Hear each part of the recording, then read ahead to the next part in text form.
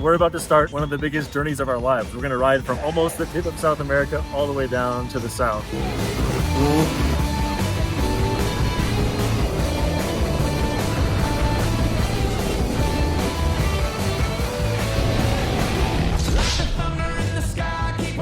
Welcome to Bogota. This house, paranormal activity and everything. I don't want to talk about this. That's the volcano. Nice. Beautiful off-road, now it's closed. Wow, that's incredible. I'm just buzzing right now. Laguna de la Cocha. Most dangerous road in Colombia. Holy sh**. That's huge. Michigan. We're at the border. Peru. I can ride a bicycle.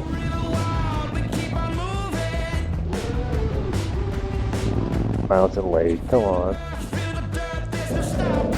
Should I eat it? Yeah. Danger averted.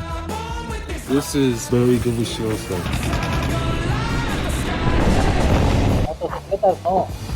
Camera doesn't lie, I know. This is incredible. Oh, hold on, John. John, wait. What's that? Is it in gear? I think so. Oh. Dude, you went right on this rock. Like, it couldn't have been more accurate. Oh, dude, that's gonna be a long day. We can fix it though. I think we can fix it. When it's not me, I'm in a great mood when there's challenges like this. Well, I was watching my gas because it was starting to... I don't know. I just don't know. Tolga, we need your tools and parts. I'm in second, so should I just try to go? No, we can. Let's wrap it up really quick. Okay. I think we can. Well, my gas keeps blinking on low. Oh, really? Yeah, that's what I was looking at. It keeps like blinking low? Well, wait, it goes up to 3 bars, and then it goes down to... Oh, probably depending on like the angle of the bike. Okay, we'll fix it. Excusable, I think. Don't you think?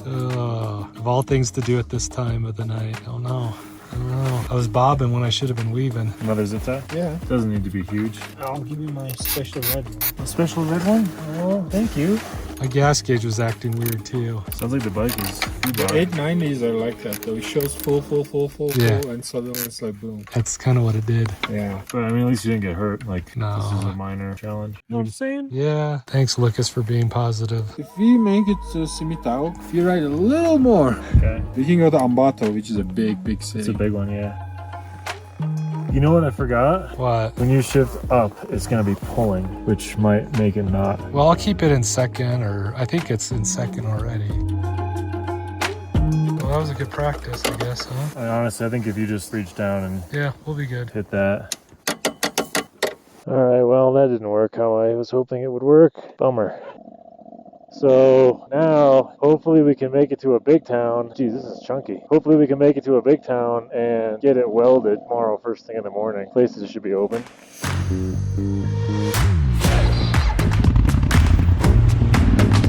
Saving gas, part 2. So beautiful. Oh my God.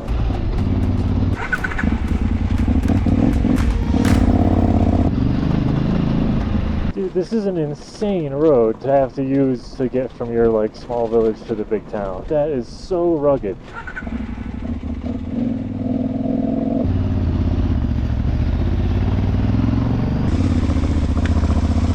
Wow. Oh my God. So let's see what he thinks if he can ride it and shift it well enough to go on the highway. I mean, he should be able to. Like, you don't have to use the clutch. You know, you can just like, yeah, high RPM. No, you just like unload the transmission. That's all you have to do is just like time the shift. Whoa, dude. You just have to time the shift in between engine acceleration and braking. You know what I mean? Yeah. Is it a mountain or clouds out there? Good question.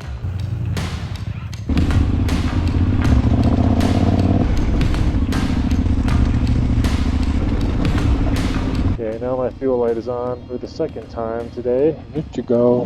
What? Was there another road up here? I don't know. I didn't look. This is a road. Not a commonly traveled one at all, that's for sure. I mean, there's no like clear marks of cars going over the berm. Is that the one we want? I think we can take that other one down there. How's your gum taste? Because it sounds disgusting. Yeah, ain't nobody come up this road very much. Nope, don't want to take that one. Oh yeah, John's getting the shifting figured out. Yeah? I mean, I just watched him reach for the shifter. I don't know if it worked or not. Probably alright. Yeah, he's doing it. Oh, Alright, looks like we're pulling into town here. this is the town. Cimiento.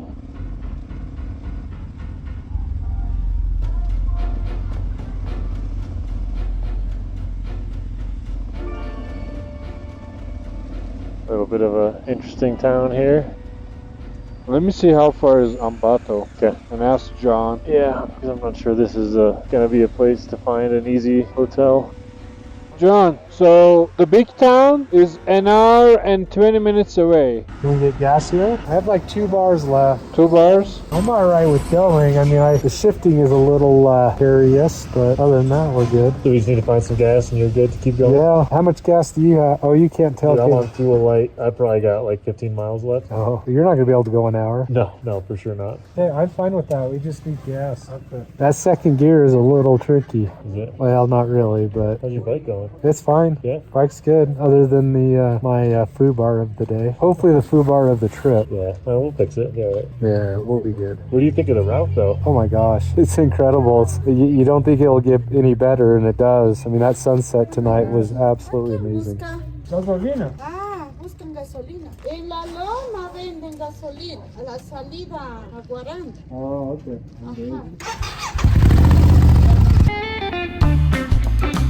Sounds like gas is at the exit of the town. Oh, wait, we gotta. Other way? Or we just were? This is where we came, right? Yeah. Okay. Time to parade through town once more. I'm sure these people are like, what the is going on? Yeah, well, that's not the way. Okay, we gotta go that way.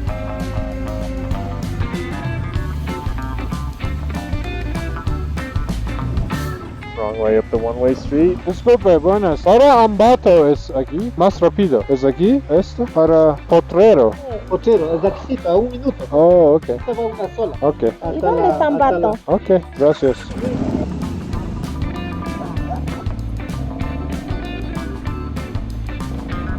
Oh, main road. Pavement. Wow. How far is it? 54 kilometers to the gas station. 30-ish miles, a little over 30 miles. Yeah. Or, The lady said it was at the exit of the town, so why don't we go look for that? I don't like that town, dude. I know, me neither. So, 54 kilometers. Okay. That's like what, like 35 miles? Like 32-ish, 33. You have 30 kilometers, Tolga? Yeah. Just shut it off every time you go downhill, no matter what. Yeah, alright. I'll do the same, but I'll probably run out. Go then? Yeah, let's run it. Alright. Now we're really pushing our luck on fuel. Because somebody didn't want more fuel where there was fuel. Hey, you can get as much gas as you want, but you didn't get more than a gallon. And you're the one who has the routes, so... Well, I am to blame for myself running out of fuel, and you are to blame for you running out of fuel. that's correct. That's as simple as it gets. ¿Es en Ambato? Ambato, en Cimiento, podía comprar gasolina. Sí? Y abajo en el pueblo. Oh, okay. Alright, gracias. This is 1 hour to Ambato. Okay. I'm on 19 range. Yeah, because we're going up. It'll increase once we go down. If this ever goes down. Yeah, it will. Ambato looks like it's in a valley on the map. It should be down, yeah. Everybody's trying to save gas. Oh yeah, this bike is just cruising. This is what I was waiting for, was some nice smooth downhill. I'm gonna be amazed if he, seriously. If we make it without running out. Yes. Oh my god, dude, it's freezing though. Holy shit, I'm cold. My hands are freezing. That's the temperature outside right now. 39. Car coming, bus coming. 2 buses. Dude, 28 kilometers to the gas station. Dude, we'll make it. I think we're gonna make it. And I have 26 kilometers range. Yeah, dude, we're gonna make it for sure. At least one of us will. What's going on? No way. No. No, come on. I broke though. You what? I put the brakes on. Yeah. It was sketchy. Can't see shit. Oh man, come on, bike, come on. Yeah, we're good. Let's go. There we go. Dude, this is ridiculous. And to think how easily this could have been avoided. A $3.50 extra gallon of fuel. Yeah, but where's the fun in that? Yeah, I guess that's true. Also, lucky this road turned into pavement, man. Yeah, that makes it a lot easier, doesn't it? Imagine this road same as the one we climbed up. Oh, yeah, dude, that was a sketchy road. That was like more dangerous than Trampolin de la Muerte. Trampolin de la Muerte, yeah. Yeah. Uh-oh, No, someone's come on. being passed. No way. How'd that happen? Low wind resistance here. Dang it. 26 kilometer to the gas station, 26 kilometer range. Nice. Yeah, we'll make it for sure. I hope so. I'm passing you again. We have to hit the brakes. Okay, maybe not. I'll hit the brakes here for sure. Yeah, me too. Queso, not gasolina. Yeah, queso won't really help us. I mean, I guess we're hungry, but Dude, at this point, I'm like, I don't think about being hungry. yeah. Oh, Jesus. Yeah, dude. That's sketchy. Yeah, that's Okay, Ambato, ahead. The right road? Yeah, that's great. Uh-oh, we have to turn the bike on?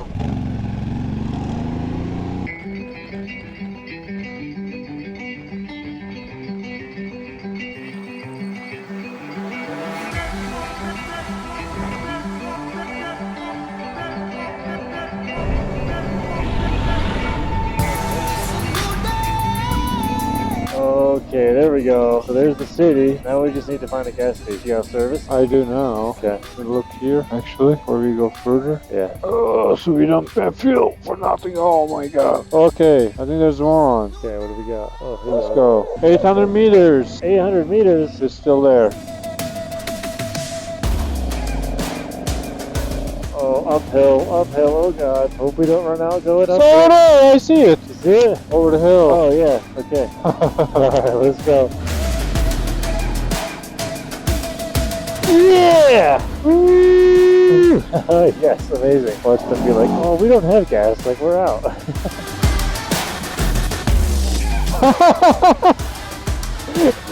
Yeah, dude. Yes! Wow. Amazing.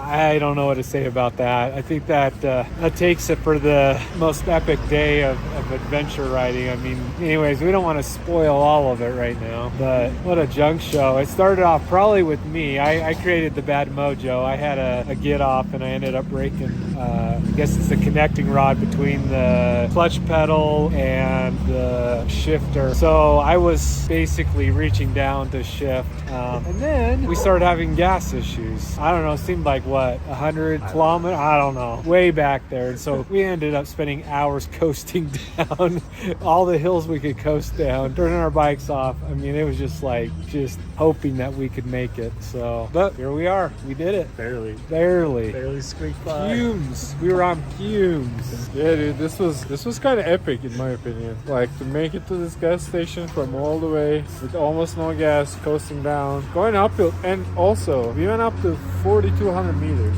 John, it was 4,200 meters up there. Was it really? Yeah, after the town. Oh, what a good day. What a day. That's like, what do you do? Man, so good. Like, amazing scenery, good routes, like remote. Like, it really felt like we were truly remote today, like far away from civilization, really, besides like little small villages here and there, which is kind of cool because you're like in the middle of nowhere and then all of a sudden there's like people and population. But man, I think if that road wasn't paved, like coming down, well, two things. One, if that road coming down wasn't paved, I don't know if we would have made it with gas. And if it was flat, I don't think we would have made it. Like, we needed this hilly terrain to like ride up and then coast down and ride up and coast down. Otherwise, we wouldn't have made it for sure. That would have been a long day, and it's already been a long day. It's 9 o'clock right now. So we've been going 12 hours today. I feel like I ran out of gas twice almost. But anyways, the lesson here, fill up with fuel when you can. We're like, oh, we'll just put a gallon in. I guess it was me who said that. Tolga was like, we should fill up, and I was like, no, it'd be fine. So the lesson is fill up your fuel when you can, so you can avoid entertaining situations like this.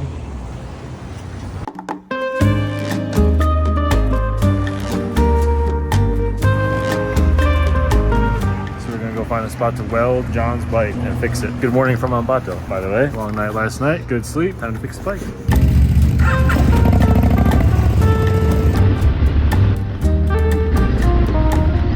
Look at John shifting his bike. Man, let's get that fixed.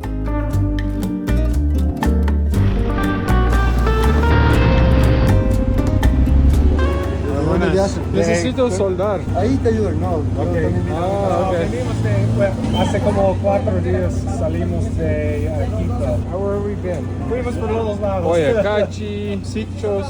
Fueron para el lado de abajo. ¿Y de dónde son ustedes? De los Estados Unidos. Sí, a ver, ayúdame llevando la moto por ese empedrado. Sí, Y a en la un portón izquierda. amarillo, sí. El amarillo, ok.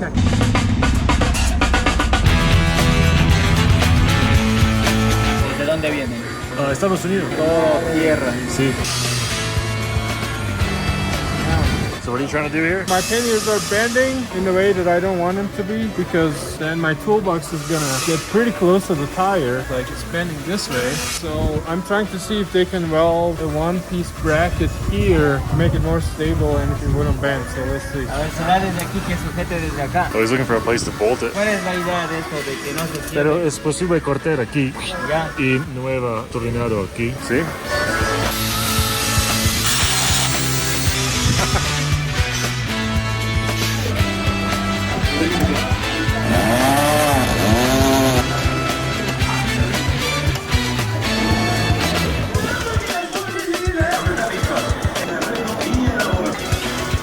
Okay, so I got my pannier racks fixed. Now I have a better bracket that goes through it and we bolted onto my license plate bracket. I don't think it's gonna flex anymore, so I feel safer. And we fixed John's shifter connection there as well. And everything is $35. It was done like immediately, so that's pretty good. But I think we should give them $50 with tip.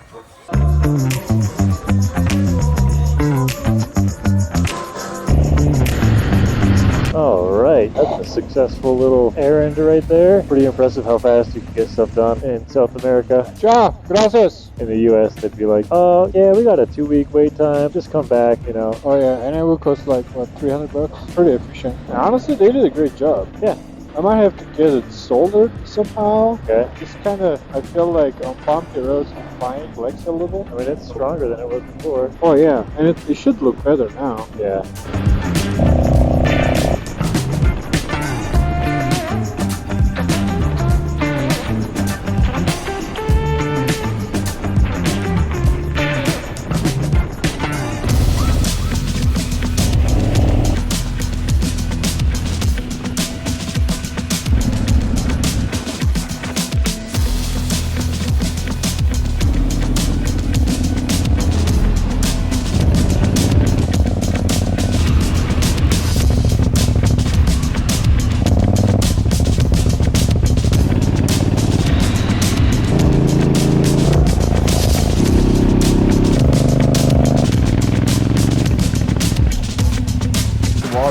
How do you feel? Feel good. Feels natural.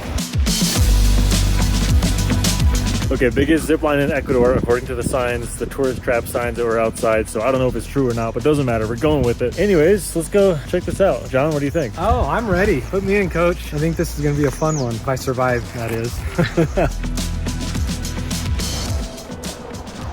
No safety instructions or nothing. We're just good to go. Okay, good. Are we going cabeza primero o como How should we go? Sitting? Sentados o Acostado. acostados? ¿Qué es costado? Which one is that? Oh, Superman. Superman. Okay. That would be quite the test. Oh, that would be horrible. When have they been replaced? Oh, look at, they're just hooked to a piece of... No, they're in the ground. There's a anchor point back there. We're going to race. How much do you weigh? Probably now. Yeah, no. ¿Van juntos o uno? Es posible con dos. Yeah. Aparece ahí. Oh, he pulls this out, I think. No, he does. Sometimes you get stuck in the middle. And then you have to like Why are you laughing like that? pulls his evil laugh. Man. You feel like Superman. That was pretty funny. Are you serious? Holy Oh, good thing you're not fat. I know. You'll pay some mucho, no? Like an idiot. Hold hands while you guys... Tolga, you should be doing this too. Oh, I have to find wrong. Yeah, what a great excuse. Oh, it's fun. You said it's What a fun. great excuse he has. Don't scream like a little girl, okay? I know. Don't you scream. You ready? You sure? Here we go, John. It's not that crazy. Not yet. That's so cool. Not that crazy. I'm fatter than you. Wow. I'm winning. I'm winning. I'm winning. Woo! That's so cool. We survived. Yeah, that's cool. Ya, no morimos. No peligro, no. Ya llegamos. Bueno. Gracias. John, good job. What? It's a weird feeling not having anything in front of you. Yeah.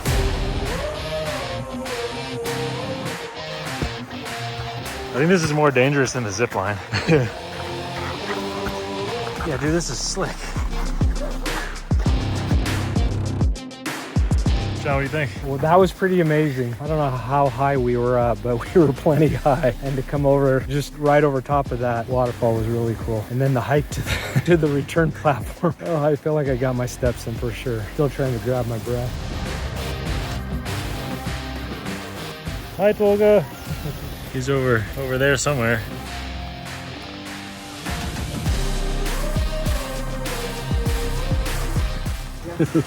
Oh, what's going on here? Just all one of the days in the office, I think. What kind of office is that? I don't know. It's a new chair. It's a new chair we're trying out. Ready? Yep.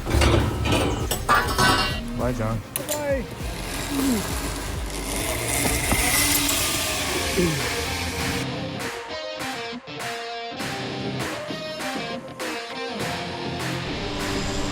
Thank you, thank you. Thank you.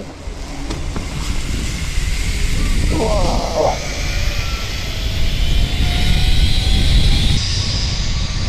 That's sick! Woo! What do you just think about that? It's pretty cool. Nothing like a little adrenaline rush on top of adrenaline rush on top of adrenaline rush. You know, these trips, you just can't ever get too much adrenaline. So I think that's the theme of the day. Mas adrenaline. Nice. Well, we'll keep moving south on this journey. Day's ending soon, so that's the name of the game. Keep rolling south. Next destination, Alausi, further south. Well, south and I think west is where we're going. Day's almost over, so we'll just put the hammer down and get there.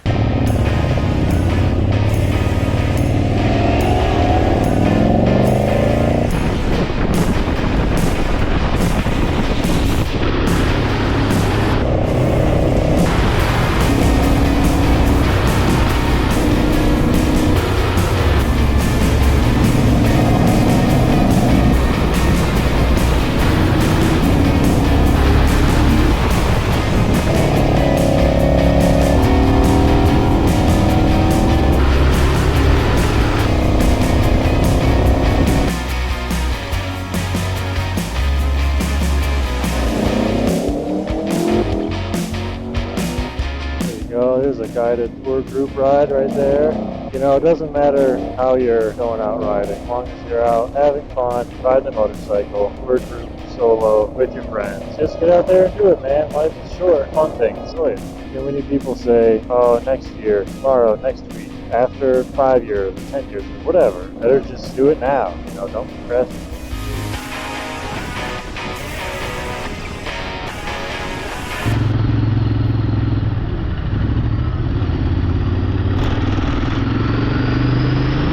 Alright, guess we're good.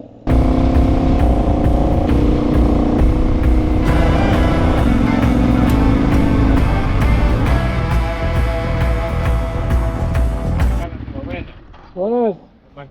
¿Qué transporta? Campero, ropas, equipados para viajar. En grupo. Sí. Gracias.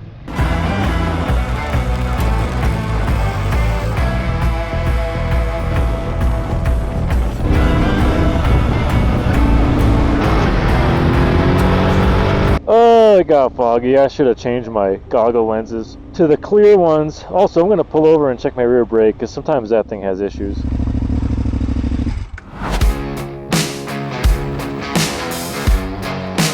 We're just doing a shakedown run. This is July, August, 3 months before departure, shakedown run. And we're going looking for a camp spot, little chunky little rocky road. And Tolga had warned me. Tolga's like, dude, these bikes, the rear brake, you go up in elevation, it does weird stuff, blah, blah, blah. So we're coming down that hill. And I'm like, oh, I got no rear brake. Tolga was right. What do you think, Tim? I think you shouldn't have taken the sight glass out. Yeah. I told you not to take the sight glass out. All right, Tim, I don't listen to directions very well. I will never know. So what if...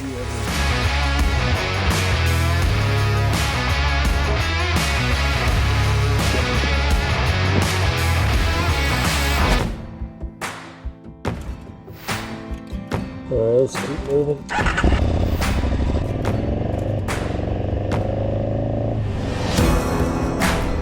I can't see.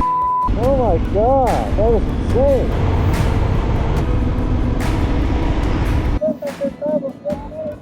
¿Cuánto? No tengo todo dólar. Gracias.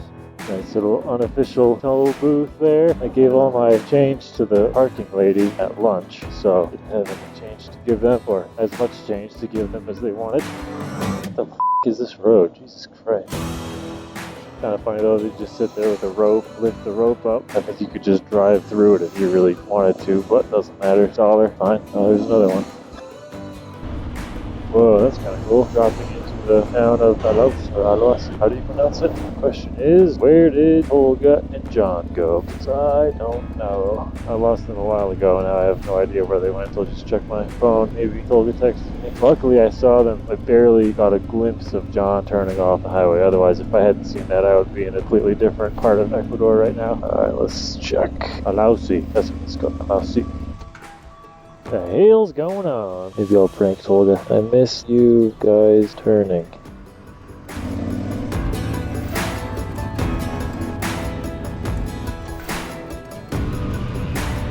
Why are there no people out here? There's some. That's kind of weird, you know? I've seen one police officer, 2 police bikes, 1 police truck, and we typically don't see police anywhere in Ecuador except for a few roadside stops. There's no hotel where Google Maps says there's a hotel. That is a problem. Oh, are you gonna ride the stairs down? You should. We're counting.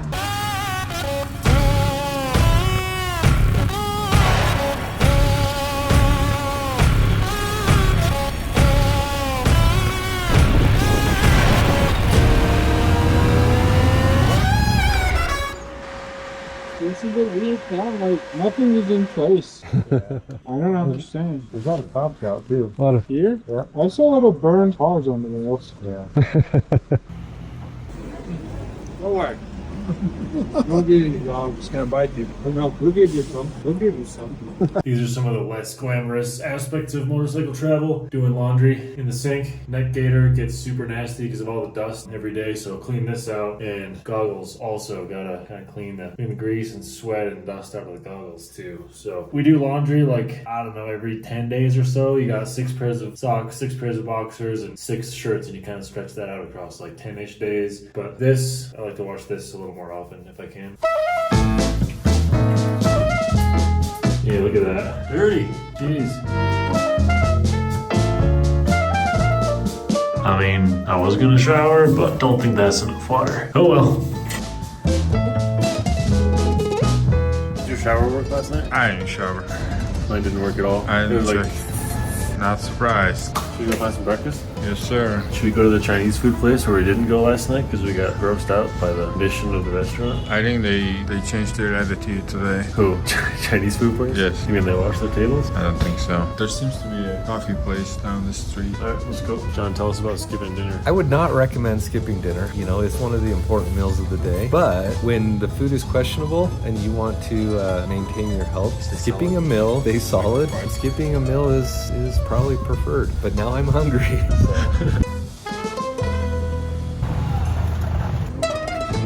There's a police. Oh.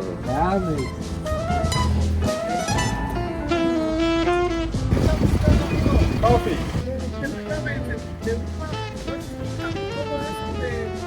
Oh, okay. Gracias. No, it's called Cafeteria Rogers. Where is it? Further. Claro, Café Rogers. Ahí de la esquina, 1, 2 cuadras, tope. Ahí, chao.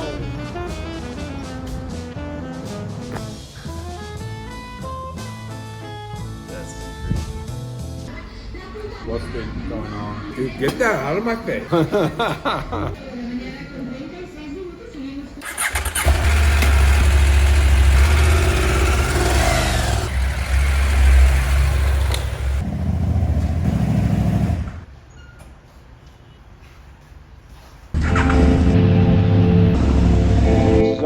Last day with John riding with us in Ecuador. We're gonna head to Cuenca and we're gonna stay a day or 2 there. John is gonna leave back to Quito tomorrow, drop the backpack, and then fly home to Idaho. And today's gonna be mainly on the Pan American, but a good part of the Pan American roads. Fun riding, so let's go.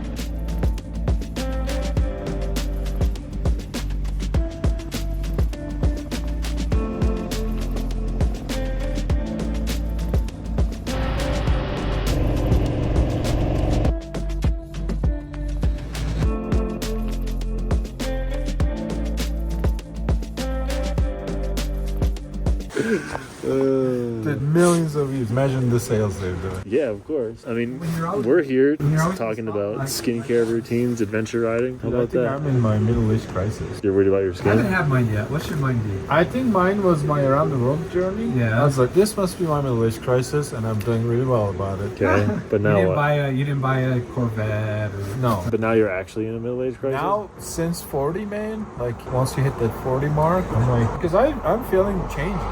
Maybe you should have been worried about that when you were 25, so you could actually like invest. Well, then I wouldn't be able to travel. Every decision you make, like cascades, like it leads you to the next set of options, to the next decision, to the next decision, to the next decision. You pay attention. Things prepare you for the next thing.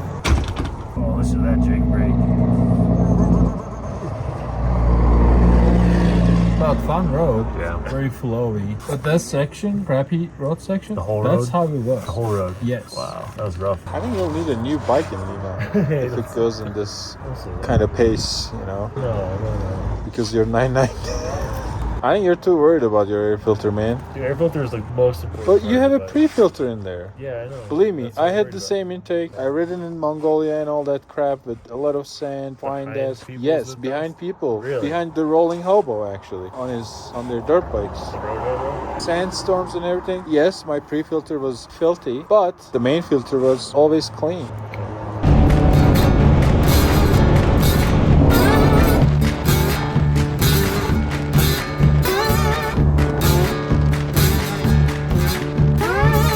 Oh, it's getting cold! Yeah, dude, it's 30 Celsius. Holy what the Well, man, they're about 40 Celsius. But I might. Yeah, that's true. Jesus.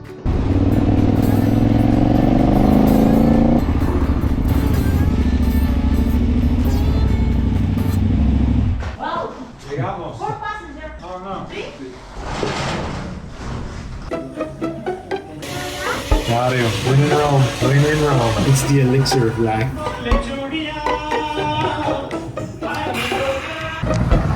Oh, you look like such a traveler with your backpack. Well, I don't have sandals.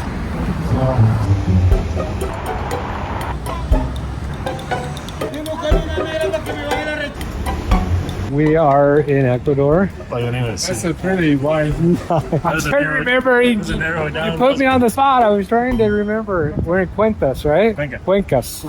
Cuenca. We're in Cuenca right now, and we're on our way to go get, I'm sorry, I've been in South America, ride motorcycles, presents for the family so that they don't feel bad, and I feel okay about myself. Tell us what your observations are about the city. No, I'm just kidding. No, it's a pretty cool city. I mean, just like a lot of the cities, they all have their own little character to them. This is really maybe a little more developed than the ones we've been in during the last week. I guess the picturesque vision of what you would think of when you think of a city in Ecuador. Yeah, we're actually going to go to the city center. We're playing the tourist game right now. Look at that tourist. And we ruined the shot. Like I said, we're going to the city center. We're gonna go check it out. I'd like to get a few things for the family before I take off. Whenever I do a trip, I try to do that. It's fun to have those memories and give something back to the kids and the wife when I get home. That's where we're heading.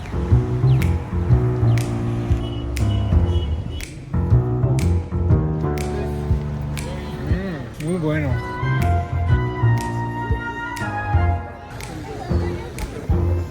I'll give you 55. You got $10? Thank you so much, my friend. He doesn't know yet. I'm lucky. Where are you from, guys? The United States. Welcome to Cuenca, bro. Your lucky day. All right, so mission accomplished. Went to the city center, made some purchases. I got a poncho for one of my kids. Got a few other things for my wife, my daughter. Now we're walking back to the house, and this is something I've noticed about Ecuador is the flowers. In the city center, they had a whole area. Not that I'm a flower connoisseur, but I thought it was really cool. Really beautiful. Catholic cathedrals, artists, a lot of people with handmade goods. So yeah, it was good. What about your coconut water? And we did splurge. We need to hydrate. When you're riding in the high elevation and in the heat, you got to have your coconut water with lots of sugar in it, I'm sure. But that's all right. We're burning calories. We're making things happen. We're having a good time. Anything else we want to tell the people at home? We did this basically. Quito, north, back down. Volcano, no entry, go back. From Volcano? No, that one day where we ran into the fence. Shortcut there. That But one this is our, yeah. main route. Yeah, the crazy stuff was like here. Nice. Kind of like you screwed. like I'm coming down the stairs on a prom date, you know. No gloves. That's $1, right? Yeah, so you can go 5 tolls. How many tolls though are there? Shouldn't be more than Like 3? 8, 9. You can get 7 tolls right there. You want more? Yeah, just in case. Okay, you should be able to get through that. I get to go home? Hopefully. Dang it. Okay, John, don't make any bad decisions. You know, tell us when you get home. Don't talk to strangers. I will try not to talk to strangers. How do I get to, where am I going? You guys don't have a side bet about whether I make it or not, do you? No, man. You'll make it. Just think that they're with you, you know, follow the signs. Follow my GPS. Blind corners, we take strict careful on blind corners. You taught me how to navigate traffic, so I feel like I've like graduated from Tolga's reading in and out. It started to feel natural. Back to climb, you'll have more street cred now. That's what I was telling Lucas. I'm like, I better not ride a motorcycle in the States for a little while because if I do, I will be in jail. Yes. But isn't it more fun? Oh, I think it's more efficient than fun. Yes. No, that's for the official record. I'm setting up to comfort mode. Dial into adventure. Dial it into adventure. Appreciate it. It was fun. Thanks, Tolga. Yes, sir. We had a great time. Yes, we did. Some mistakes were had, but I think we, in the end, we got it done. We had a great time and got some good product testing going on. How many times were we off the beaten path? I mean, who knows? It was countless. Countless every day. Any day you're off the beaten path is a good day right there, I'll tell you that. Yeah. Free. All right. Take Yeah, travel, guys. see, John. It's the end of the trip, but not the end of the journey. Why does my helmet taste like dust? I don't know. I have my music.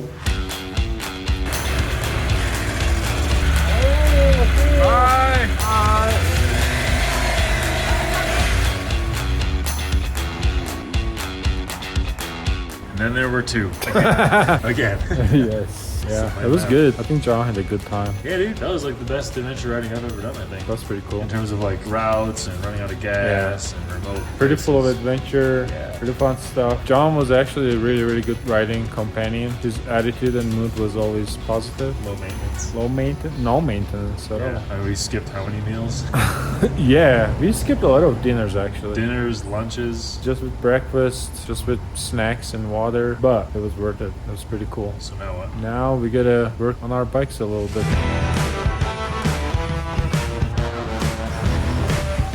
It's a 990 zone, dude. I think we're in good hands. I'm gonna trade my DDX for this one. Hey, this is the same one I had. Black, matte black. Did you miss it? No.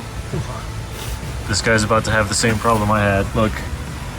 See, that sight window is gonna fall out. It's gonna turn into JB Well here pretty soon if he's not careful. Look. Boom. ADV certified. Actually, it's wearing out. You can start to see the penny back there. Look.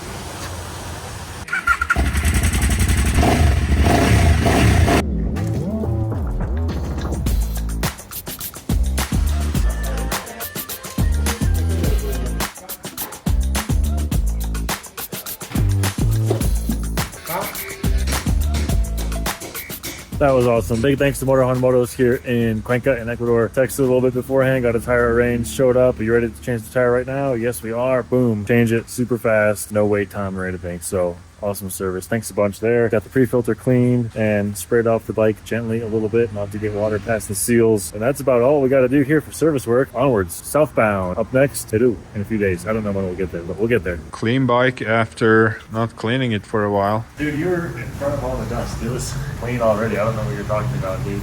I like my bike clean, sir. Charles Inewan, because the last time I saw him.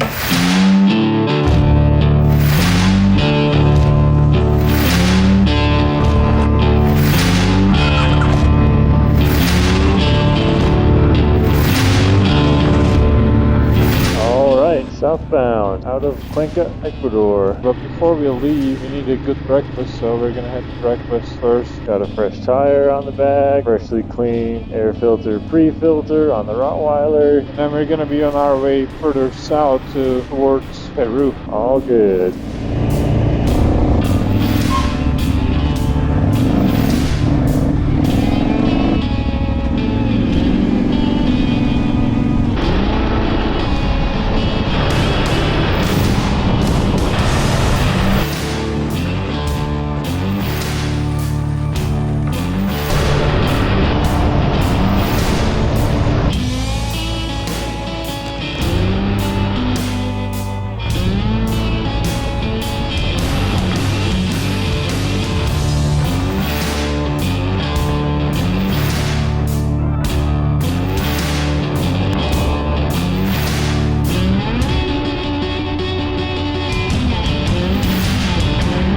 see that canyon down there? Yeah, dude, that was steep as We could take that canyon road to Loja instead of this one. Yeah. You want to do that? I'll do whatever. Do we have time? I mean, we do, but I guess with the ride there in the dark. Yeah. We need to get to Lima ASAP. We need to be there tomorrow. And why do you want to leave so early all of a sudden? I mean, there's interesting things to see there. Oh, You know, it's like a great adventure location. like cultural. Yeah, yeah. Okay, I have this on record. Hey, how you doing? How are you? Good. Where are you from? Argentina. Argentina. Oh, you're going up. You're going down. You're going to Alaska. Yeah. That's cool. Where are you from? I'm originally from Turkey, but I live in the U.S. Okay. Who is this? I've done it before. Yeah, to Ushuaia. So this is gonna be second time. Ah, the second time. Yes. Okay. Did you go to Alaska? No, because I rode to Siberia. I was like, Alaska must be similar, so I didn't go to Alaska. Hi. How's it going? I'm Chaya. What's your name? Ariel. Lucas. Nice to meet you. Tolga, Okay. We go aquí, Jaén. Ah, Jaén. Yeah, it's also. This road is beautiful. Between 17 and Leyme-Bamba. Yeah, we'll go there, I think. Cool. It's so cool. Yeah? Yeah. To Leyme-Bamba, this one? Yeah. Is it like pavimento? No. Dirt road? Oh, nice. Okay. ¿Qué parte de Argentina tú Neuquén. Neuquén. Neuquén. ¿Tienes Es Instagram? al norte de la Patagonia. Oh, okay. En Ruta 40. No. Oh, Ruta 40 va por aquí. Yeah, sí. Neuquén, yo vivo aquí. Neuquén City. Oh, I live here. okay. Will you be there in January? Yeah. Maybe we'll say hi. Yeah. Okay, have a good road. Okay, you too. Have a good life. You too, of course. A good life. Cool, man. Pretty cool to run into some other travelers. Dude's going to Alaska, lives in Argentina. That is a big trip.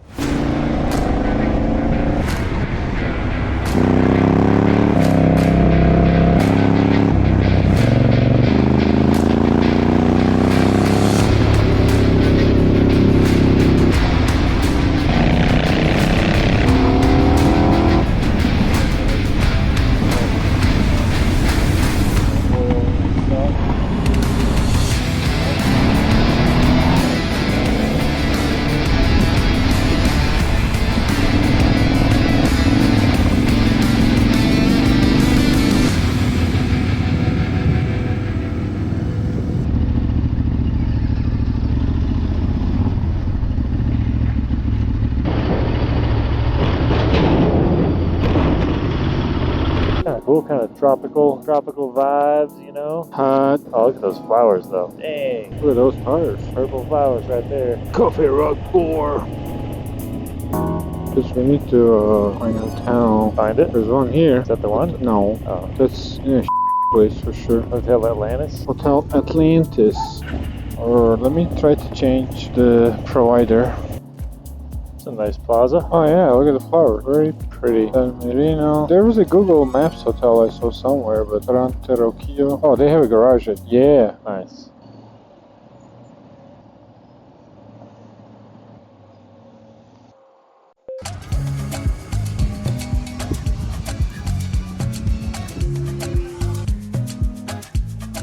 What's going on? Wait, let me remember the name of the town.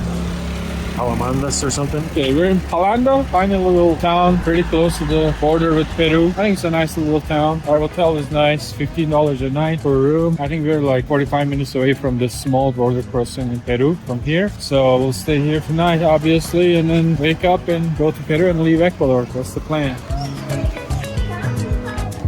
Oh, the mango. No, mangostino. No. You need anything else? No, it's good. Okay.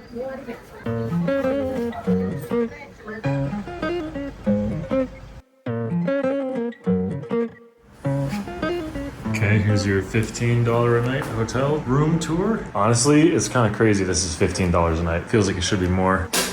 shower that's electric. So you'll turn that, and I think depending on how much flow you have is how much the water is going to get heated up. Like lots of cold water equals cold shower, slow cold water equals that is going to heat it up. But really, I mean, not bad at all. And the outlets are tight. Like sometimes outlets are super like loose and this thing jangles in there, but nope, we're good. No sparks. Nice. Cool. Snacks from the store. That's dessert. Snacks for tomorrow. A fruit for 50 cents. Pitaya, super nice. From here to Haiyan is like 228 kilometers with a border crossing. I mean, we could do it in like, what, 6 hours maybe with the border? To Haiyan? Yes. Okay. So that's possible. And then the second day, which is off-road crazy stuff, that is 300 kilometers. So that's another day. Okay. And then the third day would be another 200 and, no, it's 600. And then from there, while we reach the main road. So that's day 3? Day 3, but hear me out, that's like a lot of twisties and crazies. Whoa. And Holy Okay. To the coast. So this is at least 2 days for sure. So then you have 5 days already to get to the coast. Okay. If you want to make time and, So that's 3 big days right there to the coast. 4. 4 days. Because look, this last section that's not highlighted. That's gonna be more than a day. That's 600 kilometers and it's with load of twisties. Yeah, you see, this is like insane. Wow. Yeah. Dang, dude. 4 days to the coast. That's 21, 22. I mean, that's best case scenario. And then that's 5 days to Lima, like with 0 issues and pushing it. Yeah.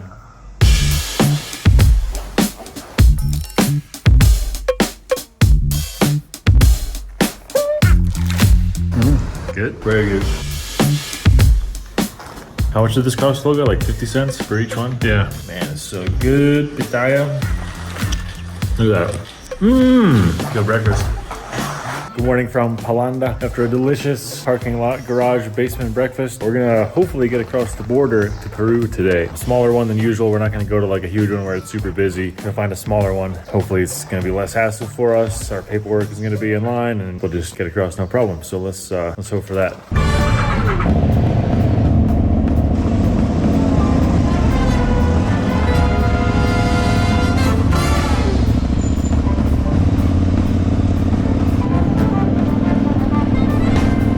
Cloudburst. Really? Yeah. Why? Because there's clouds in it? Yeah. Wow. Creative. Yeah, they don't call it a rainforest. It's a cloud. Oh, I see. Because I think this could be officially the Amazon. Okay, that's cool. So we're gonna build a new big bridge there. Oh, yeah. I was gonna say, I feel like you need like a solid 4 weeks to explore Ecuador properly. Yeah. So yeah, there's so much to see. Oh man. Jesus. Drivers, I'll tell you that though. Oh yeah, sure. There's the most driving skills so far, like reckless. Yeah, just careless. Just off-road the rest of the way? I believe so. It was turning to dirt at some point, but I don't know what point. Seems like this point. Right at the border, it's supposed to turn into payment again. It's a small border, so. Yeah, they also probably don't want.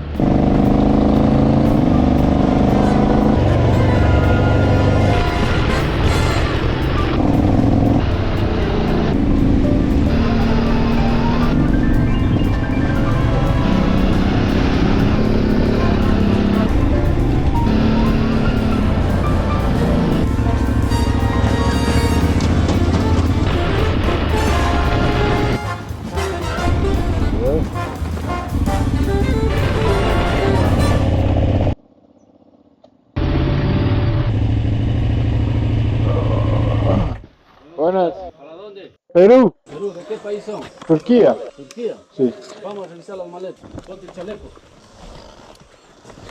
Para acampar, ropas. Ponte acá, ponte el chaleco, va a tomar una foto.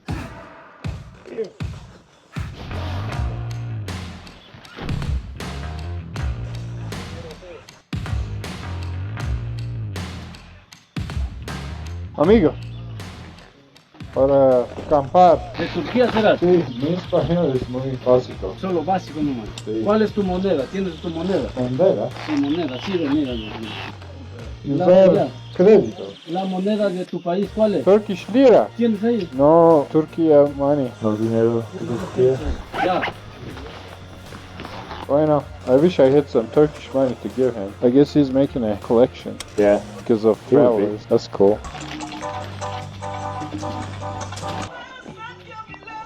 Just take a photo with them. You want to? Yeah. Señor, ¿es posible una foto? See? You take mine and I'll take yours.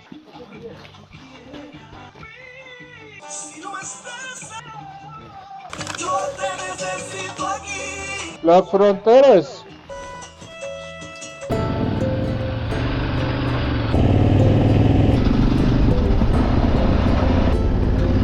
The last few kilometers in Ecuador, sir, and maybe the crossing this bridge is down, but we have to go back. Let's just cross the river. We can get one of the excavators to put our bikes in the bucket and drive across. I think there's a spider in my helmet. I just saw it crawling across my goggles. Aduana, Ecuador. We gotta go there, huh? Yes, sir.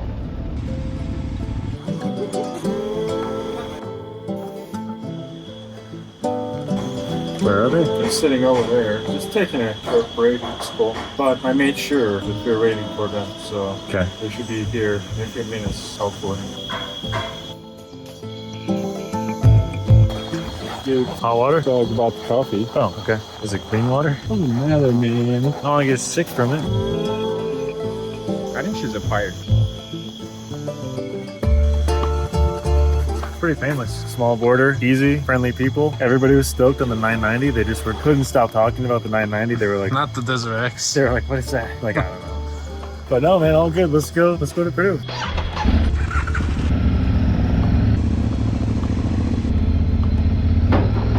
Going into Peru. Hey, how we doing? Wow, so that's the border, huh? That's a logical border, like river, you know? Not just like a random line drawn in the dirt. Alright, now more paperwork.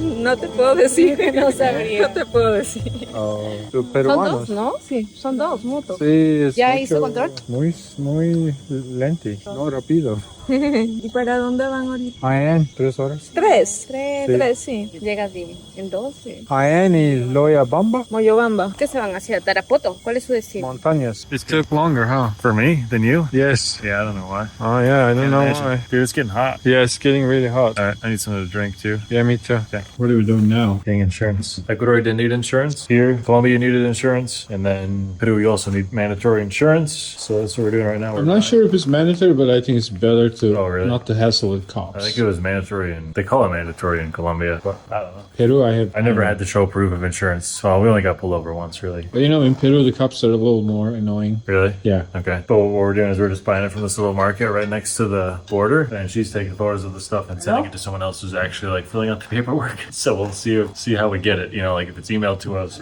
it's fine. It's pretty cheap. It's like $30 per month. Sí, quieren un mes. ¿Listo? ¿Qué? Sí. ¿Listo? So we have passengers. The Colombian customs workers want a ride. Peruvian. Sorry, Peruvian, yeah. Yeah, we're giving a ride to Peruvian immigration employees to a town nearby. See, like, How far are we going? 10 minutes, they said. Are you keeping track of the time? Yes, it's 12:25 now. Okay. Sí, vamos a Jaén y Chile, Argentina, Bolivia.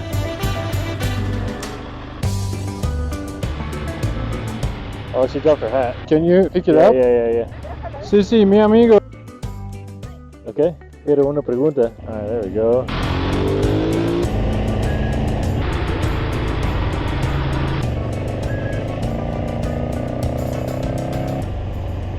¿Cómo te llamas? Gabriela, Gabriela, mucho gusto.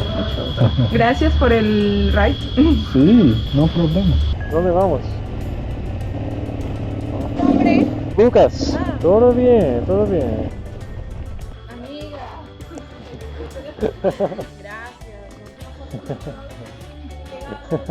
Muchas gracias. Gracias. Nos vemos, ya.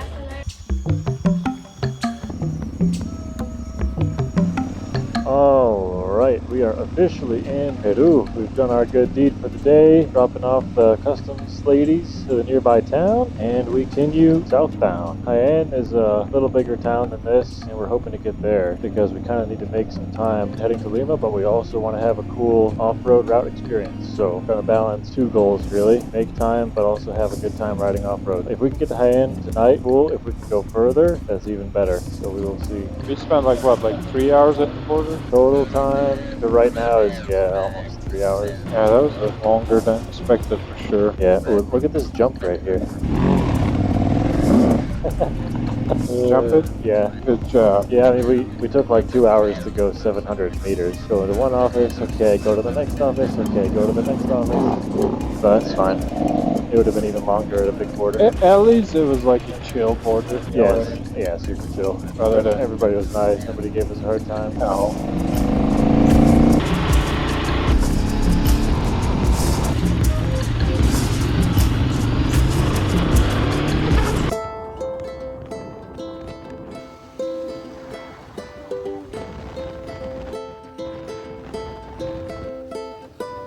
Oh, I've been watching that storm from the top of the valley, and we are going directly into it. Dang, you can see that. You can see that wall of rain right there. I think we're going to get wet, sir. Yeah, I think we're going into a storm. Yeah, you could see this storm from higher up in the valley. It's a pretty heavy-duty one. Should we wait back there? I mean, can we get some food in a restaurant back there? Yeah. You can feel the rain from here. It's like... Yeah, it's pretty strong. Holy sh**.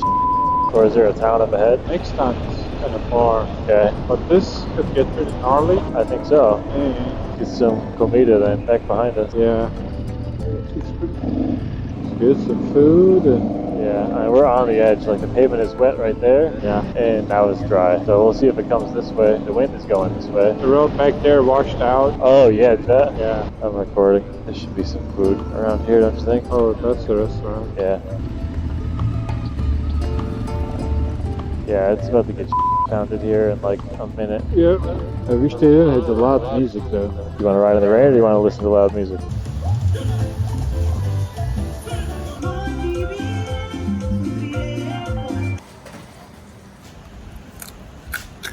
Imagine. Honestly, it tastes like bacon. I think it's pork, but it's about as crisp as like, it's really crisp.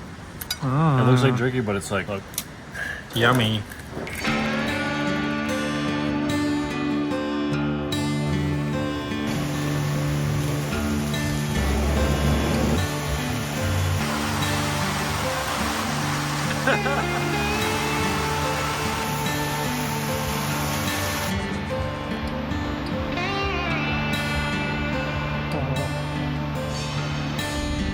Man, well, we successfully avoided a little bit of light rain eating lunch. Now it is just dumping, and we have to make up some time, so let's go.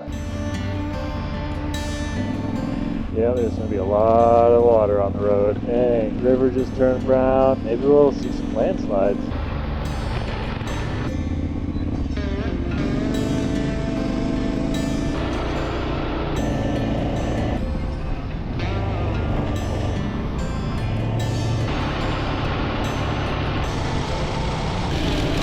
Alright, that wasn't too bad. It's suddenly dry little patch.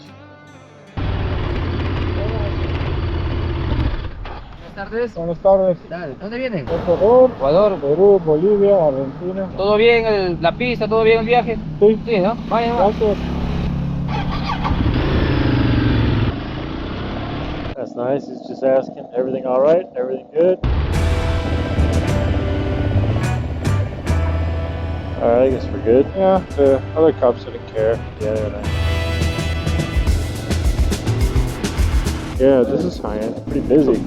City. Yeah, how high are we right now? Oh, I bet they're like 700 meters. Yeah, like 2,500 feet, so huge drop coming into Jaén. Guess this is almost the lowest altitude we've been in Ecuador. Oh, for sure, 100%. Dropping into Jaén right now, and it's still daytime, so we're at the point where we have to make a decision if we're gonna keep going or stay here. And I think what we're gonna do is stay here so we can kind of get some snacks, get some supplies for tomorrow and the next couple days.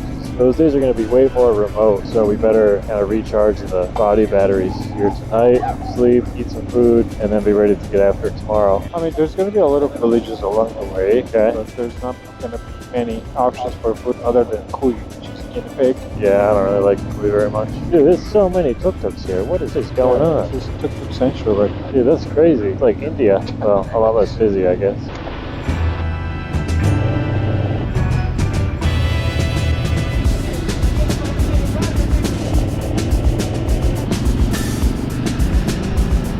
Oh, pretty crowded. And we gotta park here. I mean, not outside the tape. We can probably go in there. There's a guy coming. Is that it? See.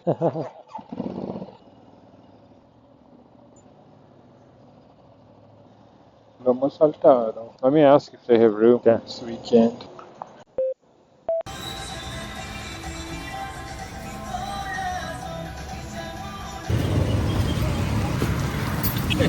Let's go right into tuk-tuk. Yes, sir. This is the way.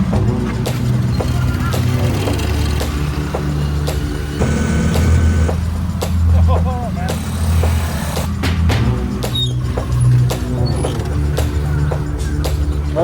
How much is that? Like $1.7. Okay. How long did we have to wait for it? 0. No waiting times, free service. Compare that to Uber. Oh yeah, compared to Uber, this is way more efficient and cheaper for sure. And you can see it's blended with the shopping center here. A lot of tuk-tuks waiting for your disposal, you know. Did you run pasta? This reminds me of super hard shopping in a Walmart. Really? Yeah. But this is not super hard. This is super ADV, so you gotta adjust the edit speed. This isn't a Walmart. Kind of like a Peruvian Walmart. Whatever Peruvian Walmart is called. Do you have a preference on? What kind of oil do you want it? Vegetable oil? Yeah, the vegetable oil should be good with the pasta. Or water and salt? What about oil and salt? We want salt. We want aceite. Yes, or aceite de. Oh, it's this sunflower. Oh, sunflower oil. Sunflower is girasol. That makes sense. Sol, sun, girasol must be flour. Gira must be flour. You're so smart.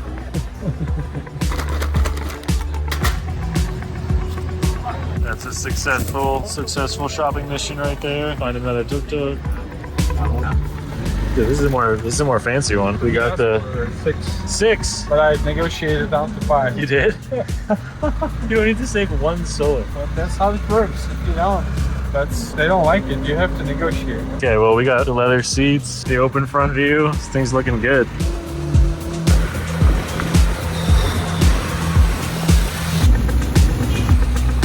Gracias.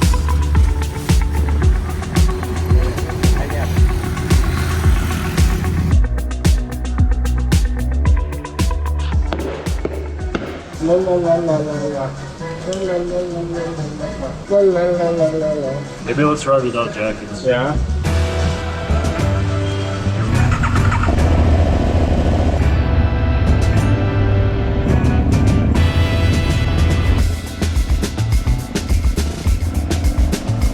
All day 2 in Peru, starting from Jaén into the Amazonas department of Peru. We're going to take an alternative route to Chachapoyas, which is the department capital. I rode that route back in 2015. It was pretty sticky mud and rain and all the things above. So we'll see what's going to happen this time. Hopefully not too much mud, but it was a fun ride through the Amazon region. Hot and humid for sure, which is not my favorite, but it's going to be fun roads going up to Chachapoyas, so I'm looking forward to it. And remember, I was with a friend from Australia, Duncan. We rode that route together. He was on his Triumph, I was on a 1190 Adventure R. We had a great time, so hopefully it's going to be the same with Lucas.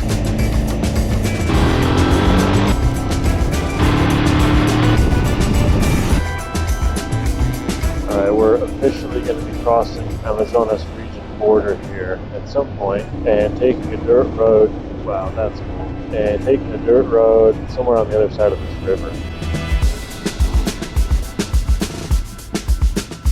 What this road is like, if it's going to be dry, muddy, you don't really know because there's so many microclimates here. Like it can be dry like this, and then literally around the mountains, just a mud festival. So you don't know what you're going to get. Let's go see. Should be a fun day no matter what.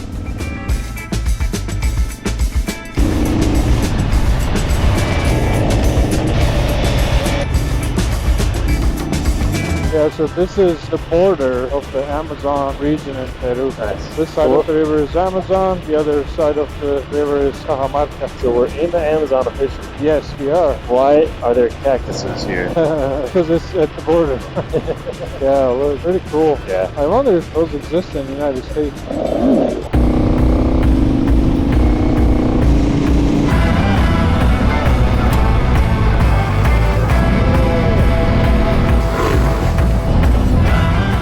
town is Pumba.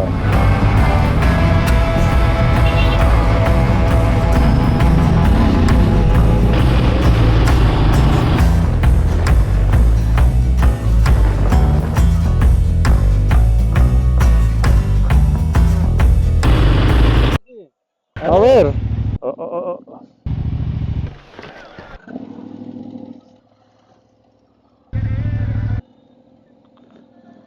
¿Sí?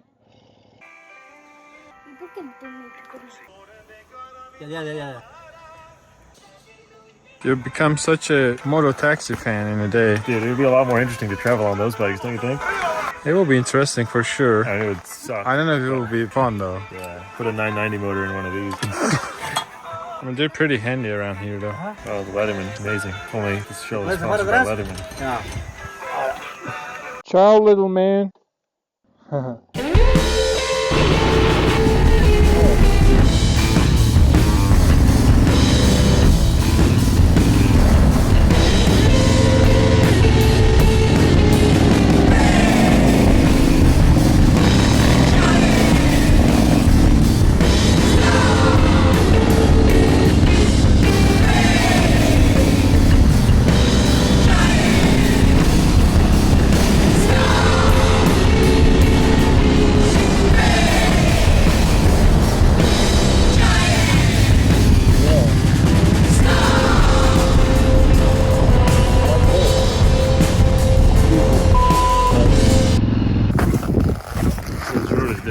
Yeah, it's pretty different back in 2015, and it was more like orange clay kind of surface, and it was pretty muddy. But I guess they're just improving the road with gravel and stabilizing it with some rocks and stuff, and even the surface color is pretty different now. My guess is maybe they kind of, you know, upgraded the whole route, which was pretty gnarly, again, 8-9 years ago, but maybe it's better now, so it could be a faster day for us.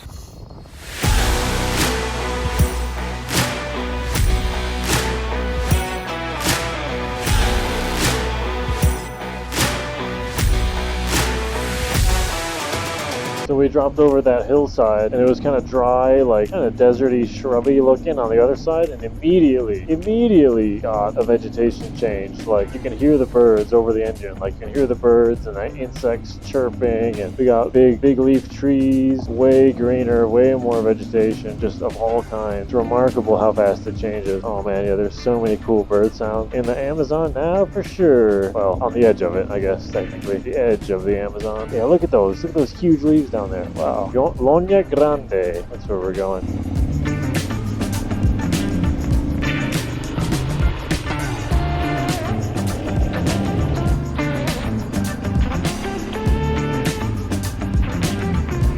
Welcome to Loña Grande.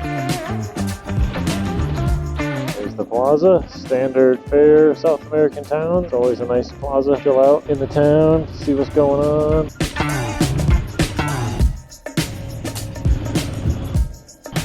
Another plaza. This town has two plazas? Wow, that's crazy. That one looks a little more like a market plaza where you sell and buy stuff. That's a heavy duty off-road tuk-tuk right there.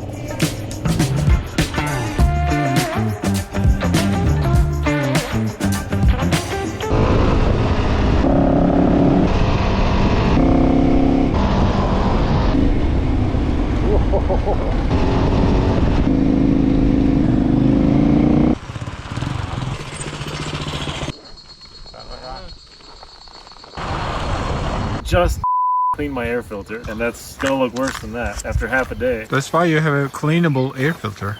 Kind of wish it was muddy, honestly, instead of this dry dust.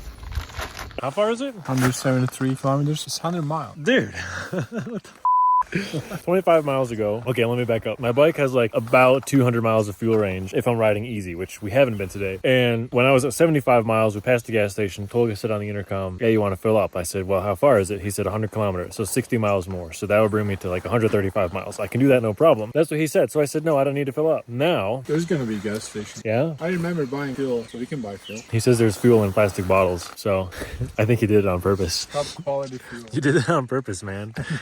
Yeah, you did. My mind is always mixed between miles and kilometers, so I meant 100 miles, I think. No, you did. No, you did. Give him money? Yeah. All right, let's go. That's pretty funny. Some entrepreneurial kids there. Well, other than lemonade, Yeah. just block the road. No lemonade stand. Just block the road with sticks and rocks. Demand money from people. I mean, that's kind of cute, you know? Why not? Little niños. Full? How do they say full? Jeva? I don't know. Yaje? Some I don't remember. Oh, it's red, so it's good. So you want us red? ¿Es un galón? Más. Sí. Más de un galón.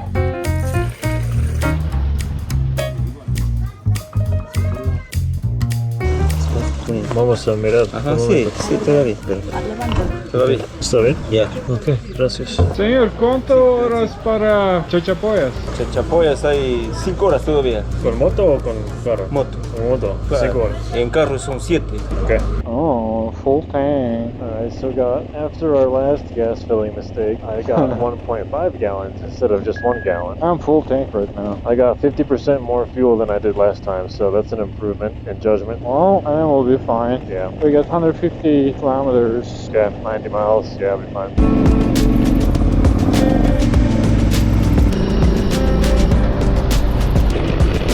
Tolga, you're gonna get passed by these ladies. I'm 2 up on a scooter with no gear. Yeah, like ladies first, you know. Dude, they're ripping, dude. Oh, they're going that way. Oh, let me That's see. funny. Oh, wait a minute. Oh, they waved to us. I think we need to go that way, I think. Oh, that's like someone's house and guess we gotta go back, sir. To that trail right here? Yeah, but if it's like we're you know? Yeah, alright. So it's smarter to take the long road. Turn right here. There we go. Alright, we'll go back the other way then. Carretera? ¿Es posible? Okay, gracias. Cool, we'll go this way then, rather than taking private property routes. This is cool. Shortcut. Like I said, it goes through. According to map, it does. I mean, he pointed positively, like, yeah, go that way. So, should be fine. Oh. Which way here? Probably the main road? Up? No. No? This is going into the plantation. Yeah. I think we'll have to go back. Really? Yeah, because I don't think that trail goes to where we want to go. At least on the map, it's not accurate, you know what I mean? Yeah.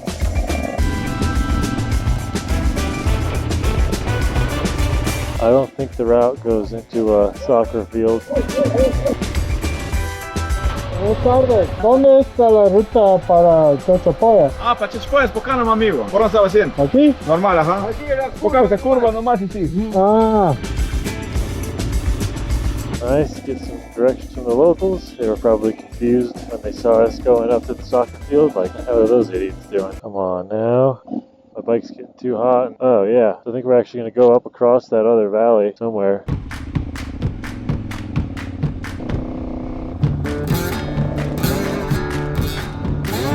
That's crazy, they just like carved this. Oh, look at that. Wow. Yeah, there goes the road. Up there, keep switch backing up. Crazy. Hey, there's our real buddies. Hello.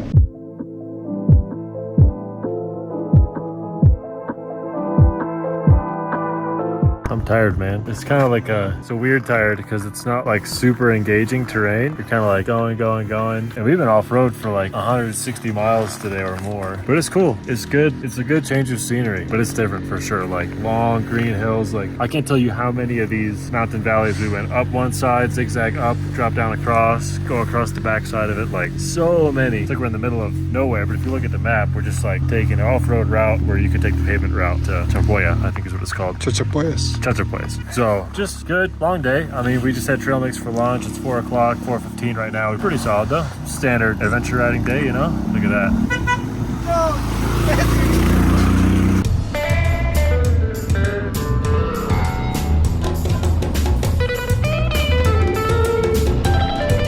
There's our tuk-tuk friends again. So that's the pass from the valley floor up over, heading further into the Amazonas region towards Chachapoyas. It's colder up here. Yeah, it's 17. Like immediately colder. Wow.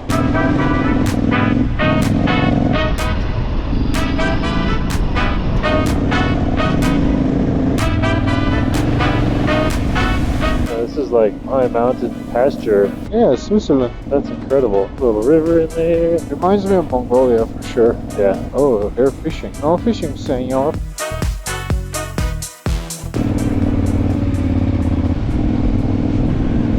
Okay, back on the pavement. Huh. Feels so weird, isn't it? It is. It's so smooth. And we've been off road since like 8 a.m. today almost, and it's now 6. We're right about time. 10 hours, 190 miles. Oh man, there's so much dust in my eyes. How much further? Another like 5-10 miles? 10 miles. If the hotel exists. I'm pretty hungry. It would be nice. Oh, me too. The hotel is functioning. Get some lomo saltado. Oh my god.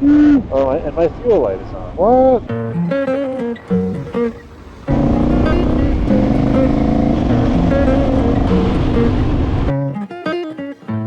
Yeah, this doesn't seem like a very commonly traveled road, does it? Checked.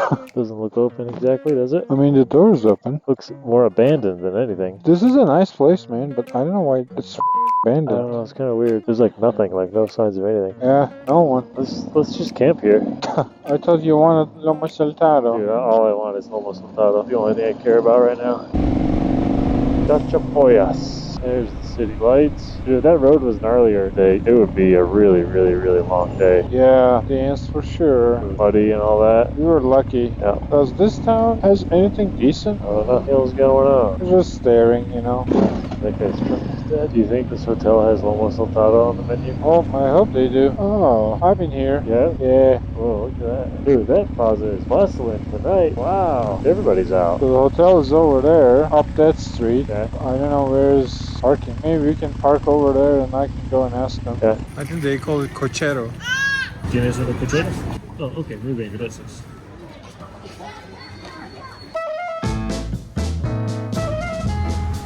To think you went from that to a 990 to a Desert X. Not crazy. Life, you know. Yes, my first Should have stopped at bike. the 990, but all right. It was year 2000 where the world was going to end, but I decided to buy a Honda XL200. I didn't know how to ride a motorcycle back then, but I bought it anyhow. And my good friends that knew how to ride a motorcycle taught me how to ride a motorcycle with my new bike. It was pretty crazy, but I'm glad I did that. Every day we skip lunch, we end up getting fried chicken. Might be another fried chicken day. You know what? Fried chicken kind of sounds cool. I mean, at this point, we struck out twice, so. Yes. Let's go to the other fried chicken place that was busy. We found it. We found the lomo saltado. Oh my god. Rice, french fries, beef with some sauce and vegetables. Let's see if it's up here. So good. Almost all the standards, so. Do you think it's gonna be? Yeah. It's good? All right.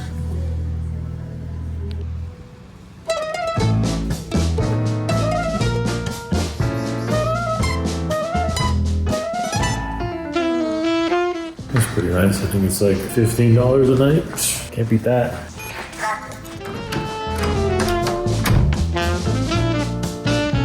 Perfectly reasonable. I already showered. Water's hot. Nice. This happens every day. Charge GoPro, charge the headset. We didn't use the camera, so don't have to charge that. Spare video camera, gonna have to charge that. That's it. Good night. Great.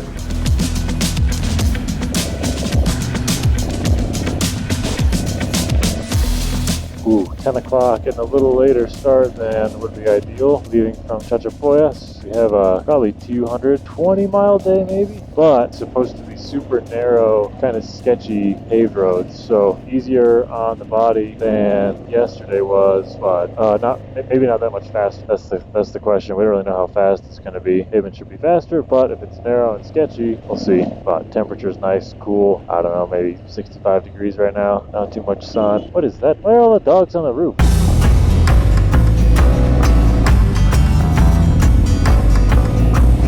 It's a cool road. Yeah, dude. I haven't taken this one. Oh, you never did? No. Wow, finally something new for Ride Must. Yes. The only thing is the blind corners. Yeah. Ooh, look at those cactuses. Wow, that's cool. That's what you want in the lot. It's for sale. What's with this road has all these like resorts on it? That's a nice house. What license plate is that? Ontario?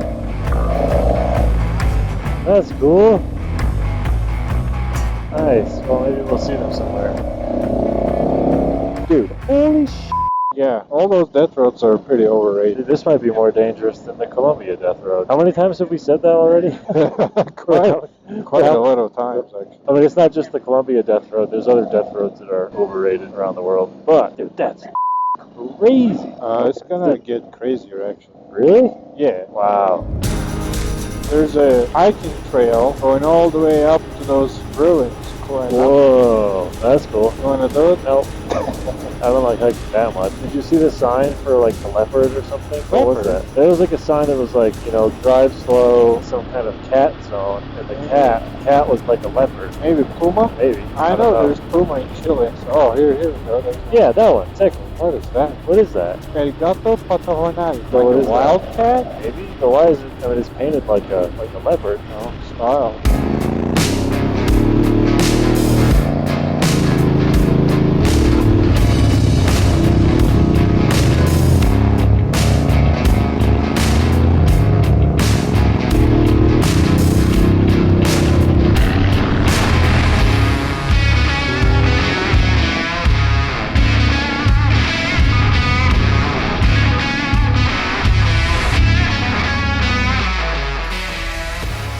What do you think so far? It's all the same.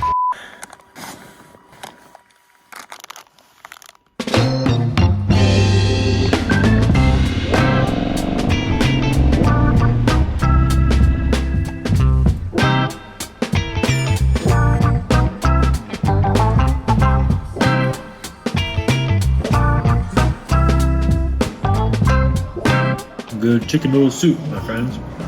And the best part is, the dudes are outside taking photos with their bikes. That was a nice little lunch. It's always a good day when you can get lunch. Where we started this morning in Chachapoyas is like 200-ish, maybe 150, 200 miles as the crow flies, the Pacific Ocean and the Pan American Highway, which we're gonna use to get down to Lima. And that translates to like probably over 400, 450 miles of twisty pavement and roads like this. So we'll keep rolling. I mean, it's beautiful.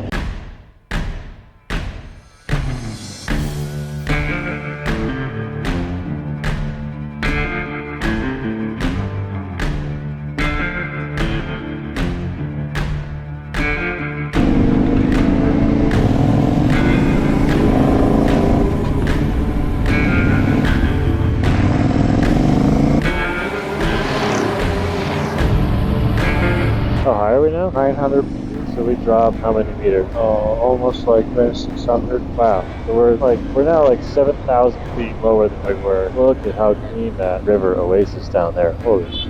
Now it's getting hot. Cactuses again. That's crazy. Yeah. The desert. Oh, it's so humid. There's like waves. Got that on camera. Carp, everything. Capayos. Yeah, look at these trees. What kind of trees are they? That's crazy. It's so thick. Ooh, careful. Yeah. Don't come to me. Dude, look at that thing. What a cool animal. Yeah, dude. You know they eat them in Amazon. Yeah. Oh, that's huge. So we just dropped over those hills over there, down into Celandine, and it's probably going to be a late night. I'll try to look at some food and gas. We need gas too.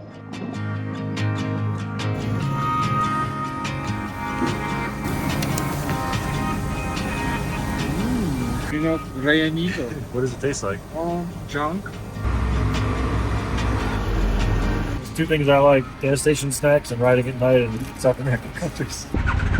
Nothing like a good, nutritious gas station snack dinner.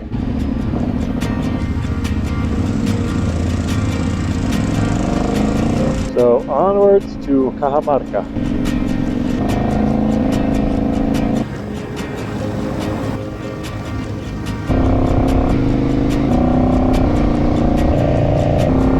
Wow. Oh yeah. That's sick. So we're way high up. The air feels thin. It's cold and there's pine trees. Like it totally feels like high alpine something. Literally gnarly desert with like lizards, cactuses, and all that. And then in minutes, well, in like an hour. Okay, I think those are the lights of Cajamarca. Pretty standard entry to the outskirts of the town. Food for sale, food carts, dogs, people walking around, trucks, tuk-tuks. It's true when they say in South America, everything happens on the street. Always gotta have plazas. You don't have plaza, you ain't shit. But anyways, like I was saying, you can see like the spread of people and like the natural development of infrastructure.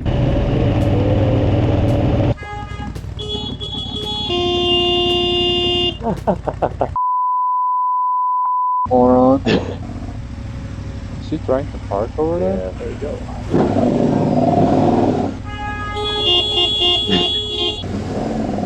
But this guy has no idea. Dude, you got like half a meter on your right side. Jesus. Gotta turn right. Okay, go ahead. I cannot believe it. Hope those bikes are still there in the morning. The hotel doesn't have parking, and it's kind of like a busy downtown area, so we have to get they sent us to a different parking area, just like it seems like they park everything here. They got scooters, tuk-tuks, tour buses, cars. I mean, all we can do is hope it's secure. Take all our bags off the bikes, and how about that?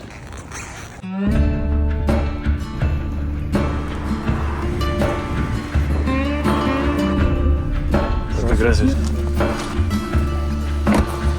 That's nice, they're still here. I think the people live right there who own the parking space. Oh, probably. You can see like beds in the house.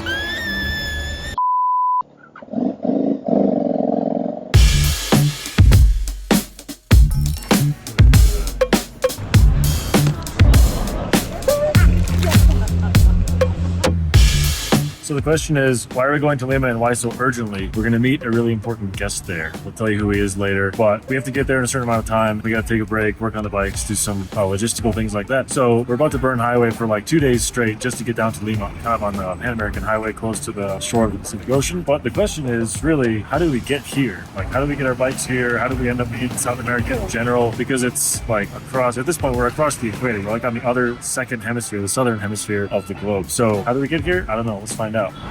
I don't know if we need to go from this side or the other. I guess this side. Well, probably we have to go to the warehouse, but we can go through. Yeah, Phoenix is here. The bikes have been sitting outside for some time, it seems, which is wonderful.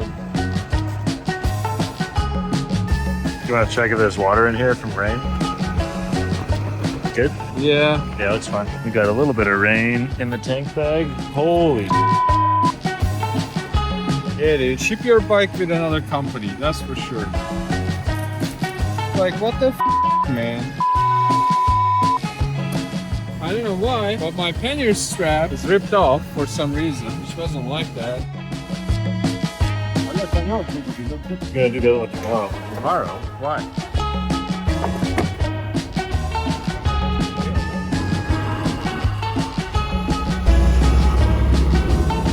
Has a lot of material in this truck. I saw them with my own eyes. Believe me, and I created bikes before. There is no valuable reason that he cannot do it right now, and he left. And then they left to park bikes here outside in a parking lot. It's so frustrating, man.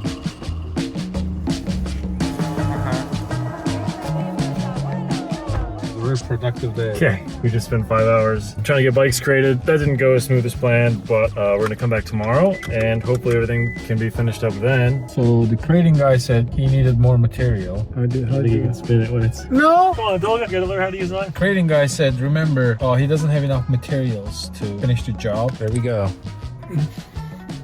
I think there's enough material just sitting over there, but maybe he needs titanium.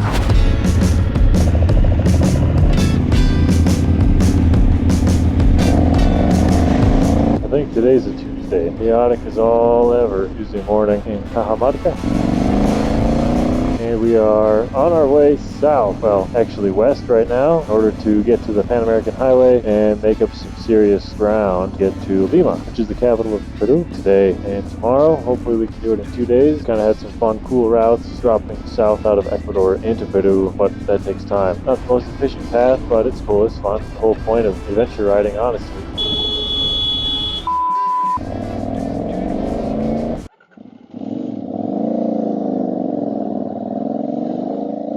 Alright, is this just straight out of town? Why is it boiling gas? It's not even that hot right now. Weird. Me, come on. Pump a few times. Oh, there's a vacuum in there. That's why. Let's try that. Okay, it might be fine. Come on. It's working better now. Lucas's bike is having some fueling issues right now.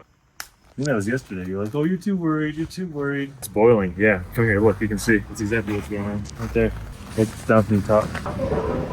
That's a common 990 feature, sir. A feature? Yeah. Can you see it? It's bubbling. I know, it happened on my 990 also in Syria. Really? I mean, you're lucky you didn't get the splash on your face. That's why I did it slowly. I checked it before and it was like, psst.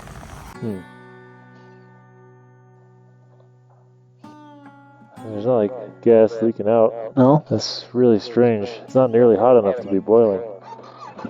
Let's see what happens now. Gonna try riding with the caps open. Maybe there's like a valve issue that isn't letting air to exchange. That's what I did in Syria. And it worked? Yeah. On the 990? Yes. No, it's up again. Really? Yep. Could be something else, to be honest. Of course, the days when we're trying to like really make mileage, this happens. I mean, it can be boiling inside the line too. Doesn't look like it's boiling though. Maybe it's like bubbling a little bit, but not like it was. You hear it? You can hear it right here. Yeah, 100%. Bloop, bloop, bloop. Yeah. Yeah, you can see it jiggling the fluid. But why? Why would it be doing this now? It's only like, I mean, what, 75 right now outside? There's a $3,000 990.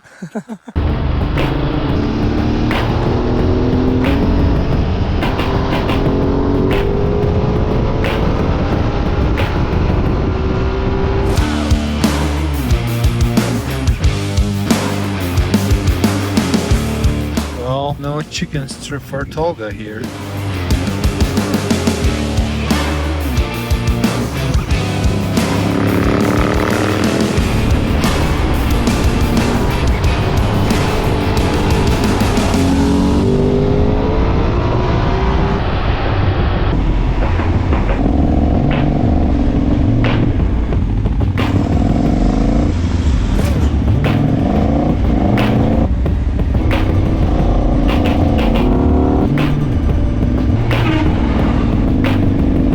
Watch this guy throw trash out of his window. I need to make sure I don't see it incredibly insulting on camera. You don't have space in your bus to put trash? You have to throw it outside? Are you kidding me? I think so far, Peru has the most reckless drivers. Like, they're just gonna take over other cars, even in blind corners. They don't care if someone coming on the other lane or not. They have hard time sticking to their lanes on the curves as well. So you gotta ride pretty careful and always thinking like, yeah, someone can be on my lane. Today was really frustrating in terms of riding because we're not riding dirt, we're just riding the main roads. And the amount of close encounters so far is astonishing. Like, how many times I had to either, brake hard or like go almost outside of the road. It's incredible. Compared to Colombia, Ecuador, for sure Peru has so far, in my opinion, the worst reputation for driving skills, I should say. Day 2. It's tomorrow from yesterday. We're back. Tolga's in a great mood. Actually, it's happening. Dude. Wow. And it's on time. Okay, so we have the case of Tolga. Yeah. I'm missing only the air window and the DG, and we'll make them today, okay? Okay. I can safely say now, every time that I've created bikes to ship internationally, it's been a hassle. This was supposed to be 20 minutes, drop them off, put them in a box, and now it's been about 2 days total. And it's been every time I've shipped a bike, it's been like this, because this is the only time I've shipped a bike. Lessons learned. Plan doesn't go exactly as you wanted it to go. Dude, I want to bend this. It's not that strong. Yeah, mine is being banned also. Oh wait, I have straps right here. So that counts as crated? I guess Miami standards. Yes. Okay, bye bikes. Again, bye.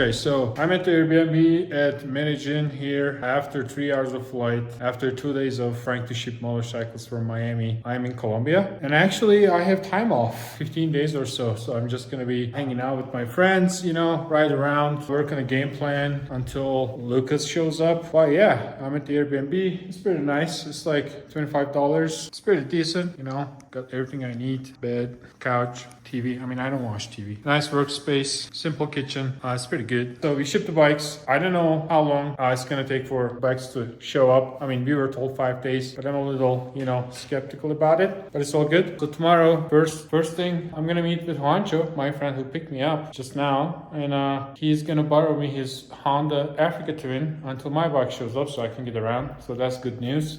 Yeah, let's see what happens tomorrow.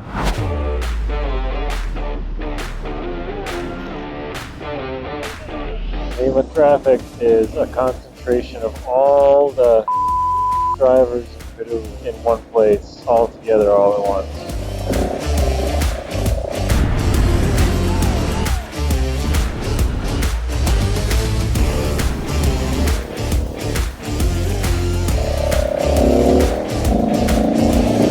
Alright, fuel finally boiled, pulling into Lima here, so we'll just push over to the side and let it cool down.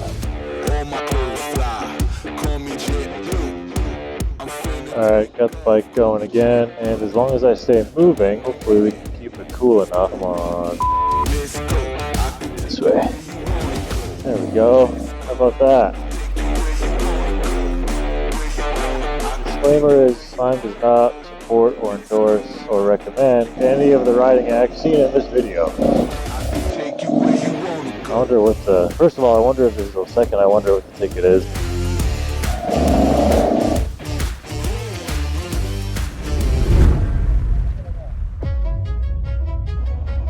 Alright, now let's see what happens.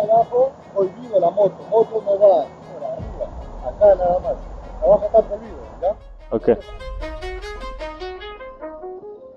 Alright, well that was $60. I thought I was getting a ticket for riding on the non-car part of the road, but actually it was because I was on the whole road, and that entire road is closed to motorcycles. That's what he was telling me in the traffic line, was like, hey, you gotta exit, and obviously he wasn't going to give me a ticket then, from what it seemed like. But then I didn't realize what he was saying, and I stayed on the road, and then the same guy pulled me over. But he asked, with Google Translate, he asked, do you want to go to the bank and pay the ticket, or do you want to pay it here? Which is slang for, do you want to give me cash right now? I'm not going to pay that, And he asked if the cameras were off, but I think my helmet camera was still on. I was worried there was going to be some big deal, like, oh, we're going to impound your bike, blah, blah, blah, blah, blah. But no, pretty standard operation. What the man? You serious? I should pick that up and throw it back in his truck. Yes, I can. I don't think I can fit through there, can I? No, I cannot. Well, the shipping drama continues as I just got off the phone with Carlos, who owns this shipping company in Miami. He told us that he was going to be able to ship our bikes to Medellin, to where we are, because we don't want to go to Bogota. It doesn't make really sense anyhow. And we told them this way earlier. We have asked them if that's going to be a problem or not, which is the easiest way, etc. So he assured us that the bikes are going to come to Medellin. So the phone call was, well, sorry, I cannot ship the bikes to Medellin now. It has to go to Bogota. So now I have to fly to Bogota and wait there, and etc, etc. So I just feel like, despite the fact we were pretty clear about all the communication, what we need to do, the plans, and etc, I think he's just improvising on the go, because he was pretty sure that he could send the bikes to Medellin 2 days ago before I took my flight to here, and now it's not possible. I knew it was not going to be this easy. I knew there was going to be challenges, knowing that I've been here several times before, but this is very, very frustrating.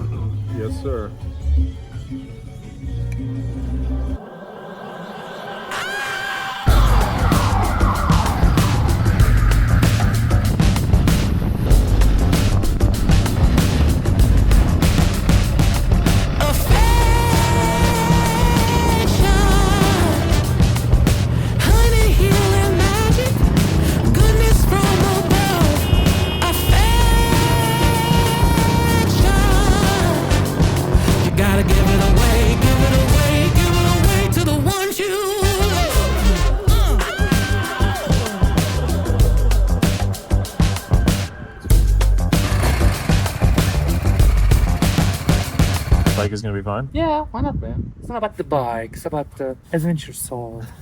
But this is better in traffic, like between cars and Only worry is for the long distance, it's gonna be a pain in the ass, you know? Yeah, I guess that's true. Look at that. That's so cool.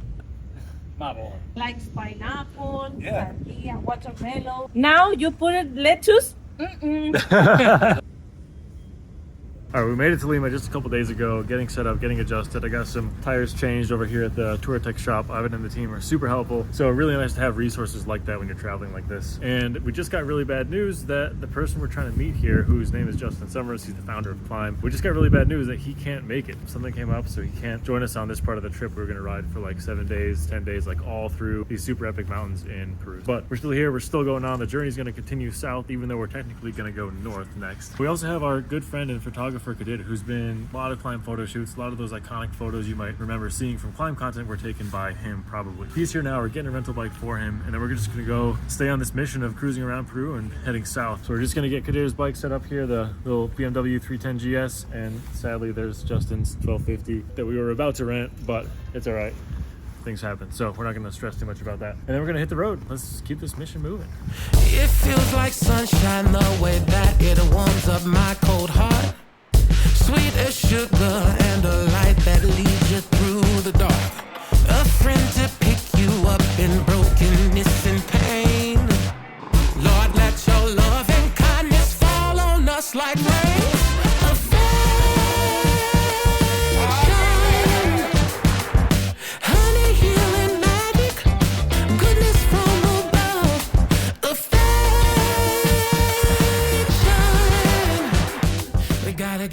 Border building. When I was there, I was like, is this it? Like, really? Because you would expect like a, you know, immigration building, but no, that's it. And they can process all that there? Yeah. And according to Elon, it's still the same. That says, wash me. It transcends all cultures.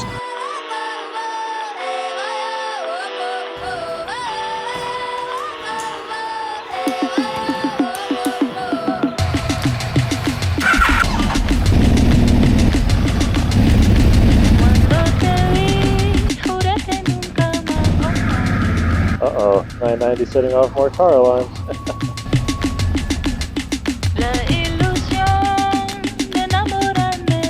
There it is, the Pacific Ocean.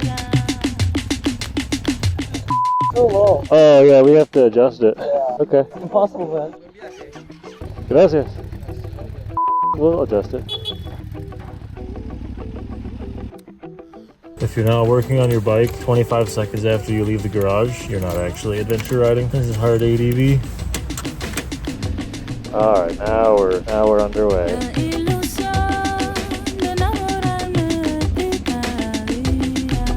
And now we'll be squeezing in and out of Peruvian traffic for an hour or so, probably. Lima's pretty big, so it takes a while to get out of town and just kind of actually get moving.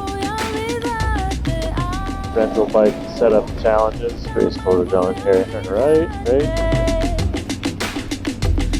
That's why there's merits and drawbacks to everything you do in terms of sourcing a bike for international travel. Like you can do what Tolga and I did and ship your bike, and then I mean you got your setup, how you know you like it, everything's dialed in for you. Then you have kind of that back of your mind concern about it because you got your personal bike in a foreign country and you don't know about theft or damage to it or anything like that. But either way, point is rent a bike, ship your bike, travel with friends, travel solo, travel with the group. As long as you're out there doing it and seeing the world and seeing what all there is to see, that's what's important.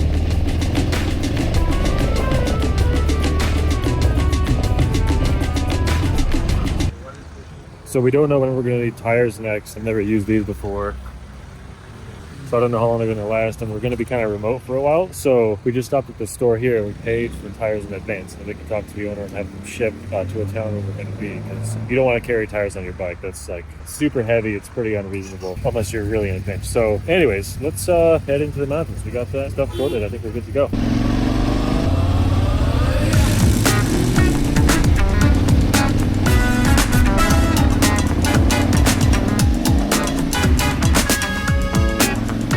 Right into to the fray. I mean, this isn't too crazy right now, to be honest. Like, the nice thing is the sun's not burning us up. Sometimes you're in traffic like this. Oh, it's just insanely hot. Like, bikes get so hot, fuel boils, you start boiling, but weather's fine right now. Traffic's not really crazy. We're all moving along.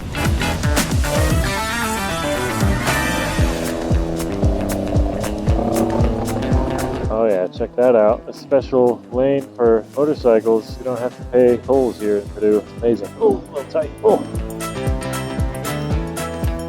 My bags are still there. Good.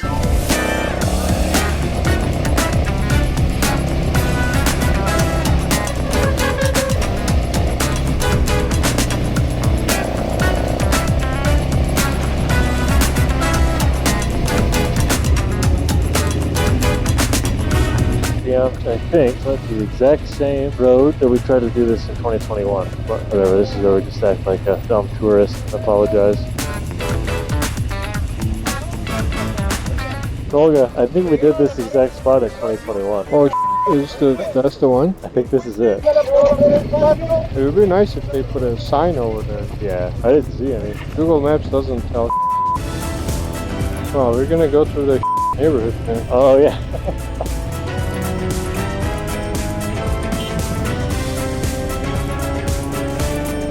Going down there? Yeah. Yeah, this is the Peru I remember. The only thing that is guaranteed to work on all these cars is the horn.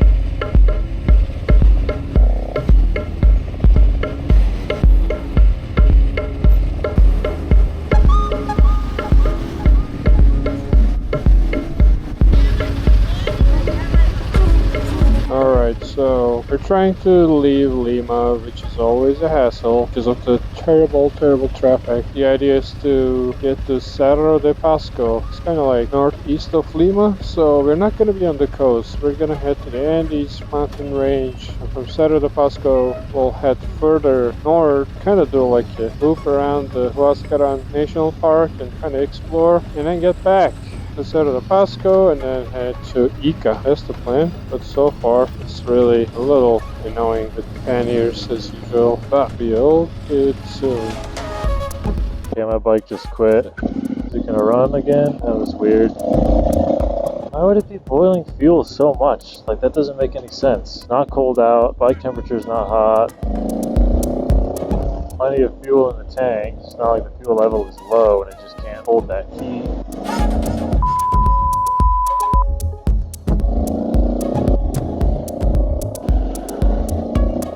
Okay, my bike just shut off my engine.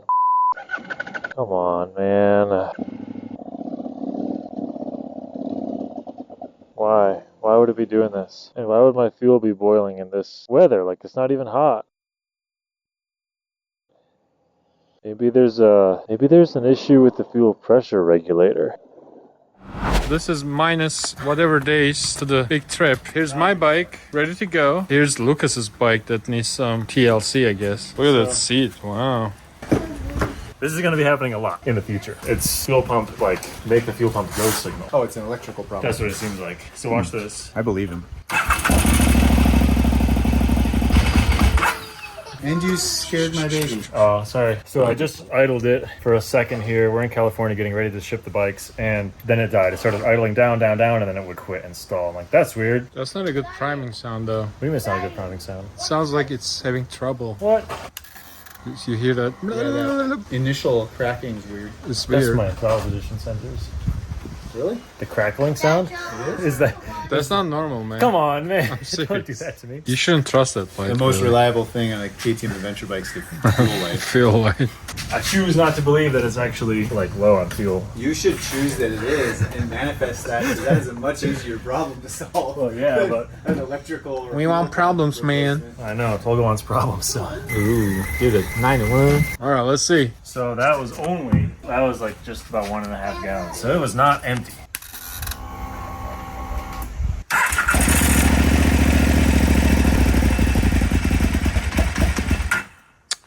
Okay, so fuel pump is running. It sounds fine, but I also can't figure out why this keeps happening. Like, it's not hot at all right now. It's probably like 70, and and it just quit. It was running a little weird once in a while, like pulling away from some stoplights, and now it just quit again longer than other times. Like it couldn't just restart it. There's not enough fuel to see if it's boiling in a tank. So I don't know, Tolga and Kadir, they kept going. I don't know if they saw me stop, but this is getting a little frustrating, and it's a little bit strange that it's doing this over and over now in situations that really it shouldn't be doing it. Like the fuel should be decent here in Lima. Like at first I thought it was some sketchy fuel that was just low quality that we got up in the mountains, and that's why it was doing this, because you could see the fuel boil in the tank too. But now that it's happening again and again, it might not be the fuel, it might be something else. And now I'm thinking fuel pump, which I replaced, should be fine. Fuel filters I replaced shouldn't be dirty already, but maybe there's something with the fuel pressure regulator on this bike that, like, when it gets hot, it doesn't work. I don't know.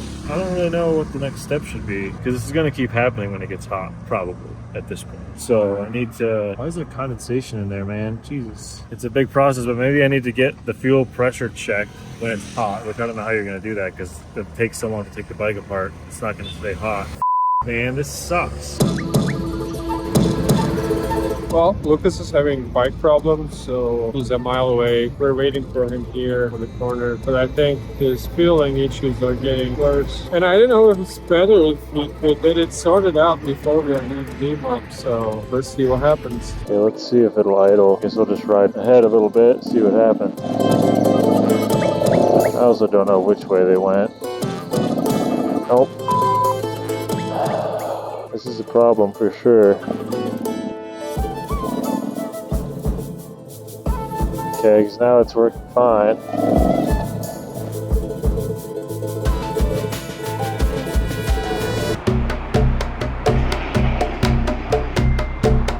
Okay, Tolga's contacted Ducati, gave me some numbers, gave Tolga, who gave me some numbers of some mechanics in the area to reach out to, so we'll see. I think the next step is going to have to be to check the fuel pump pressure and just make sure that's fine, because then we'll know the regulator is working, and then it might just be bad fuel, which seems unlikely, but there's only this way to find out, really, which kind of sucks, because that means we got to go all the way back south where we just came from, just spent the last hour and a half coming from, but we'll see what happens next. Okay, got a hold of a dude named Vladimir, so we're gonna go that way, back an hour the way we just came, see if we can get this figured out. But first I need some fuel, because I think I need as much fuel as possible in there so it can stay cool. Just give it as much volume, you know, as much volume as possible to absorb the heat. Alright, let's see if we can make it to this guy's shop without too many issues, because in that traffic it's gonna suck big time to have to stop. Like, that's gonna be really...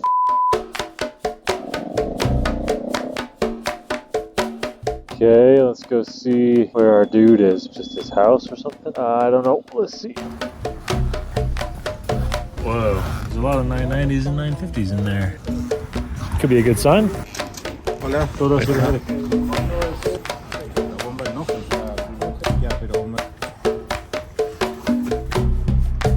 I did all this work. I did like 60 hours of labor.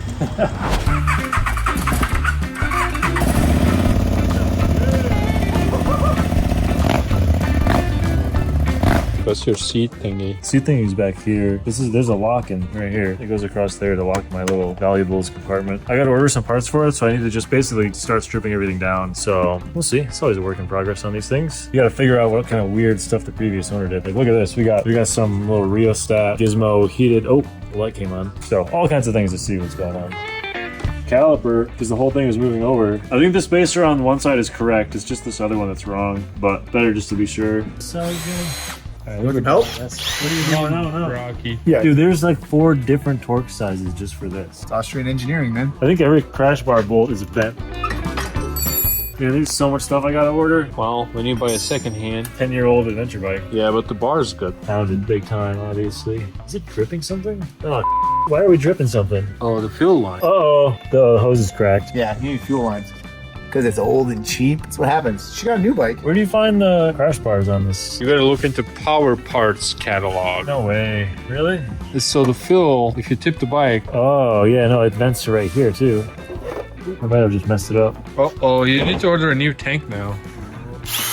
Oh man, it doesn't look good. Really? I might just take a drill and clean out the first couple of threads, because the ones back in there are fine. I guess it's been like, what, 4,000 miles almost? So not a bad run. Haven't had to take the tanks off yet until today.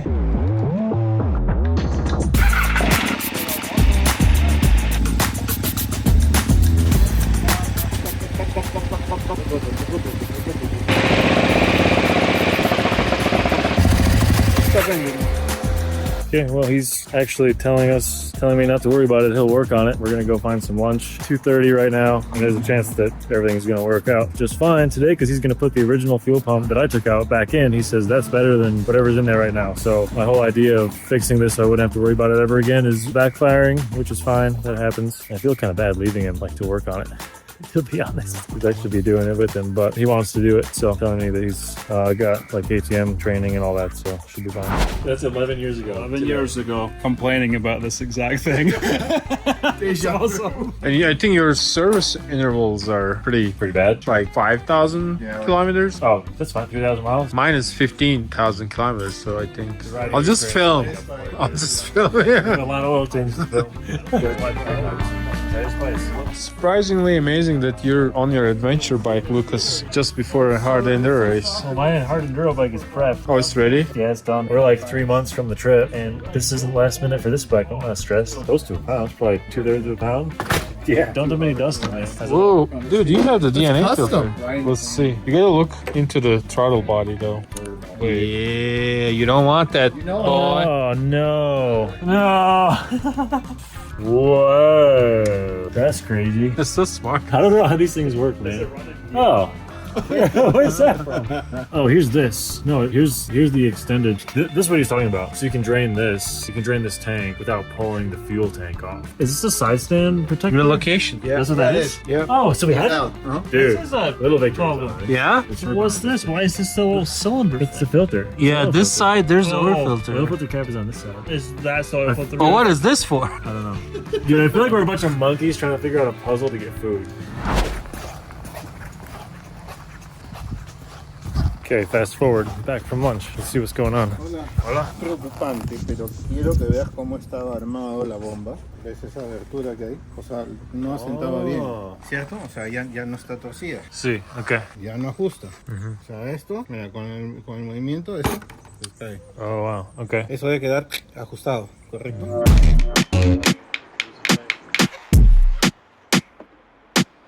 He has a new fuel filter and O-ring and everything kit. Seems like what was in there maybe wasn't like fitting perfectly right. Mala calidad. Oh. Eso con la gasolina te hincha. Oh. So they're saying the rubber is bad because it's gasoline. Like when it mixed with the gasoline, now it's bigger. Like you can see the size difference. It's bigger. It's swollen. So there's the chance there's other bad rubber parts going on, including in here. So I guess we'll just do all of it just for good measure. So that way we know like for sure it's correct, you know?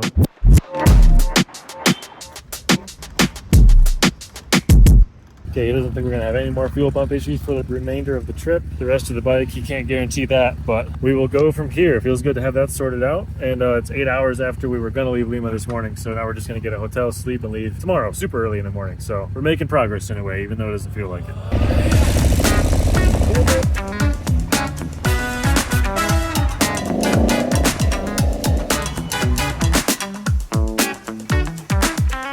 5 hours later.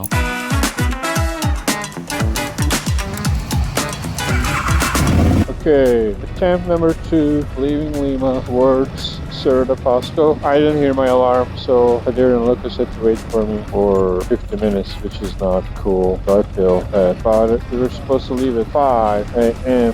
but it's almost 6, so we're an hour late. Hopefully the Pan-American portion today will not be so crazy traffic as usual. What we have for morning traffic here, hopefully it's not too bad. Should be early enough. Well, there's a good example of your traffic rules here. We had the stop sign, but we were close enough in the intersection that they just let us go. Stuff like that happens all the time. It's not really a stop sign. It's just painted on the road. It says pare, which I think means stop, and it's just like a line on the road. But there's not like a red octagon like we have in the States and other places.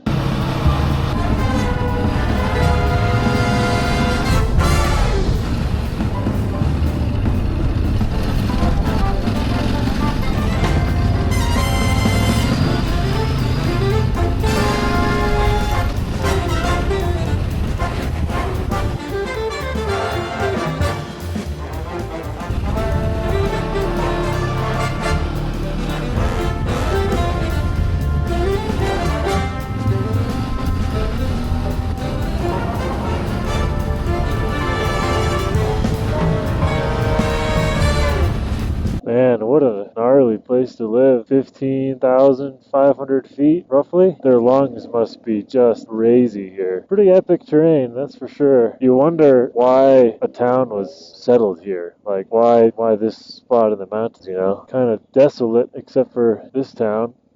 No gas. They don't have it. We gotta find it somewhere. Somebody will have for sale from a weird, sketchy jug or something. From a bucket, maybe? No? Kadir and I have about the same fuel range right now, and it's not far enough to get us where we gotta go. So we do need to find some gas before too long.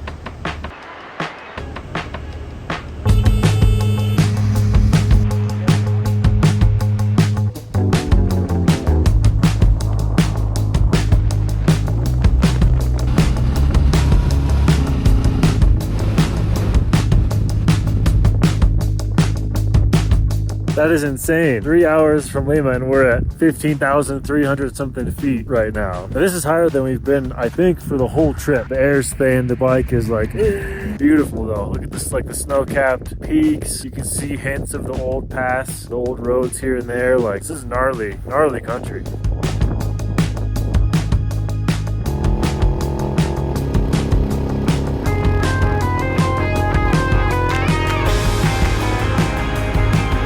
Recording.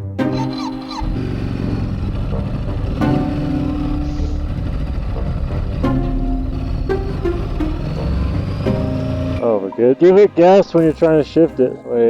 Wait, it's working or no? I don't understand. Look, how hard are they? Neutral. Okay, wait. Hey, just 5 kilometers, man. No, you don't have to do it hard. It's not normal, man. Oh. You know? Yeah. It was like that from beginning. Okay. 5 kilometers. Okay. Seems like his bike is having issues shifting. Issues leaving Lima with bike, and then some shifter issues. It's like we're cursed. Like we can't leave, you know?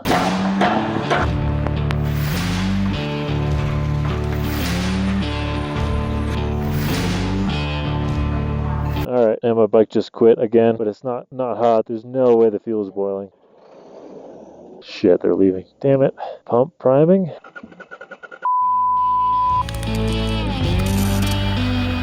Okay, so fuel pump is running. Why isn't the bike starting? It just quit as if the fuel pump isn't running.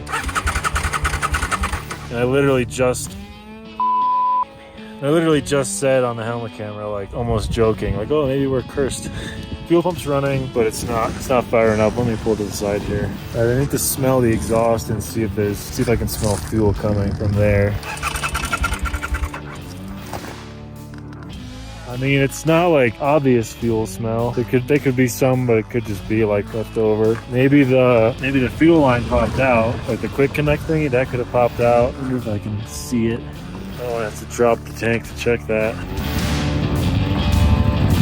The fuel pump works, like you can hear it. But it won't start. Your solenoid sounds kind of. That's the valves. There's no oil pressure when it's at the click sound. Yeah. Yeah, that's the cam chain because all the oil pressure is gone. But I'm wondering if the fuel line like popped loose or something. But can you crank it and I'll smell if I can smell gas? I think I smell fuel. Do you want to smell it? Yeah. You smell it? Sounds like your spark plug is flooded. Smells like it. Yeah, it could be. But why would it be flooded? Like suddenly. I don't know. First thing I'm going to check is fuel line because that's easy. And then if that's correct, then we move to more complicated stuff. I rode your bike, Kadir. And it's fine. You just need to, because you lifted the lever, I think, a lot. I rode it. You rode shifted gears, third to fourth, fourth to third, third to fourth. Sometimes it happens. Never had issues. Dude, you can understand from kilometer. Does it all the time or not? Not all the time. Sometimes. I change so hard. If I push more, I can break it. Seriously.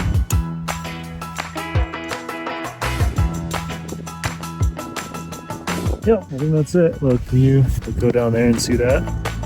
Right there. I do believe that is popped out partially. So let's push it back in. Okay, there, did you hear that? Do you believe that was it? Let's see. Just trying to beat the rain. Almost done.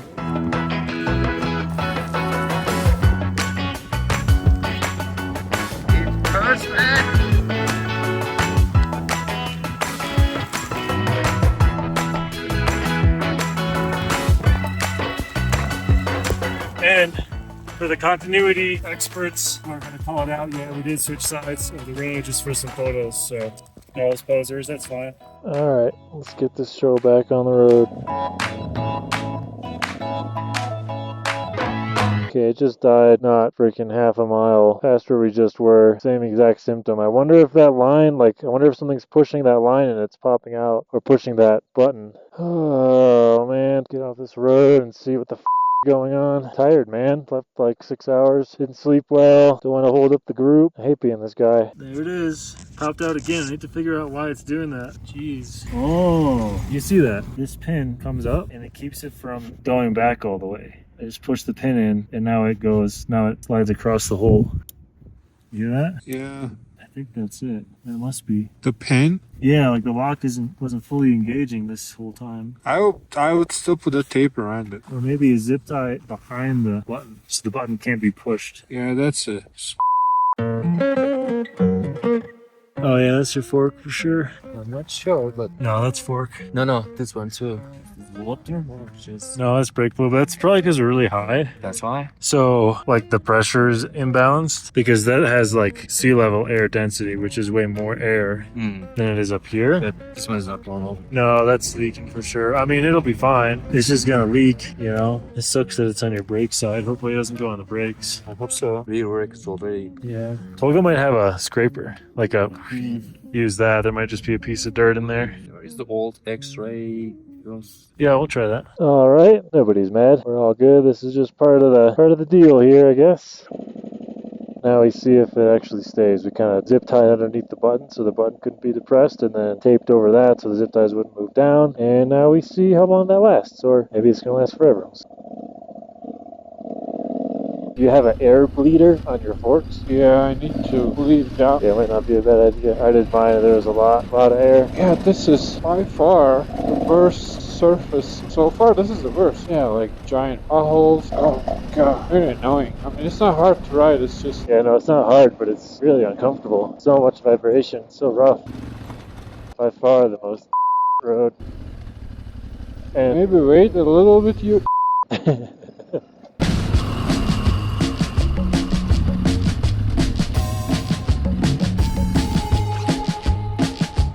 Seems to be shifting easier when you do kind of like a half clutch rather than... Really? Yeah, I don't know why. Huh. Why that could be. I don't know. You see, I let the clutch go a little forward. There. If I pull completely, it's not... Yeah. Now it is. Abi bak. Bunu denesene. Tam çekili değil de. Look at all those animals. It's like a zoo out here. Cool.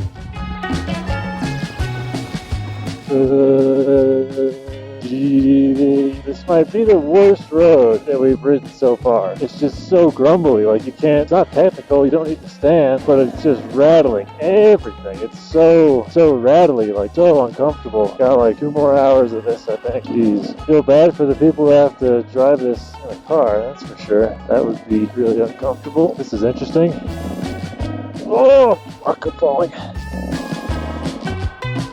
I wonder is it broken? Is it stuck? It's gonna be a long wait for those buses. That sucks.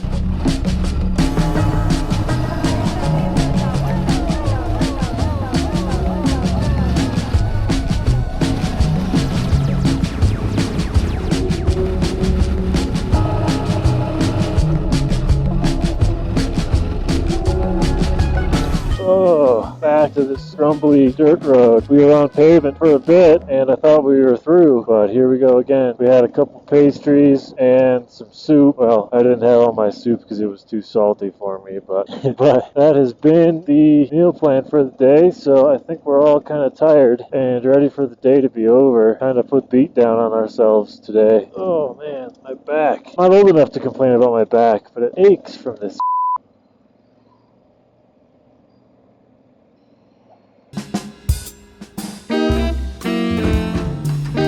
Okay, we got our hotel finally after 13 hours on the road today. Only 6 of them being actually moving, like Tolga's GPS is like moving time 6 hours, total time 13, whatever. So it shows you how long we spent working on the 990. Add that to the 60 whatever hours I already spent. Anyways, hotel room tour, here we go.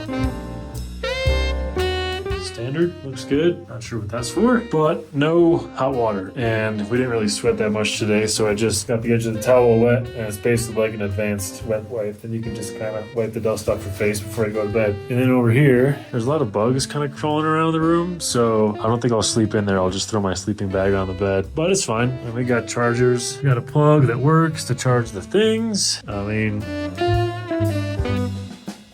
what more is there? Pretty straightforward. And we're at like 11,000 feet, 11 something thousand. So we dropped down a bit from earlier today, but it's still pretty high. We got a little bit of a headache, didn't drink enough water today, but we'll survive, we'll be all right. And we'll get moving again tomorrow. I'm excited for that because we're in like pretty epic terrain. There was a lot of cloud cover kind of this afternoon. We couldn't see that well, but it's like big country for sure. Let's go sleep.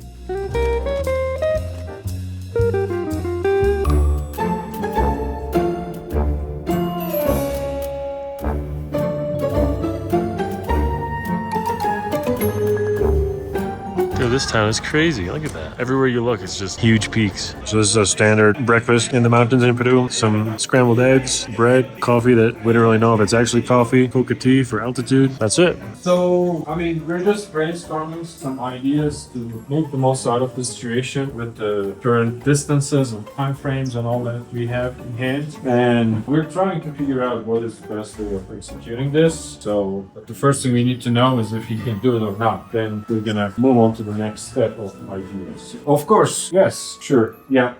So we woke up this morning in Oyon and had some slightly challenging conversations, just talking about the route and timing and everything, and we're starting to wonder if we're going to have enough time to actually do this whole journey. The plan was to go from Colombia, not at the northern tip of South America, but close, and ride all the way south through Chile, Argentina, Ecuador, Peru, maybe a little bit of Bolivia, and get to Ushuaia, get to the tip of South America, like one of the most epic journeys known to motorcycling. If we do everything at the pace we're going right now, we're like 2 months past a little bit of a deadline. So it's a little bit of a kind of a sour feeling, a little bit of a bitter feeling, you know, to not execute a plan that you wanted to make like this, or to like run the risk of not executing the plan because we don't know exactly what we're going to do yet. And we just have to be realistic because we have to be reasonable and realistic because we're not full-time travelers. We can't just, you know, do nothing besides ride bikes all day. We have other responsibilities to tend to. We'll see how the plan changes.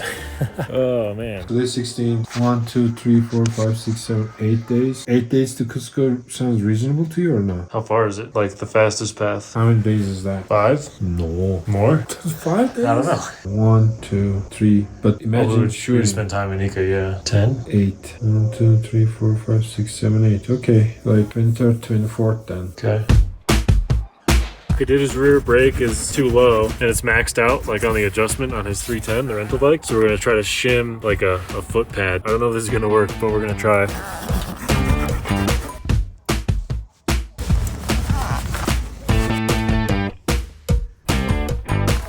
I mean, it's pretty tight.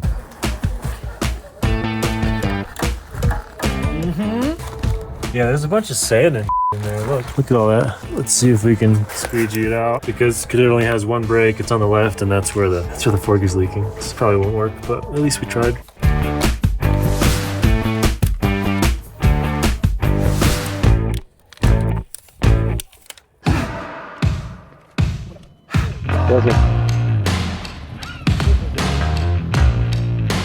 Oh, neutral.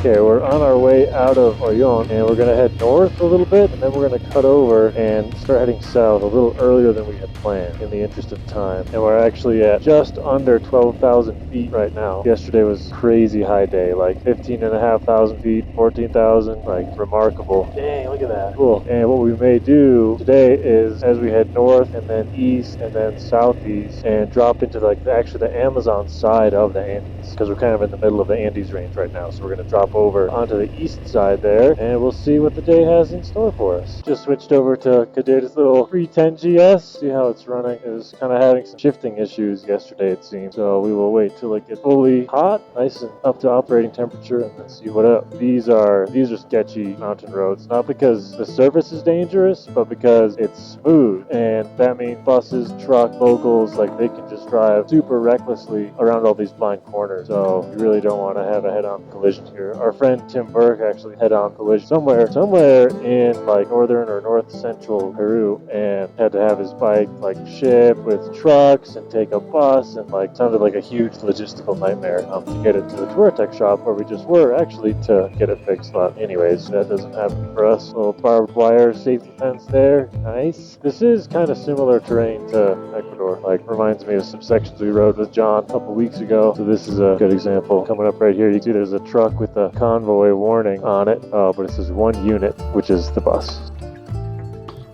That's pretty smart, actually. That's far less reckless than I would have expected. I would have expected this bus to be going like 80 miles an hour down that road. I need to get a sticker. Where should I put it? Here? Yeah!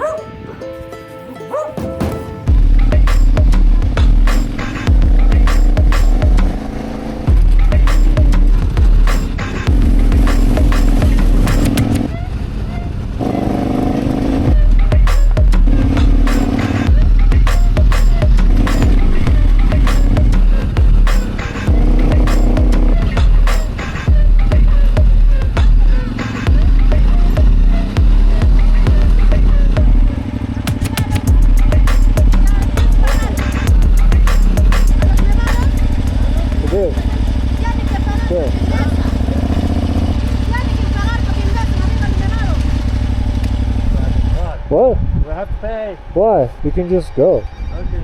No.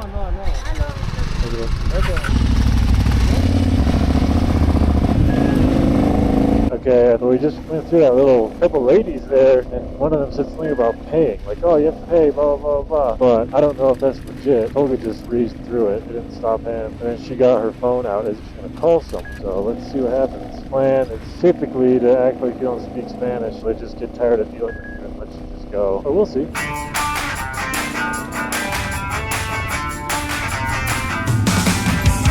Dang. Holy that's amazing. Every corner you go around, there's just another gnarly snow-capped peak. Wow.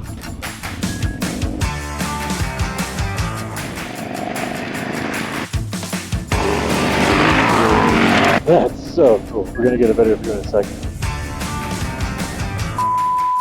Jesus Christ, I almost just crashed. Holy wow. Dang. Yeah, dude. Pretty cool. Yeah. Well, the road goes we should go all the way there. Is it dead end or where does it go? Seems like a dead end, but yeah, I think it's a dead end. Or trekking routes. Oh, I mean, the trekking routes connect to the road we need to go. Okay. So we probably shouldn't ride on that.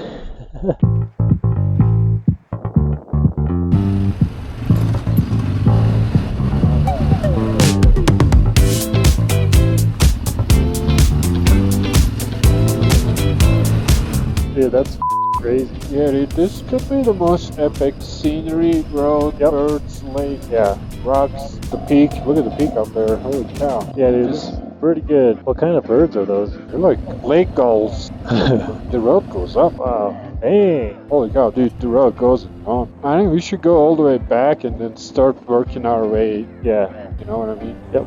Those horses? Wow. Oh, there's a baby horse. Dude, that's crazy. Oh, there's a donkey down there, too.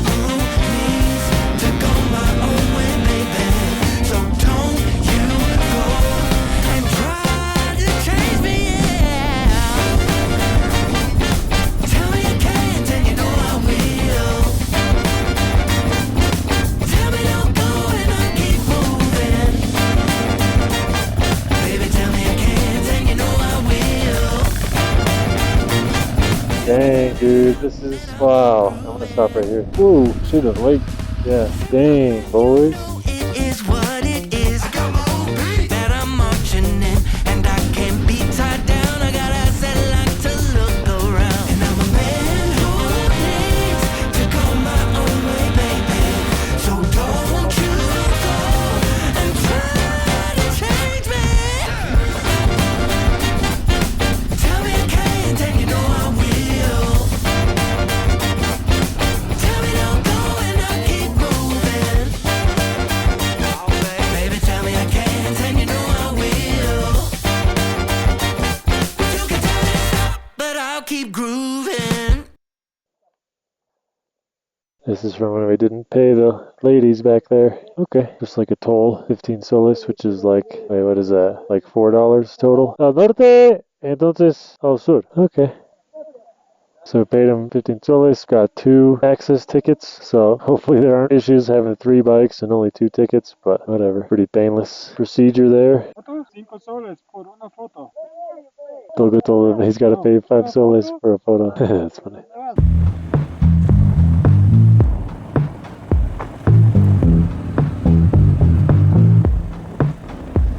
Hello, I'm feeling so good. So good.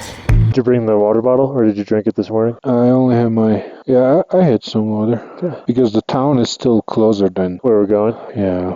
I think we should go down, man. Okay. What do you think? How? Because the town we're supposed to go up, Baños, Yeah. it's higher. Really? Baños? Yeah. It's higher than the town yesterday. Oh, okay. Then we better not. How are you feeling? Worse or better? Oh, okay. I'm getting nauseous for sure. How long until we start to drop off the high road? Because that will help if we even go down like 300 meters will help, 600 meters will help more. Somehow I was able to see the altitude on the map, but not anymore. Well, 13,600 at some point. Oh, Down there is 13.6. Okay. We're at 15 right now. I mean, it should ideally start going down after this. It might start going down here somewhere. If we go down 500 meters, that'll help you. Yeah, we're just getting worse. Yeah. Sure. Okay. We can go back too. Yeah, I say let's go back. I don't want to risk it if there's not a hotel or town. Yeah, it probably won't be. Not right there. If I get worse, then I'm not going to be able to ride anything in the middle of the road, you know? Yeah, we don't want that.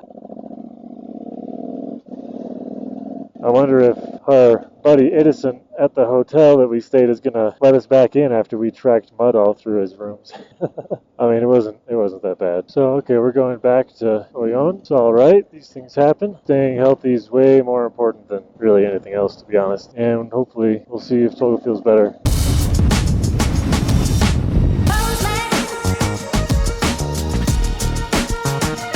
Alright, a little bit of a plan change there. We'll go to another town a little further south, a little lower elevation. We're not going to stay in Oyon another night. Fine.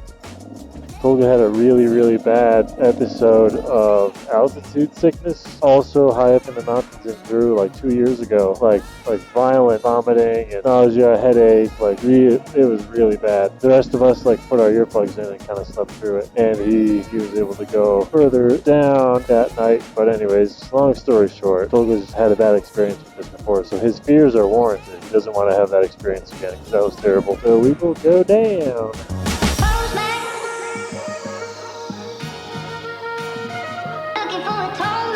What the hell? Google Maps does not work in this town. There's supposed to be a road right there. Alright, we'll just go back up the other way. I mean, there's supposed to be a road right there. Is that true? Whatever.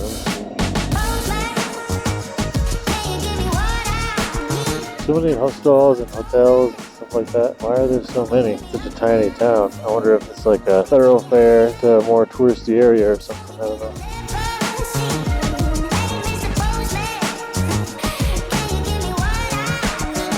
Motos aquí?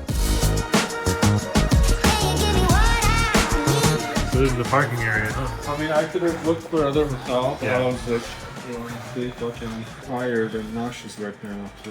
How do you feel right now? Good. Better? The nauseous is getting better. I think this is 2,200 meters. It should be way better. So then the equination thing doesn't work. No, I thought it would. That's what I suspected, man. I thought it would. No, because it's about the oxygen levels in your blood. You know? Yeah. I have like, oh my god. Coming down, it was strong. Wow. And nauseous. Like almost ready to throw up. So I was like, oh, I'll just keep riding down. Yeah. Wow. It's a good choice to come lower than rather than just staying on. I read about it. It's not helping, man. You get it lower because you need more oxygen. Yeah. You know, if you stay up there like that, even with a headache, I read about it. Yeah. You can get acute altitude sickness. Oh, really? Permanently. Really? Yeah. So once you feel bad about it, you have to go. It's not like, wow. Oh, I'll stay here a little more. It can, in long term, it can affect you even worse. Even just like a headache or anything? Headache, nauseousness, nausea. Wow. Okay, good to know. Yeah. La pequeña no trae.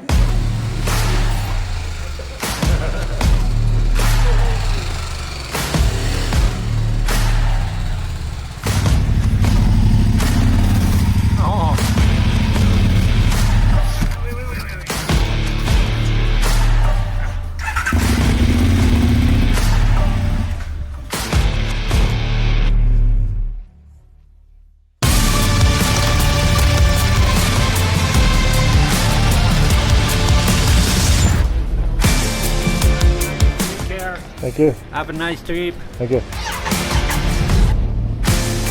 All right, in the interest of time and lingering altitude concern, we're gonna head south here. We're gonna head west and south back past Lima and go to a place in the desert called Ica.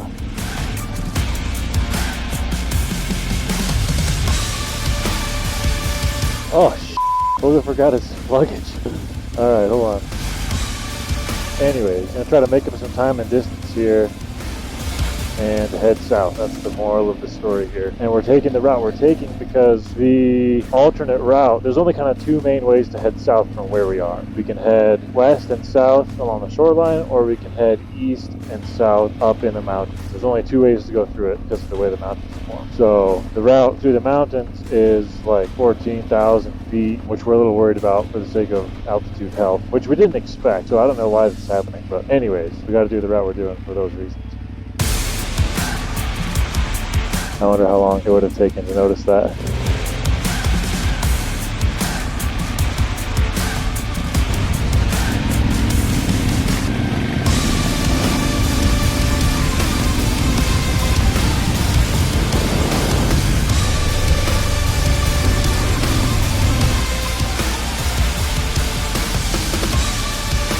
And it's kind of hard to believe this is the main route to those towns that we've been staying in the last couple days. And look at that river. Wow, this is like the main way. Like tour buses come up here, all the resources they need come through here. I mean, part of it's paved, part of it's like this. Pretty gnarly, actually.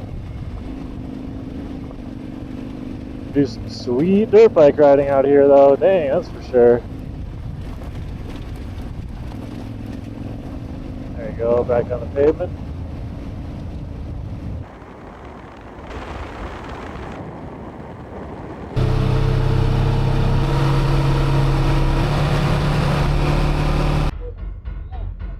Oh, ¿documento por moto? Oh, por favor. The hell? Should have given him a fake driver's license is what I should have done. Why did I give him my passport? That was really stupid. Oh, I didn't think that through at all, did I? Damn it. Oh well, let's see what happens. Go!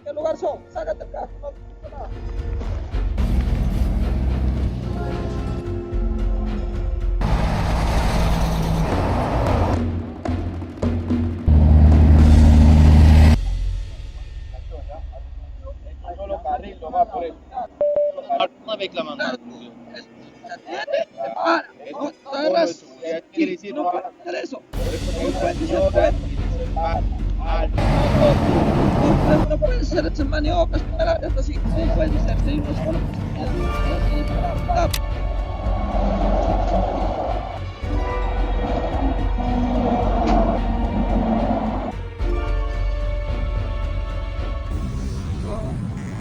How much? 600 soles. I don't have that much.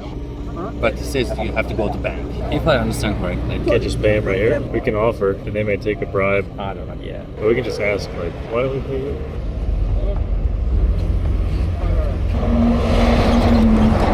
He freaked out for me.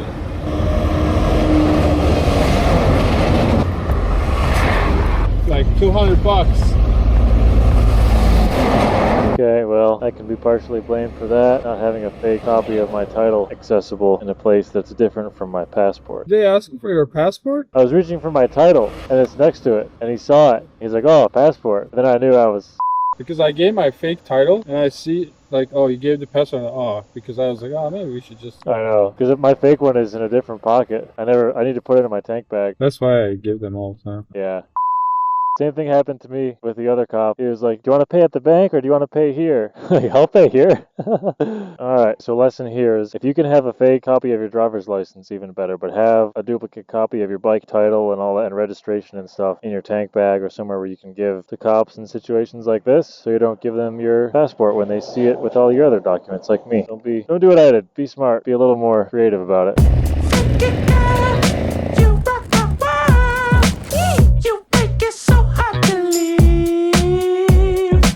A little overwhelming. You pull in and like all 8 restaurants on this part of the street have workers who run out and like wave at you and wave the menu and like, hey, come here, we have this food. I love it when you do it like that. Don't give it to me. Kind of funny. Luckily, with the help of Google Maps, Tolga found which one has the best rating, and we're gonna go there. Tolga. Turkish bath. Where? Look at the sign. I'm sure it is. Very poor imitation of what an actual hammam is, but you know, good for my country. Advertise as a baño.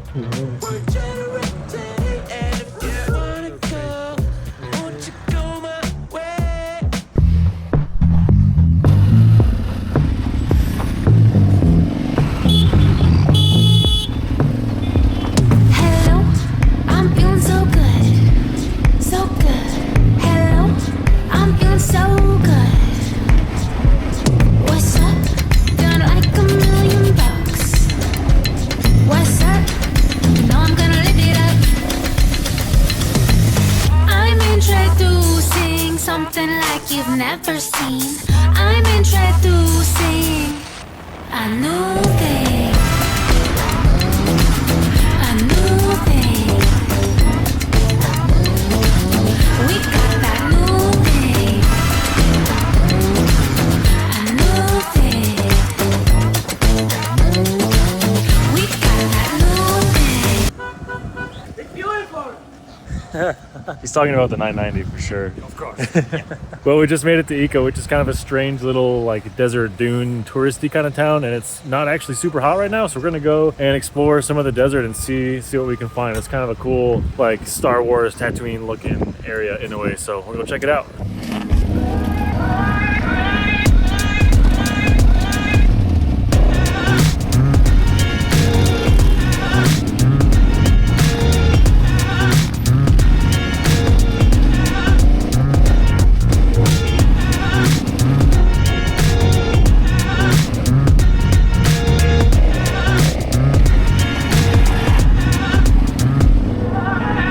Go up those dunes. Oh, good luck. I'm not going. Come on. Up to those dunes for sure. Well, maybe on a 450 with some pallet tires. Yeah. But with this heavy ass bike. Yeah, it might be hard. Sandstorm. Oh wow. There's a whole setup over there for sure. Wow. I mean, I don't think we can ride around here, man. Yeah. Oh wait, that's a sand like hill climb truck racing course. Really? Yeah, that's what those flags are for. So they're gonna have like crazy trucks at the bottom, and they time their run up to the top. Yeah. Wow. Okay. Well, this is it. Yeah. So we probably can't ride them. Huh? I don't think they would want us around there. No. The businesses, you know. Oh yeah. But maybe we should take a RZR ride. No. Polaris ones, man.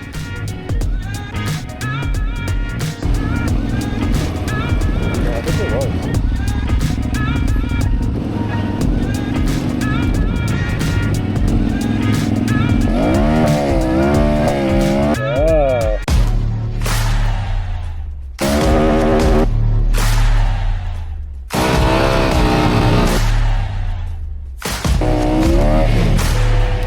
Holy that's so heavy. Oh my god.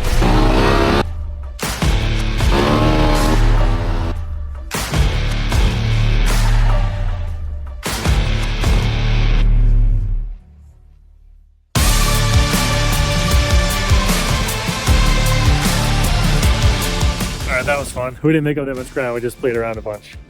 But still, man, what an epic place, seriously. I want to come back with a dirt bike. Guess we might go see about getting these bikes washed. We'll deal with this fork seal, try to clean it out, scrape it out. Then we're going to continue southbound, well, west actually, no, east from here, towards Cusco. Anyways, onwards, east and south. Man, it's so dark with these tinted goggles. Maybe I'll have to turn my Baja Designs lights on.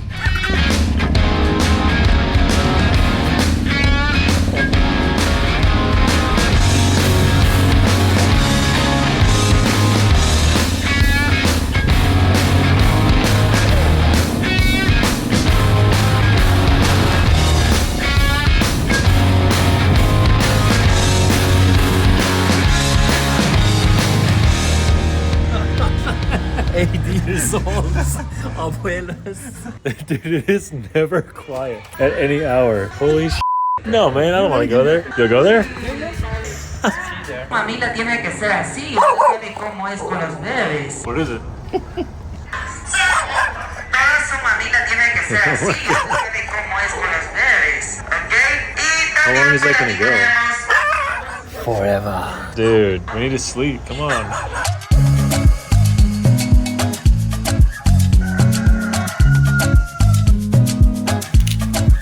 Just came out here in the morning to work on this and it is leaking really bad, like all over the floor overnight. Ants were probably eating it. I don't know if I'll be able to fix that actually. Dang. Well, I pulled the seal, the dust seal down, and it is full of oil, and oil just like spilled down the fork leg, like dumped out. So it's possible this fork seal is just completely smoked and I won't be able to, like, cleaning it out won't fix it. It might just be busted. What? Sharp rock.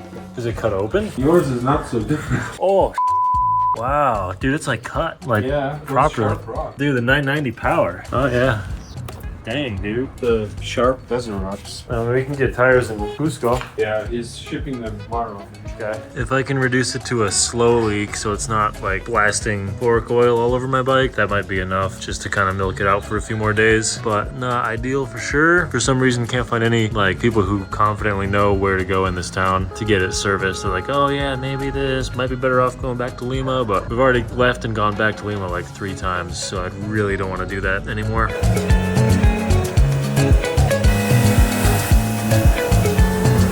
It would take 3 days to get them from Lima? They can make them. They don't have any stock in Peru from what he can check.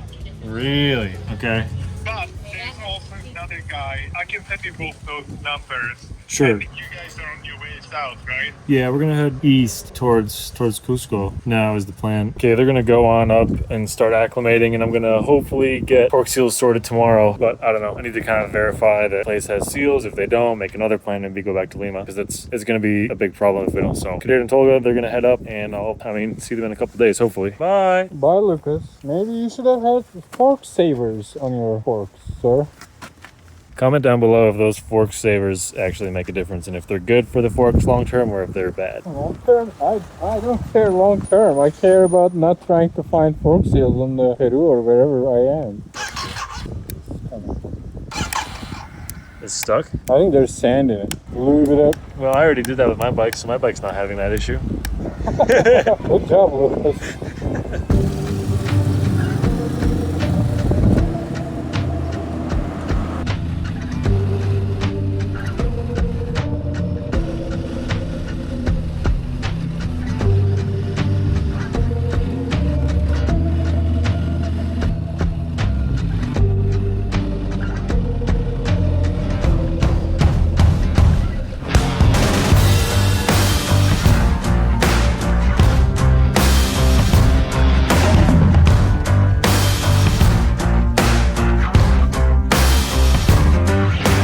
Yesterday, Tolga and Kadir went further inland. They went up to here on our way further up to Ayacucho, which is at like 9,000 feet maybe. And we're gonna acclimate there before we go to Cusco. Here's my route. So I'm gonna go back up the way we came to here, which is like almost into Lima. So go back up to here, get fork serviced, and then at some point, I'm just gonna burn highway over to Ayacucho to meet back up with those guys. So that's the plan. And I could maybe have it done in Ica. Still today, I would still lose the day of travel today, but I could at least not have to backtrack all that way. So we will see.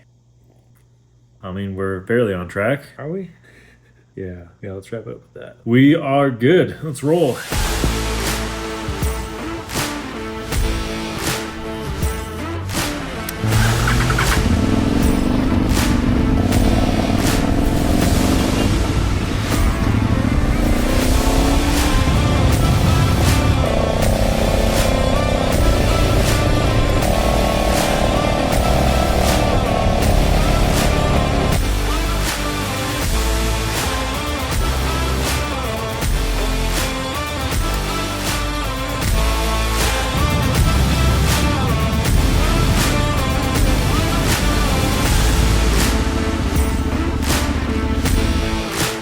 Hola, Se viene para taller, tienda. para Socopur. Para tienda, taller. Para servicio. ¿Es su nombre, disculpe? Lucas. Disculpe. Lucas. Lucas. Con K. Lucas. Sí. Sí. ¿Apellido? A ver. Hola. ¿Vas a revisar las horquillas? Sí. Son una nada más. ¿Es posible 2? Ya. Ayer es muy malo y con una botella de agua yo limpio, pero no es perfecto. Claro. Sí, sí. Arriba.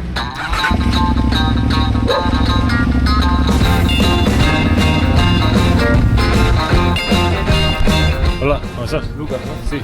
¿Cómo te llamas? José. ¿José? Sí, bien, mucho gusto.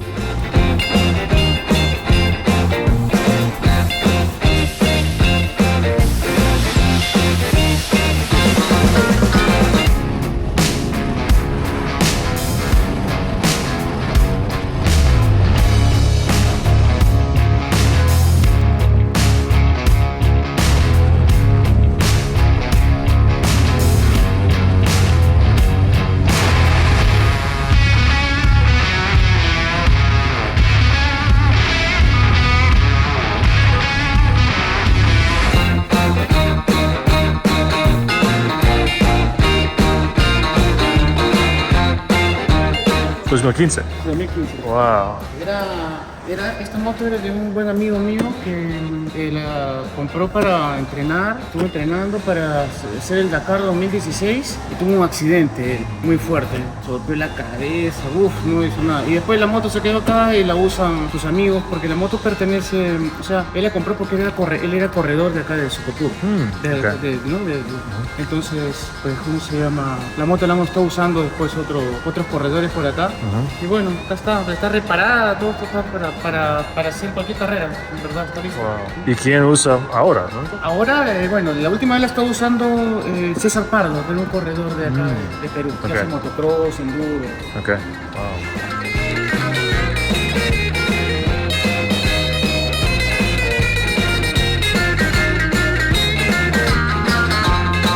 A lot of KTMs in here, cool rally bike, a couple 990s. Their suspension, at least the tools they have in there are confidence inspiring. So let's see.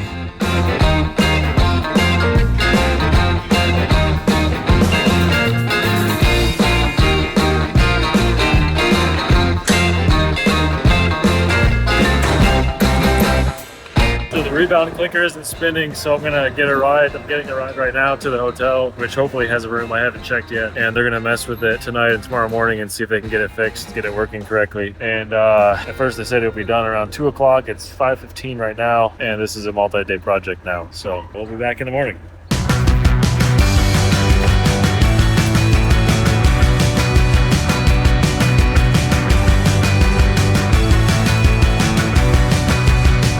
Yeah, I guess we're good then. We'll get back on the road. All sorted, thanks to these guys. So it's 10:30 right now, and I might try to push to Ayacucho. It's 300 miles. Google Maps says 8.5 hours of riding. So big day today, if I can do it. If not, I'll just have to find another place. But Tolga and Kadir just stayed in Ayacucho this last night, so they're heading on further. Or they stayed in Ayacucho 2 nights ago. I think they stayed last night. Either way, point is, I'm like a day or two behind Tolga and Kadir, and I'm gonna try to catch up to meet them in a couple days in Cusco. Let's hammer down, let's do it.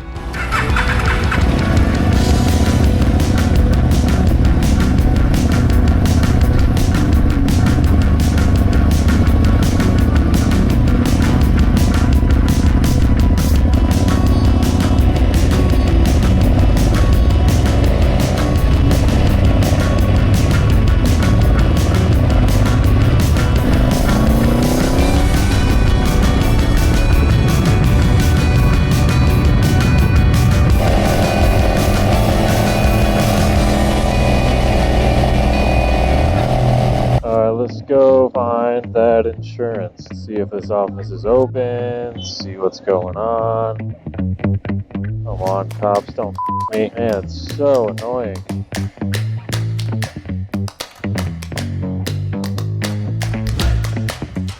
Alright, there's ATMs back there. Your destination is on the right. Alright, so at. Hola.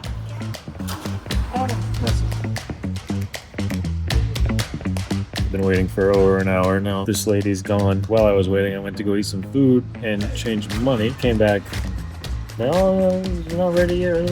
Not gonna make it to Ayacucho today. That is for sure. There's no chance anymore. Okay, got what we needed finally.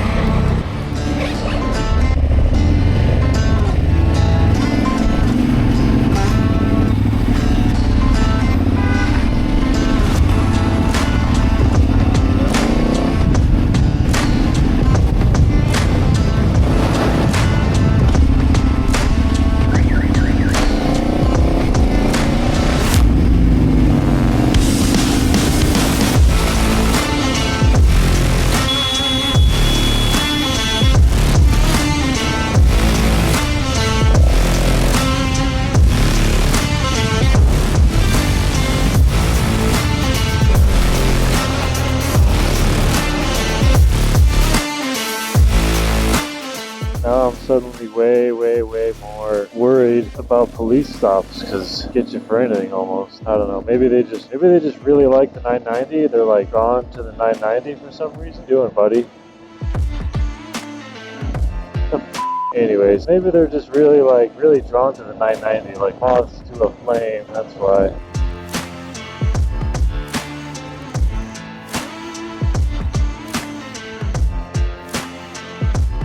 Yeah, I made it to Waitara. Now I need to find a place to sleep. Where would that maybe? Up there? That looks like somebody's driveway. Tolga said he stayed here. Go check that out.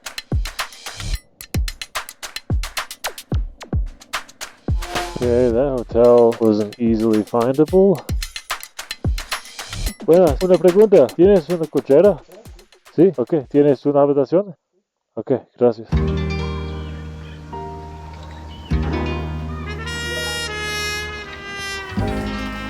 Not a bad hotel view right there. Waitara. $30-ish for this room. I paid a little extra actually to get this view because that's pretty nice. But I need to find food. I'm starving.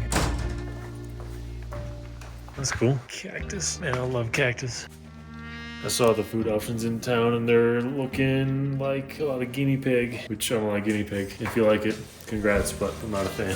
So luckily you got some canned food with us. So we can throw that together even though we're not camping, it's alright.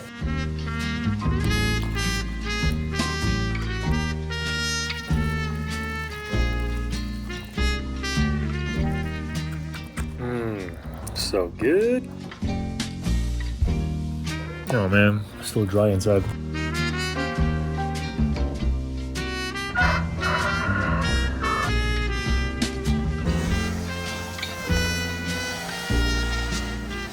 Alright, day 2. Here we go. Back on the road. Leaving the town of Waitara. Just under 9,000 feet elevation. Climbed up from sea level yesterday.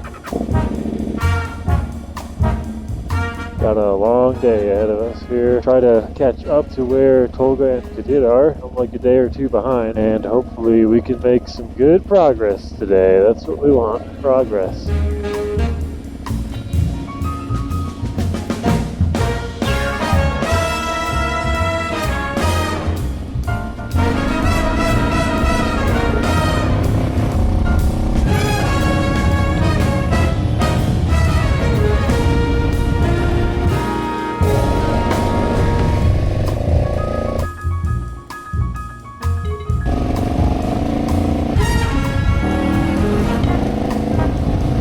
On my way into the mountains last night, I stayed in a town called Waitara at like 9,000 feet and left this morning, and in like 40 minutes literally climbed another 6,000 feet. And I've been on this high kind of like rolling hill plateau type thing for a while now, and it's cold. Like sun's out, but it's chilly. It's in like the 40s, so layering up. And if you're gonna ride adventure bikes in South America, particularly Peru and Ecuador, you gotta have a good puffy jacket. I really like the Maverick down jacket. Packs down small, really convenient to like put it away, take it out, put it away, take it out, but I need some more layers. I am not warming up this morning. Air's thin. I forgot to say it's like 14 and a half, 15,000 feet. Might be more than 15 in some spots here. So hopefully we go down, or I guess it's just me. Hopefully I go down soon because I'm not going to be acclimated to this elevation yet. I haven't been up here long enough.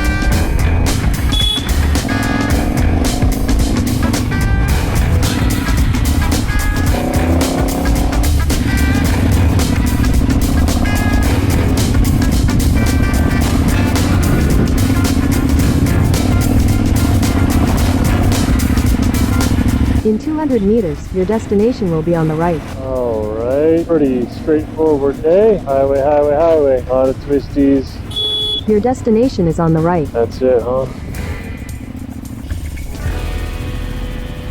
Let's see if they got a... Oh. Hola, ¿tienes una habitación? ¿Habitaciones? Sí. Sí tengo. Quiero esta por acá.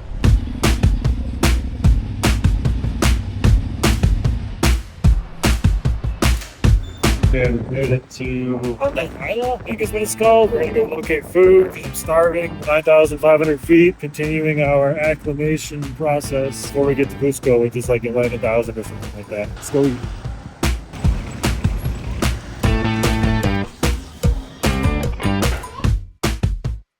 Can't go wrong with lomo saltado. It's always a safe bet. Standard food. You can find it almost in any decent restaurant. Most of Peru and actually parts of Ecuador too. Where am I going? Let's go that way. 5 hours later. And this is how coffee works in almost any non-fancy restaurant. You get some concentrate like this, which doesn't really taste like coffee. Like, it's kind of weird. It's close, but it's not quite. Like, something's off, and then you just kind of stir it into your hot water and pretend that it's coffee. And of course, eggs, bread, fresh papaya juice though. That's pretty good. One thing that sucks about going up in elevation, especially on an adventure bike when you're like rattling around on the roads, all your bottles burst. It's happened once before, and usually I'm pretty good about, like, as soon as I get to somewhere higher, if I came from sea level, I'll pop these open and let them adjust, but I forgot yesterday, and I guess hit enough bumps and popped them open. Jeez. Okay, anyways, onwards to Cusco today. Long day. Google Maps says another 8-something hours, so let's roll.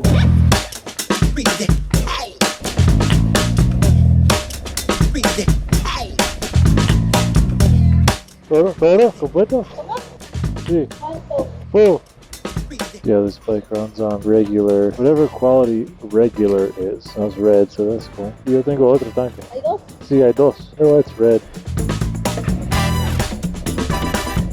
Okay, tell us in the comments if you're a north up map user or a track up map user. Basically, just tell us why your option is correct.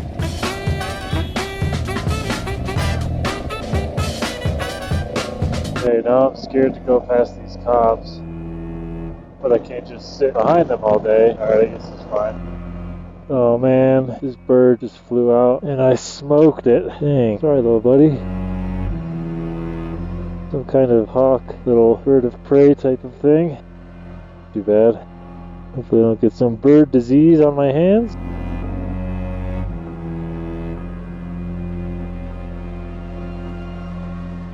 Wow, I passed on the double yellow, and I think they thought it was the other guy or something. I passed on the double yellow, and they immediately waved at us, but then they got the other guy, and I passed the double yellow, and there was a cop on a motorcycle who I saw. I thought I was about to get another freaking bribe ticket. Yeah, that was lucky.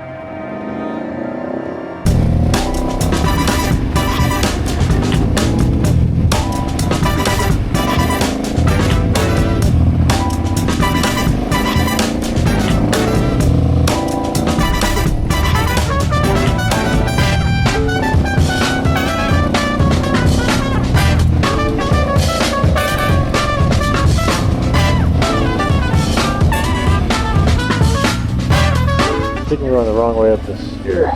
Oh, look at those chickens. All I'm trying to do Junior is Nicaragua. not boil my bike over and find a supermarket so I can buy some food for lunch. And there's so many cars stopped on this market street, possible to go the way Google Maps says because people are just blocking the road. Turn left onto Junior Nicaragua, then your destination will be on the right. It's hot now, cold. Now it's really hot.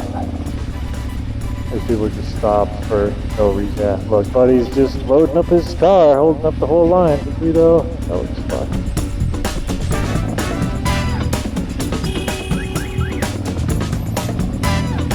How about that?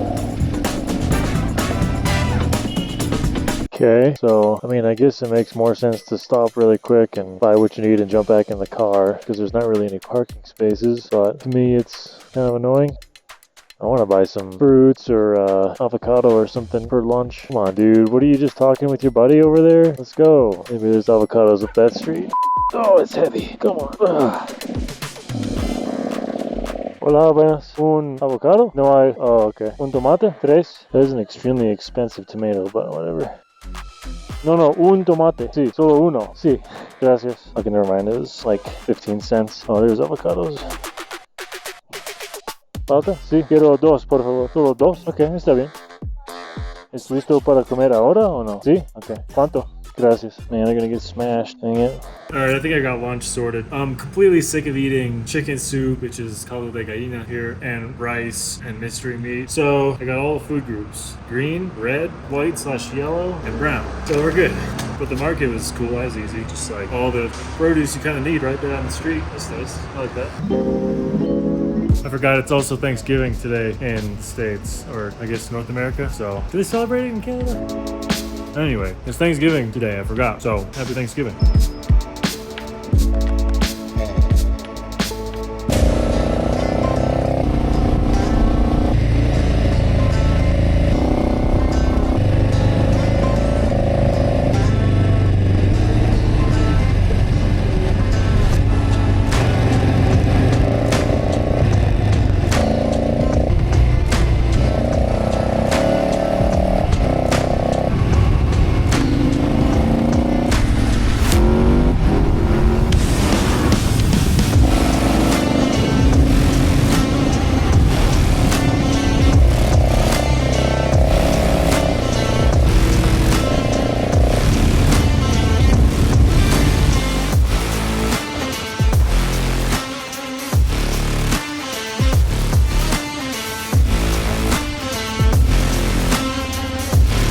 Okay, welcome to Cusco.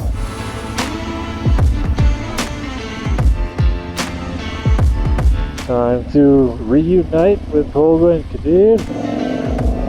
Well, this part of Cusco looks just like any other Peruvian mountain town. Not to be a Debbie Downer, but I was expecting like I don't know, something different. More like artsy-fartsy, touristy looking, old building, rainbow color. Oh, rainbow colors. Anyways, we're here. Well, almost. We're arriving here.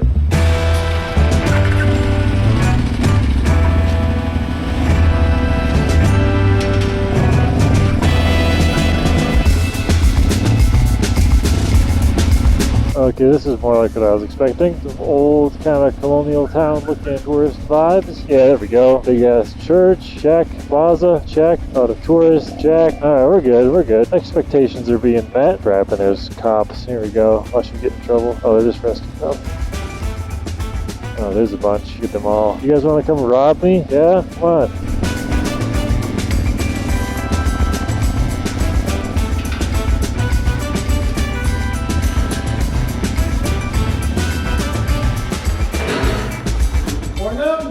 Dude, how's the ride? 4 long days. Tomorrow it gets closer here, more traffic. Yeah. The bit we came here was the most amount of middle fingers from the drivers, for sure. You didn't take the death road of Peru, right? Last night was straight, and whatever the fastest one was. Cool.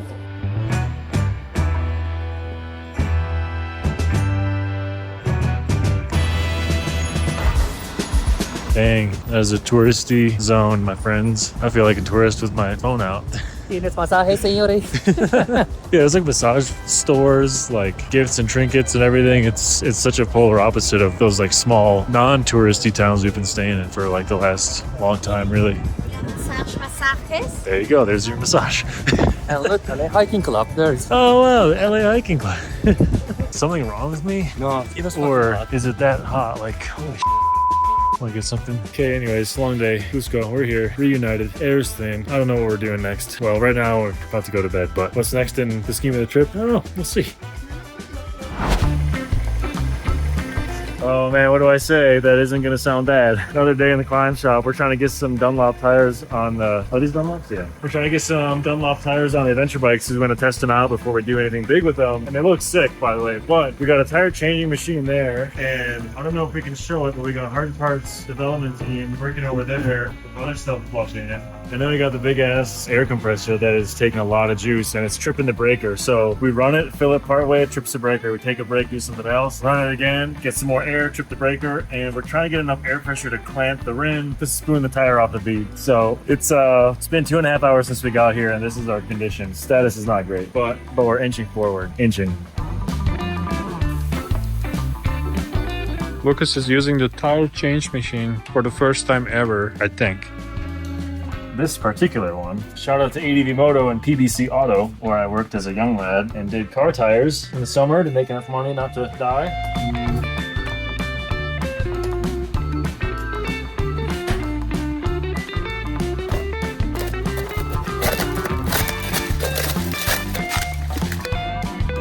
Putting on this new Dunlop Trail Max Raid. There's the Mission over there, actually. New tire. Looks kind of cool, but here's what I noticed. Somebody had covered these spoke nipples with electrical tape, and they're wearing through, and that's actually pretty sharp right there. And what it's doing, where's this? Here it is. It's tearing up little holes. There's a mark somewhere else. There's a couple other marks. Right there. Oh, right there. There's a couple other marks in there, and it's tearing it up, so I'm really glad that we're doing this, because that would have been super obnoxious. First of all, to have to replace the tube, which I'm sure is going to happen a lot, but also to pull it apart and discover this is what's causing that problem, and then not to have enough tape to cover it. So we're doing it now.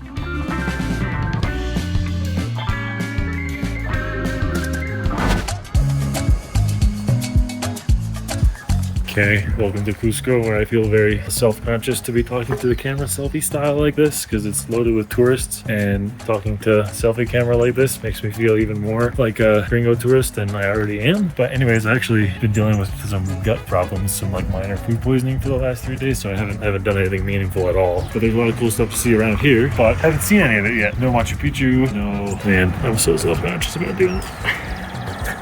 The Machu Picchu is nearby. Well, it's actually a huge hassle to get there. Stay tuned on that. There's little ruins around town to check out. But really, we're just trying to rest here for a couple days. We've been on the move since Lima now for a while, and it's not a bad place to rest and chill out, despite it being high elevation, and the air's thin, so it's like not really restful until you get acclimated. Tolga, why do you want to go to Machu Picchu? Right now. Yeah, why not? Why I want to go? Why don't you want to go now? Let's go. I went there before. No, you didn't. Where's the footage? Prove it. It's just crowded with tourists. So that's why you don't want to go? Yeah, you're not going to be able to really discover it, you know? It's just these selfie-taking, phone, pole, stick kind of people, and that will frustrate me. So, is it like that right now? Yeah, I mean, that's what the YouTube videos say, and like all the train station crowds. Dude, we can just watch these YouTube videos. I don't need to go there. Oh, I know, but you should have done the hike. Yeah, that was my current digestive state. I ate one of those. It's a llama or an alpaca? It's an alpaca. Dude, we don't need to go there. We can just watch the videos. You have to. It's funny, there's no garbage around there. The only place without garbage? I think so. Crazy fast, up to months. Well, we're leaving tomorrow, so I don't think that's gonna happen. We can just go really fast through Bolivia to enter Chile, like set up for December 9th, right? But now we can go faster and be there earlier to be more flexible about shooting in Chile, northern Chile, and some parts of Ruta Coherenta. So regarding this, how early you will be able to send the bike up to Calama. So now the question is, how can we arrange the pickup of the bike from here, from Cusco? Perfect. Okay, talk to you soon. So we're in Cusco. We were supposed to meet our founder, Justin Summers, in Chile, but he cannot make it due to some health, family things that he needs to take care of, so it's fine. And Kadir, our photographer, has a 310 GS we rented from Lima. But in order to cross into Bolivia and Chile with that bike, he needs some special paperwork. We were told that was going to be easy to get that paperwork back in Lima when we rented the bikes, so we contacted them a few days ago about getting this paperwork done, but now it seems it's going to take longer than anticipated. So, but we need to go because we're on really limited amount of time. So now get the 310 GS back to Lima. Kadir flies to Calama and meets us there so we can ride all together and shoot more content along the way down to Santiago. So that's the plan, but we're trying to arrange all these complicated schedules, work for everyone involved. So that's what's happening.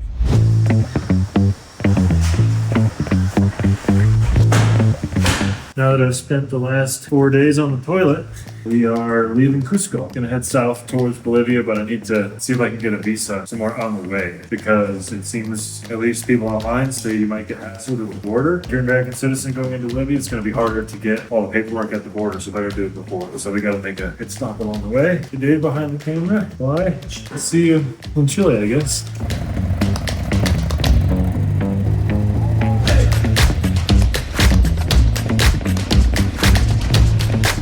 By Cusco and all the tourists, it's really kind of strange to actually be in a touristy town, because most of the places we've been have been completely not touristy. So to see any other gringos around is kind of weird, actually.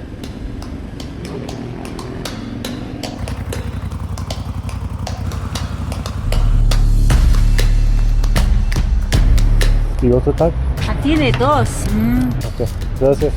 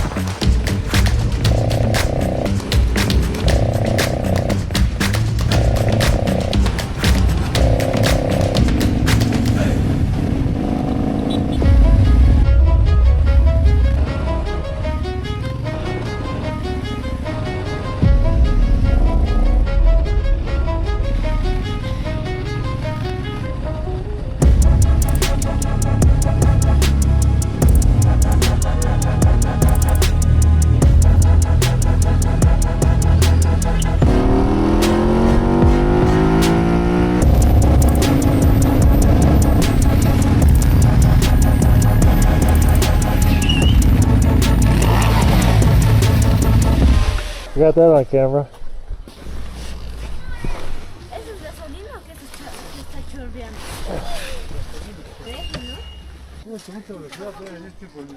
Just this? Oh yeah, I got it on camera. Good. Dang. I mean, it's just a turn signal. Just turn signal? Okay. It's fine. Alright. Velocidad, Pocho, me agarras, yo estoy bien. Por acá, aquel es el camino. You could slow down.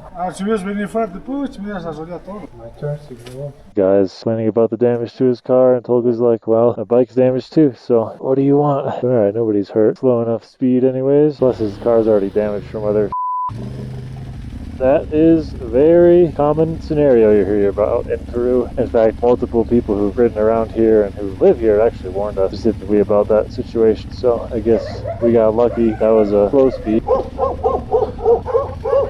How about that?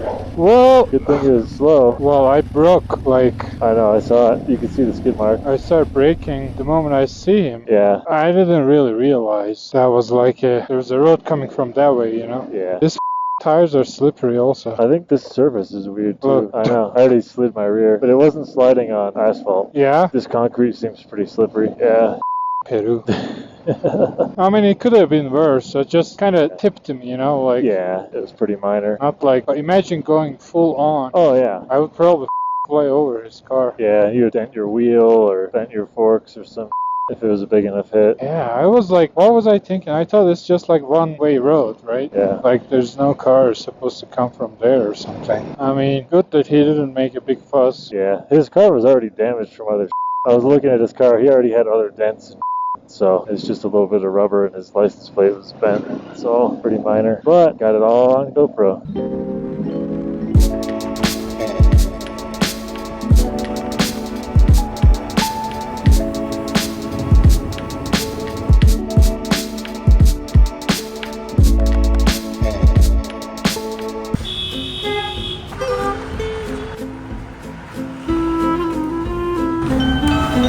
What's up, guys? I'm Dylan. I live in Bend, Oregon. This is Patrick. He does as well. We're here in Puno, Peru at the Bolivian consulate trying to get our Bolivian tourist visa settled. And we need itinerary for every night we're going to be in Bolivia, the booking for the hotels, bank statements showing we have enough money to get in and out of the country. I still don't think I have enough. So here we are. We're 55 minutes in. We'll see how it goes. So we left Bend July 10th for Dead Horse, Alaska. We made it to Dead Horse and back to Bend in about 30 days. And it's the end of November now. So this is 5 months on the road and plan maybe another month or two to Ushuaia, Argentina. We were just riding dirt, like huge, I don't know, 1,000-foot drop-offs on dirt roads. You know, there's that death road in Bolivia. This was just as epic, you know? So how many of those death roads did you ride and how overrated do you think they are? Well, we're gonna go do the one in Bolivia if we get in. Yeah. I can't see it topping this. There was waterfalls and we're riding along the river and caves we're going through. And that's sick. 15,500 feet was the highest we got. Wow. My bike felt like a moped. Yeah.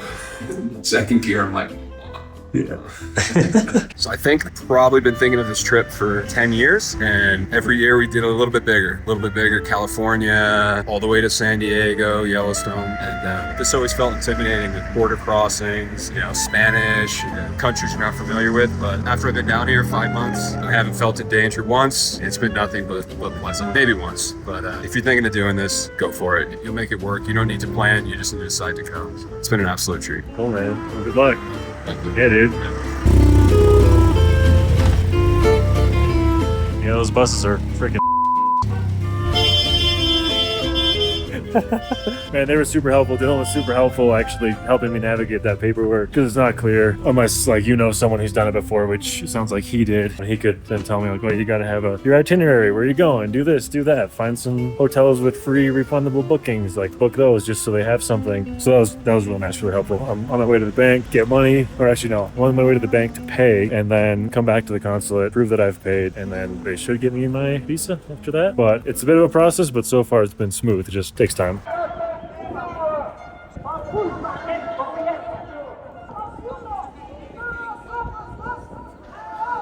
Not sure what's going on over there. Some kind of protest. And actually, they did have some somewhat violent protests a little while ago, not long before we got to Peru. And we saw a bunch of burnt out toll booths in this whole region, like around Cusco also. Should be some footage of that to roll right now if we didn't already see it earlier. But yeah, the toll booths like busted down, broken down, burnt out. So you can imagine what went on there. Okay, I think we're good. I believe we're good.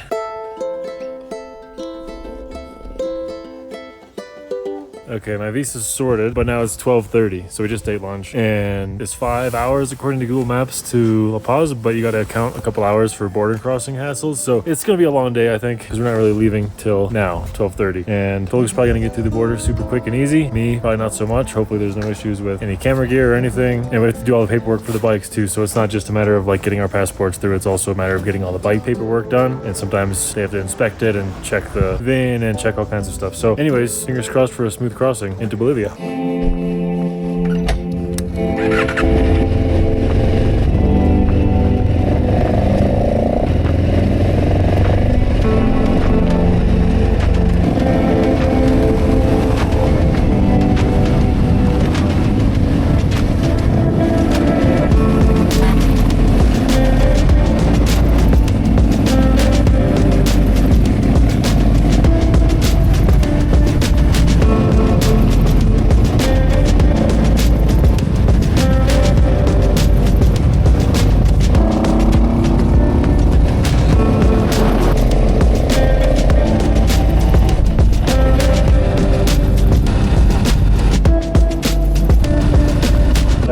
Approaching the Peruvian exit side. Tolga chose a pretty small crossing so that we hopefully don't have to hassle with waiting in a bunch of lines. Is this our guy?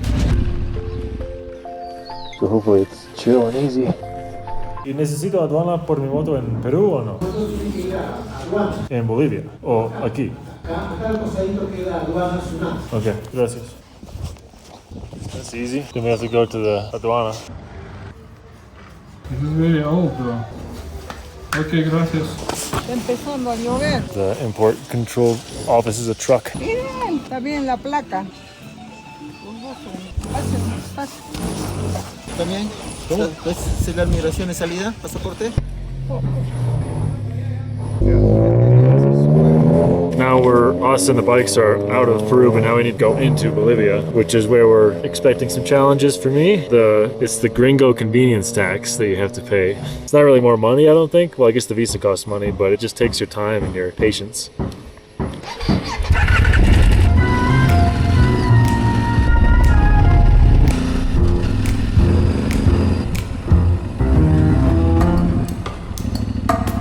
Okay, goodbye Peru, and welcome to Bolivia. Like might be in the way of this gate. 2:49, the timer officially starts for Tolga's border crossing. I missed it because he came out so fast and walked over to the other building. 2 minutes. Just need to check my VIN number. That's it? Yeah, pretty fast. Okay, 14 minutes, 15 maybe, including waiting for another car. But I think she's doing other people's paper also. Oh, okay. 3:10, 6 minutes. Not bad. Didn't get grilled with any questions. The guy just looked up some stuff on the computer, and now we just have to get my bike through. Tolga's bike, I think, is good.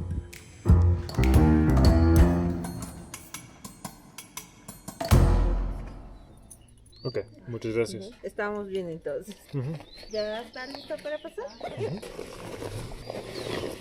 Okay, we're in Bolivia, officially, pretty painlessly. So let's go, let's see what's here. Feels like we've been in Peru for forever, so it almost doesn't feel real, like we're moving into a new country. I mean, you cross an imaginary line, but still, it's different.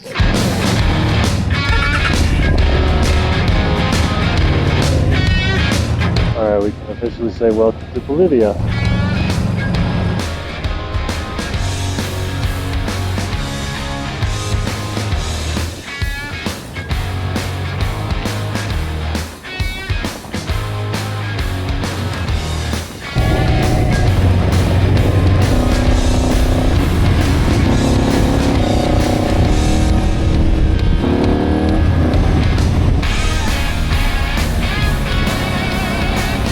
recording because I thought there was a sign for a military checkpoint.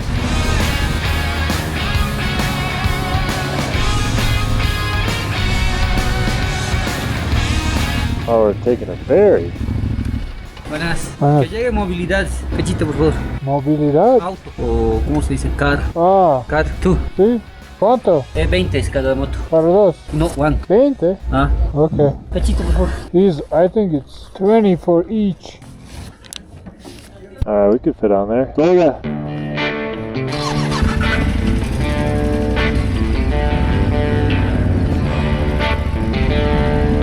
That's one on each side.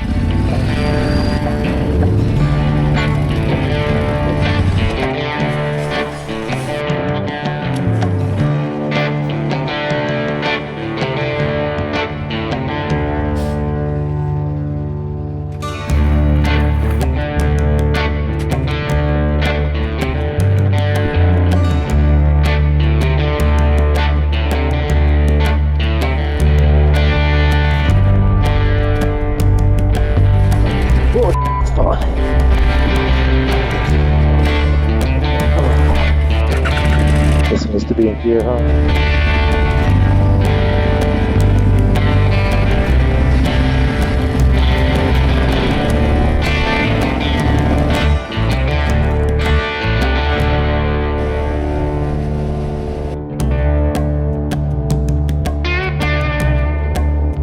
Nice. Good job, Bolivia. Motorcycles are free. That's what we like right there.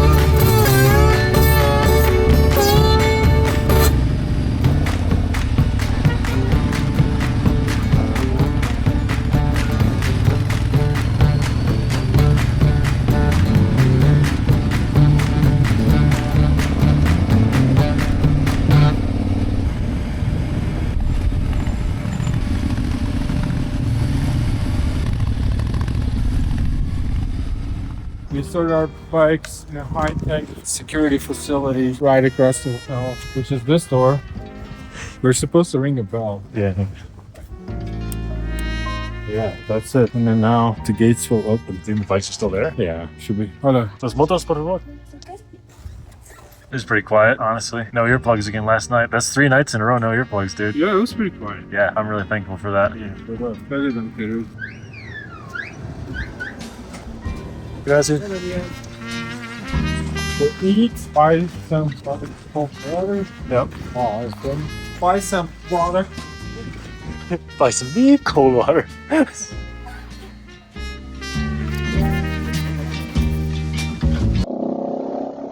just recording this in case Tolga gets pulled over.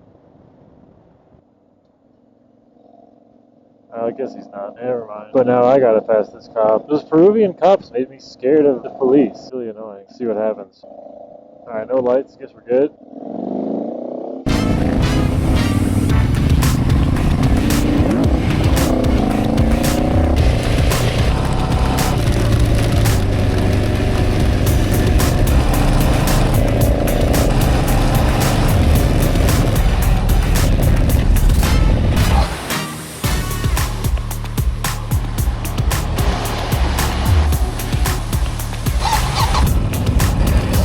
Oh, this hail hurts and it's getting cold. My pause is at like, I think close to 11,000. So I don't think it's gonna warm up because we're above La Paz now, well, south of La Paz, up in elevation, heading towards the salt flat, and that's even higher. So. Oh, the hell! Jeez! Oh, it hurts, and it's cold. There we go. Hopefully we get out of this storm soon. Not exactly comfortable. Cars passing us, bus passing us, not great.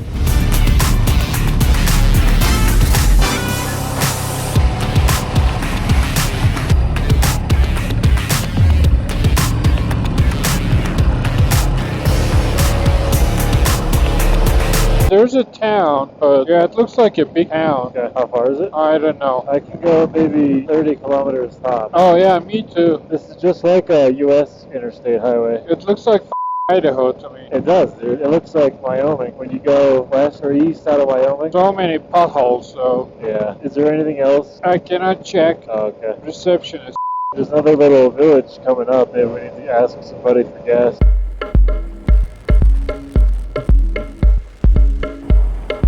We should ask the toll worker where to get gas. Go ahead. Disculpe, señora. ¿Dónde es posible comprar gasolina? Can you turn your back on? ¿Cómo? ¿Cuántos kilómetros? A 10 minutos está. 10 minutos? Okay. Gracias. You said 10 minutes. I mean, we're not going to make it to that town, so we need to either stop here and see if somebody can sell gas, or what? You want to just run out on the side of the road? I don't know. No one's going to help us get gas anyhow. Yeah, especially not if we're on the side of the road. Nobody's going to stop. Let's see, 10 minutos. 7 miles is like 11. No. I mean, it doesn't matter if we are stranded here or... Yeah, that's true. I can maybe make it to that town. I'll get close if it's 7 miles. Let me ride lower RPM. Yeah, so good. Put on my... Whoa! Hey, maybe we'll get struck by lightning too. Yeah? I mean, I don't know. Are we the highest pointed thing? Sometimes. I could go down to those power lines. Should, but it doesn't always do that. 3.4 kilometers. Yeah. If we make it, it's officially going to be the longest time that I've been able to go, or the longest distance I've been able to go on the fuel light. Wow. I've never gone more than 30 miles, and it's at 29.1 right now. Need to turn. Yeah. Okay, there's a sign for a gas station. Ahead, it's going to be there. Jesus Christ. Dude, I got scared. I felt that in my chest. That was a big one, and it was closed. Wow. Wow. No way. Is it closed? Looks like. That's why there's a line of trucks out here. They're waiting for fuel. I think they're filling it up right now. There's the diesel gas here. Maybe they have gas but not diesel. Señor, gasolina. Tell them we'll pay double. Señor, pagamos mucho. No es posible pagar por gasolina. Pagar doble con efectivo. I don't know what he said. Doesn't want to give us fuel. Let's just sit here for a while then. Señor, yo pagar doble. So, ¿cómo? Esta gasolina, ¿eh? Sí? Okay. So there's gas in those people? Oh, they do have buckets over there. Yeah, let's buy there, I guess. Well, why doesn't he want to sell his gas? Is he not allowed to sell to foreigners or what? So they need to do like a paperwork to sell us gas? Oh, really? Yeah, they just don't want to do it. Oh, okay.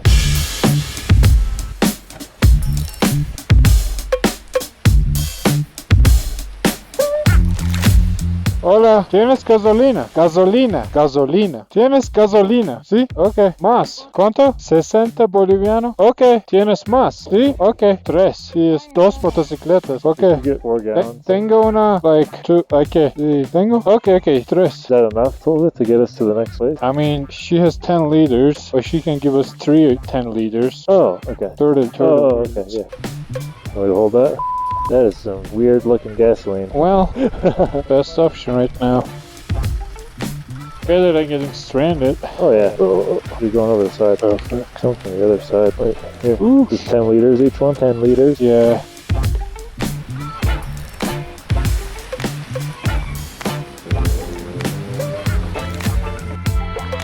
Man, what a hectic entry into La Paz last night. We made a good time, it was fine, but man, it was like crazy crowds, people on this bridge, like weaving between people and cars, and like just chaos, true chaos. So we're making miles today. We're headed south still towards Ciudad de Uyuni. The huge salt flats are pretty famous there, and managed to get gas from this little market, eat some stale bread with a hint of cheese inside of it for lunch, some chocolates, hail today, rain, cold, high elevation, all of it. Well, so we're making progress towards those salt flats, which would be cool. It'd be cool to explore those and kind of see some motorcycling history there. Actually, with I think there might be Dakar routes or something that went through there. I'm not sure.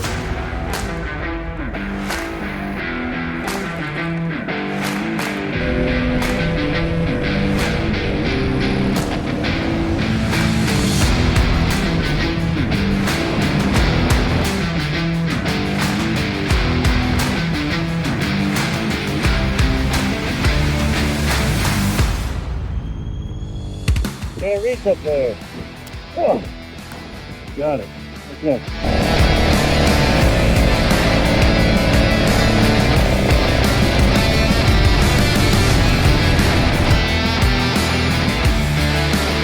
The high, what the hell is that? The high plains of Bolivia, like 12,300 feet right here. And that's like what we've been doing all day long is this elevation is just like kind of flat, high, dry desert type environment next to some hills, some mountains and hills in the distance. It's reminds me a lot of Wyoming and Idaho actually. And it is like desolate out here. We almost ran out of gas earlier today because there's just nothing, like little tiny towns, like some of them like abandoned, like ghost town almost. A couple people hanging around once in a while, like selling stuff at toll booths, but pretty empty otherwise.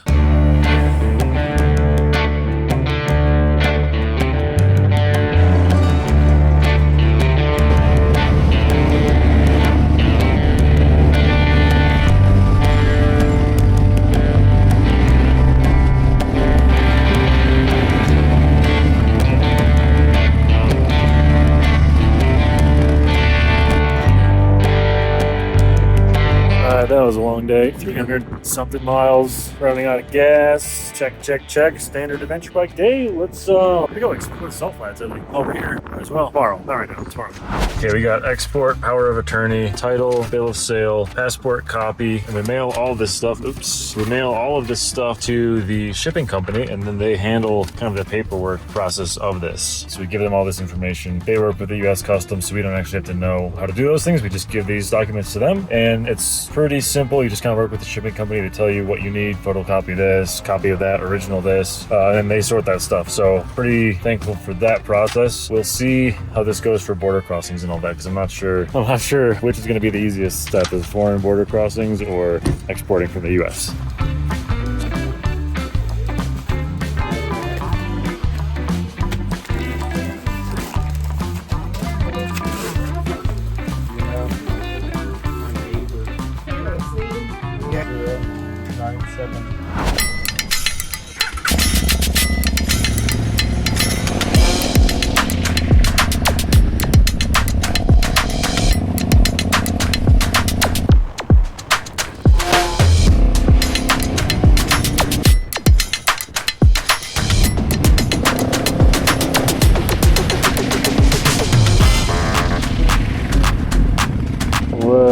This is kind of trippy. I've never been on any salt flats before, or like a lake bed like this. Have I been? I don't know. Wow. Yeah, this is sick.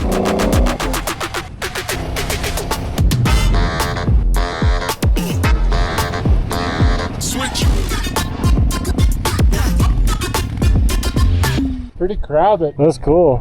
Yeah, dude, freaking sick. I mean, I rode like 50 kilometers and there was nothing. Really? You want to do that?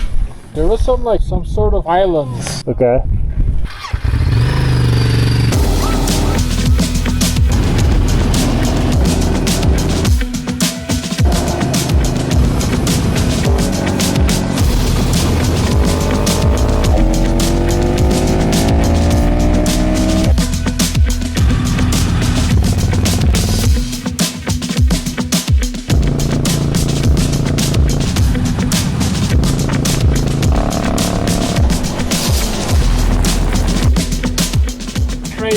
Yeah, that is insane, and it is so bright. Like, there's just nothing, no change in the surface, literally as far as the eye can see. Like, that's a cliche, but it's true right now. Like, holy crap, that is just kidding. And honestly, if you think the earth isn't flat after seeing this, like, what are you even doing? But look at this, it's hard. It's so hard. Like, I thought it would be softer, but the side stands don't even sink in. It's like pavement.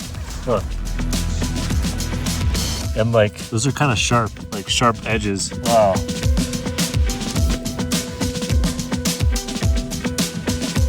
Behind the scenes ride must.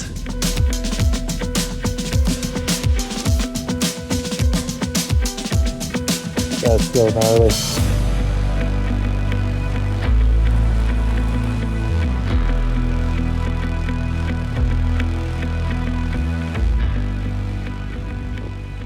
Is that a storm coming? Yeah.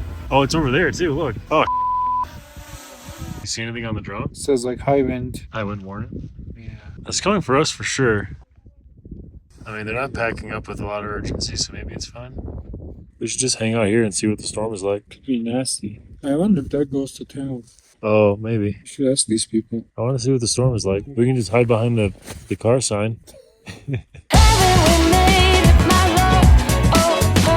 Cars are leaving. There's actually no one there, dude. No, I think it's a dust storm. Oh, that will be fine. It's like a dust storm. Oh, dude, the storm is all the way over there. It's surrounding us. What should we do?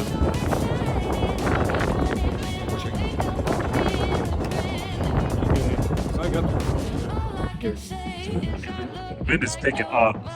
Dang, boys. It's getting faster like by the minute.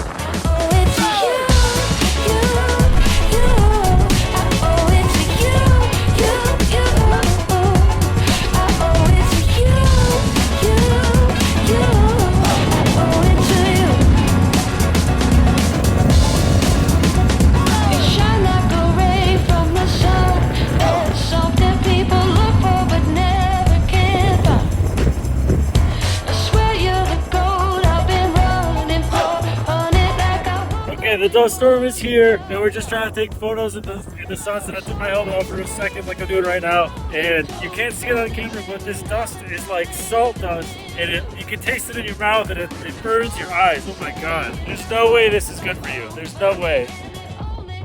Oh man, we're trying to get some sunset shots here. The sandstorm is blowing in and it's all dust. Oh, my eyes are just burning. Oh my god, I can't almost see anything. Wow, that is so painful, brutal. I had my eyes open, shooting the camera, taking photos of Tolga. You can't see it on camera, but there's like a fine dust of salt, and you breathe in and you can taste it. You can taste it in your mouth. Oh. Okay, I think that's enough. That's beautiful though. Wow. But those are some uncomfortable sensations right there. Getting blasted by salt wind. Wow. I think we're calling it. Oh, and the mesh on the goggles isn't fine enough to catch that. So we got goggles on, but it still hits your eyes. So this is why everybody left, like, obviously.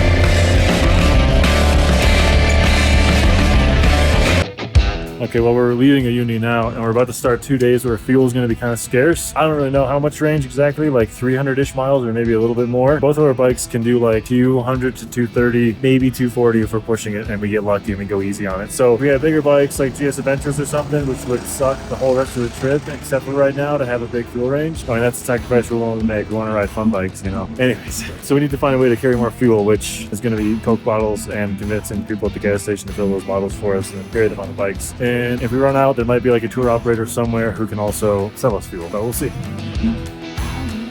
Some off-brand M&Ms, Rocklets. Where are we gonna dump this out? I'll just drink it right now. Maybe we could ask people if they want free cola. Okay, you do it, I'll film it. I mean, we need some sort of like a bathroom. Yeah, it's probably not right to just dump it in the street. Maybe around the gas station. Yeah, we can bring it to the gas station and dump it. This is a good test out. If you had a GS Adventure, you wouldn't have to do this. Look, maybe? No. I think it's gonna fall out. Strap it to your crash bars, dude. You know? Crash and So we're each trying to carry 6 liters of fuel, which will be in the Coke bottles. I mean, it's not for today, it's actually for tomorrow, because today we can probably refill the bike somewhere, and then tomorrow is the day where we might not have fuel anywhere for a long time.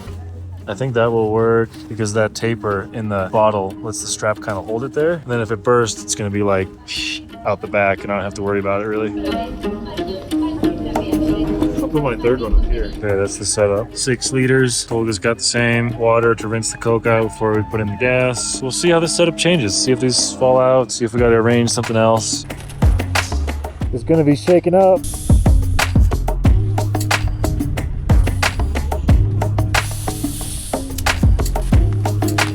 Water to rinse the Coke out.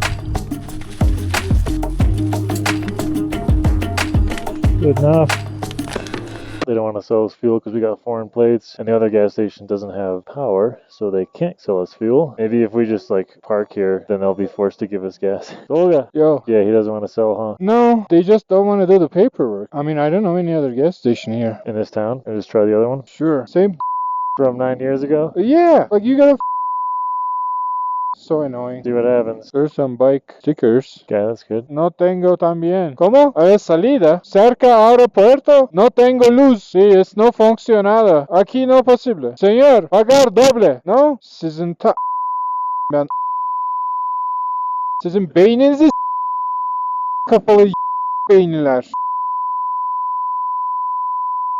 That's pretty annoying. He doesn't even have cameras in there. No reason not to sell his gas. Yeah, I mean, let's go San Cristobal, I guess. Okay, let me put my earplugs in then. Take a piss. Maybe I'll just piss out here.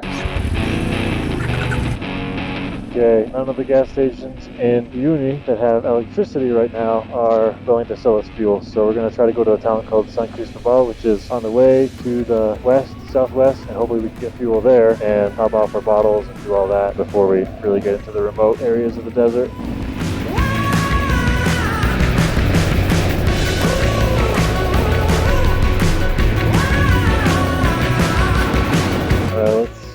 Let's see if we can get gas here. Fingers crossed. This might be the only gas station in town. There's a bunch of traveler stickers on the window. Maybe that's a good sign. Yeah, good. Alright, ADV tip number 98. This is a nylon bag because we're using these plastic bottles, not designed for gas. Gas is thinner than Coca-Cola. You want to put this in between your cap and the bottle, so that's going to help you a better seal so the gas doesn't leak onto your pipe or your motor when you're riding. Pretty good. Good? Yeah, I think so.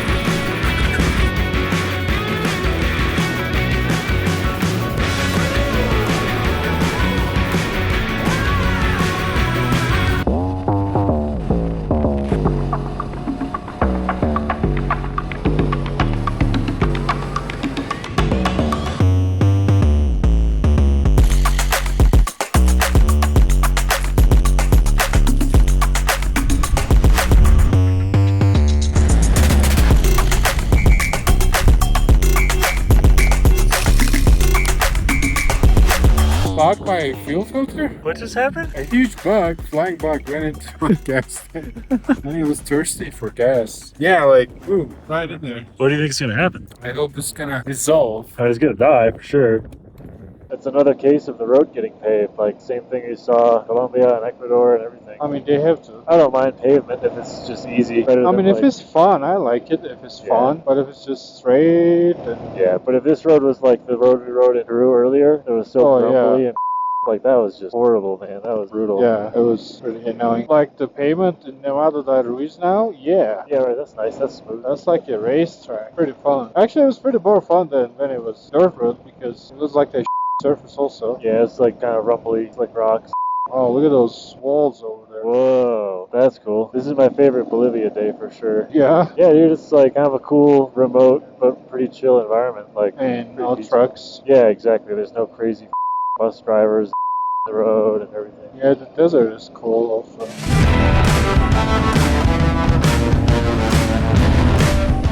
Yes.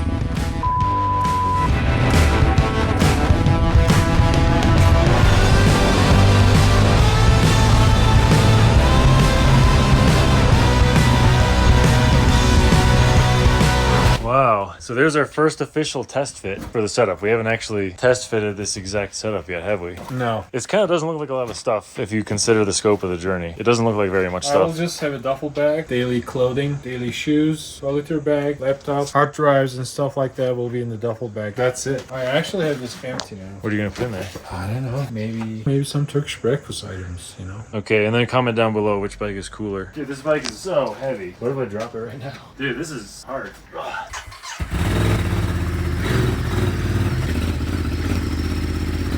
I can be completely off. Okay. Off it. Can you roll forward like 3? There, good. Yeah, you're good there. I can hold it. Here, I'll hold it. So? Yeah, just look at the numbers. I'll hold you. What does it say? Wow. How much? I don't want to say it. Say it. How much? Maybe support it again.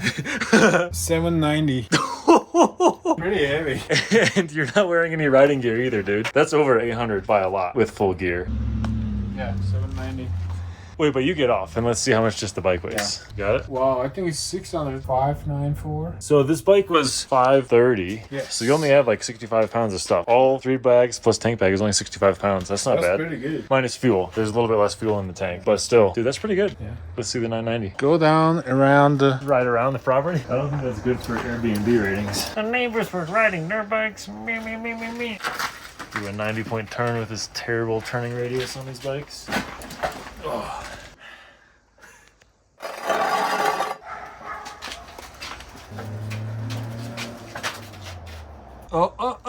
What is it? 585? 585. Mine was what? 590? Yeah, so there's still a 10-pound difference. Yeah. It was 10 pounds, 11 pounds earlier, so that's cool. Get on it though. I'm a little bit lighter than you. Right now, at least. Okay, can you hold it? You got it? Mm-hmm. What is it? 765? Wait, 770. 770. I mean, yeah, we have 15 pounds difference. So. Yeah. Well, it's not much, man. Dude, plus gear, that's 800 pounds. I'm surprised. They're almost the same. 2 liters of water in your backpack or in your jacket, plus whatever you're carrying on the bike, plus snacks. So my gear is lighter than yours then? How? The stuff I'm carrying. What do you mean the gear? Because your bike is lighter. Oh, the luggage. Yeah, the base weight of the luggage is, that's true. But yeah, so there's give and take. But dang. Cool, man. It's pretty heavy. It's heavy, but it doesn't look like a lot of stuff. It's just like 3 bags. Well, imagine doing this on an R1250 GS Adventure. I think it's like 1,000 pounds. I'd rather just drive a car.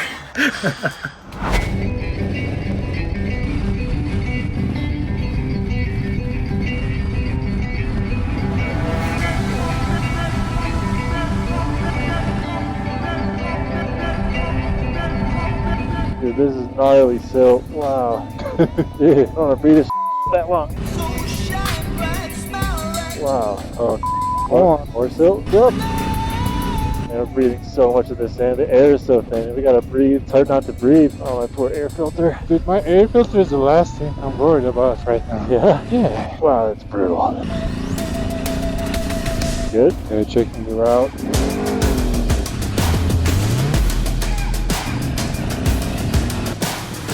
Dang. Wow, that's heavy.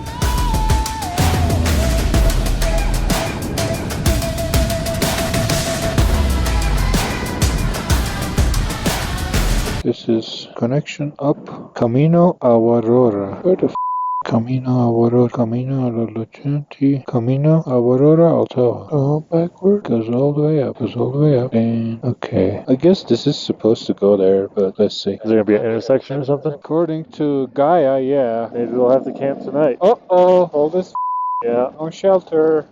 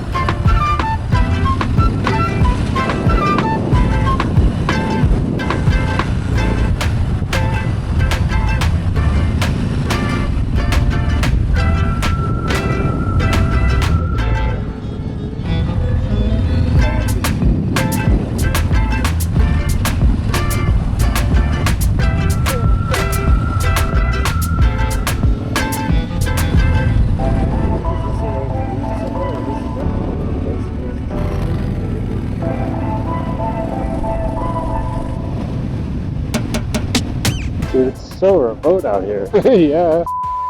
I was glad I wrote this with Duncan. I was like, man, that could go south very easily if you're alone. And Oh, yeah. Yeah, this would be kind of sketch alone. so there must be a road that's being used more. I don't think this is being used. Is there another one over there? Which side, left or right? Left. I don't see I see roads in front of us. Great. Yeah, I mean, we're heading the right direction at least. Yeah, I can't imagine these roads go to anything except that hotel. Like, what the else would they go to? Well, let's hope the location on Google Maps is accurate also. Yeah, that's true. That's the main road. We're good. Hard ADVB. Not many people ride this.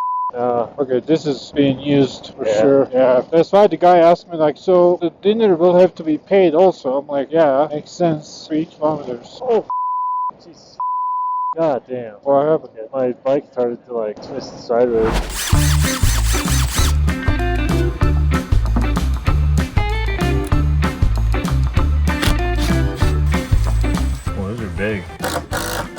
do it in the morning, man. No. All the neighbors will call the cops.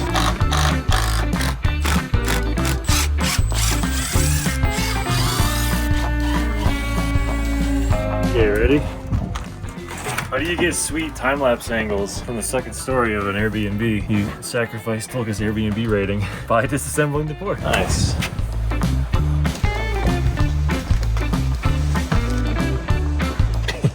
How does it hit the book? But it's very risky. 1080 for time-lapse. Time-lapse. This is time-lapse, man. It changes the perspective a little bit. Yeah. Yeah, so, and this is like the best option. I just remember watching that one bumpy road and whoa, that's cool. So there, yes. Nice. Wow, it's like an oasis, middle of nowhere. What a weird terrain, dude. Like rock and sand and red over there. I'm guessing these are all volcanic lumps or something. I don't know. Maybe. It looks like volcanic, like you see, like yeah, maybe spread. Like the red right there. Yeah, maybe. It's kind of like Utah, southern Utah terrain. That one particular patch. So there's supposed to be flamingos here.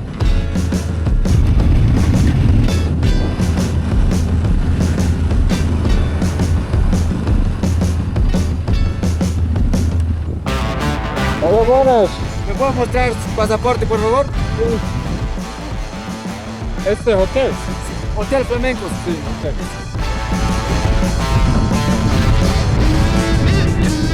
Listo, muchas gracias. Gracias. ¿Es posible una foto? Con la moto. Claro. Lucas.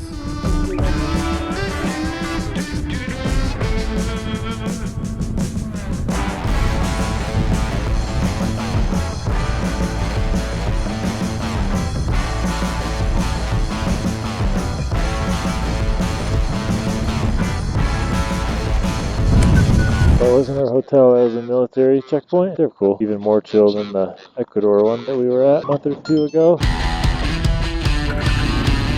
Gracias.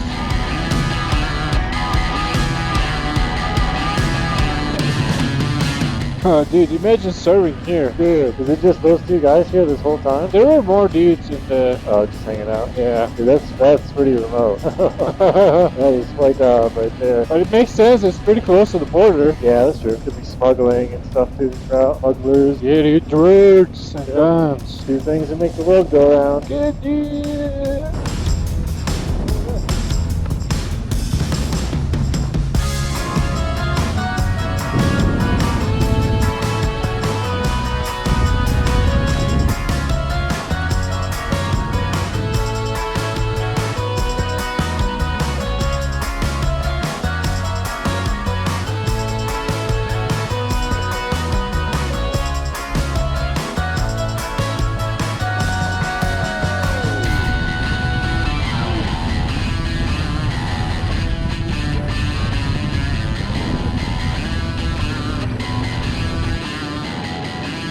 Let's see. Wi-Fi zone. Funny, it's all in English. Guess this is the hotel. Probably.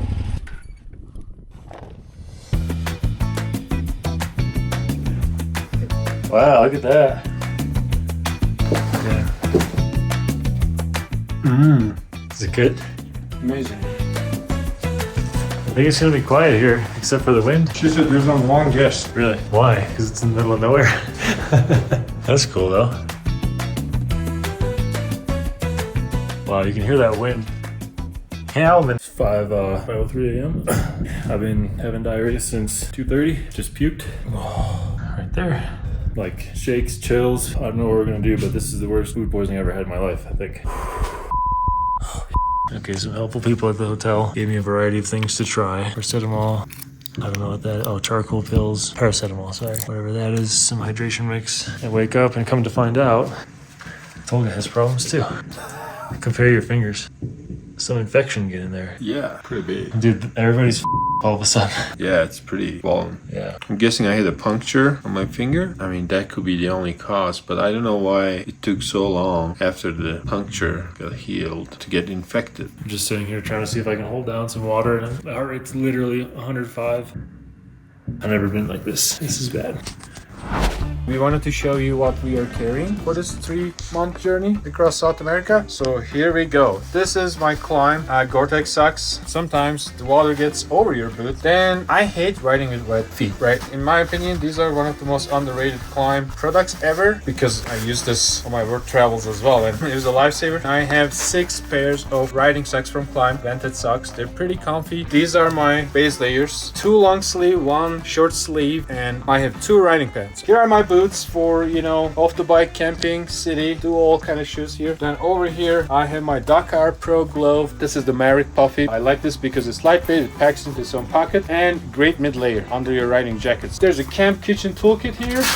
I normally don't carry this kind of stuff for camping, but this trip is very special. Then I have my tent. It's the Big Agnes Tiger Wall UL2 bike pack. It's light, it packs really small, short sticks. I love it, it's great. Then the footprint for the tent here. I have a really lightweight and tiny cutting board. Here's my chain paste. I like the chain paste rather than a chain spray because, again, size matters, right? I have a 4-liter collapsible water storage solution, let's say. There's a towing strap here. This is from my snow bike actually, but look, it's a 990, really old 990. So here's my toolkit for the Ducati. I'm not gonna go through it. I'm sure we will see it in detail at some point later throughout the journey. Spare parts. Here I have some spark plugs, you know, spare oil filter. What else I have? Over here I have my drone controller, mirrorless DSLR, another lens for the camera. Here's my camping knife. I have a really lightweight headlight, and then I have my med kit. This is a very comprehensive first aid kit from my medic. I really like it because it's pretty well organized. You have almost whatever you need. This one I carry somewhere more accessible because there's a quick clot here. If someone has a deep wound or something, we can control those, and some band-aids and some other tools. So again, this is kept somewhere really handy. Here I have my casual clothing, t-shirts, shirts, pants, all that, you know. Here's my sleeping bag. I traveled around the world with this sleeping bag for 4 years. It is 800 fill down. It's pretty lightweight and it's really warm enough to justify the price tag because it's not a cheap sleeping bag, but the size just makes it really well thought for adventure travel on a motorcycle. Here's all my camping, cooking related items. I have a pan, kind of folds the handles. Another collapsible. Here's my Spark, finally. Yeah, I was looking for this all day long yesterday. Cup, the coffee filter to brew my coffee on the campground. And then this is the pot. I really like this one. Again, it's metal here, silicone, and you can just boil water. And a smaller cup here, again, collapsible. All together, and it saves a tremendous amount of space just for cooking. Here's my stove. It's a Dragonfly. I like multiple fuel type of stoves because then I can fill this anywhere in a gas station. This works way better for moto travel, in my opinion. This is a little upshift pouch that I have several types of band-aids, you know, ointments, some quick first aid kind of items, and I carry this one in my tank bag. Then I can reach to it easily and fast. Here's a really important item I always carry. It's a mosquito net. Here's a pillow for camping. Here's my Big Agnes Zoom UL insulated sleeping mat pad. It's a really good one. And that's about it for 3 months of travel through Latin America. Hour number 11.5 update. This is where I've been chilling all day. I took a charcoal pill to see what that does. The pressure is down like below my belly button now. Fever is probably gone. It got like a little hot earlier, but maybe that was just like the weather and the temperature in here. It's probably a mix from the hotel people, which is really fortunate. And I'm gonna try to choke down some dinner here soon. It's 6 right now. Tolga's finger is still swollen, double size. We'll see how the evening and the night goes. Heart rate right now is still 98. It was lower earlier. When I checked it, I just kind of glanced and it was lower. It was like in the mid 80s, but we'll see what keeps happening.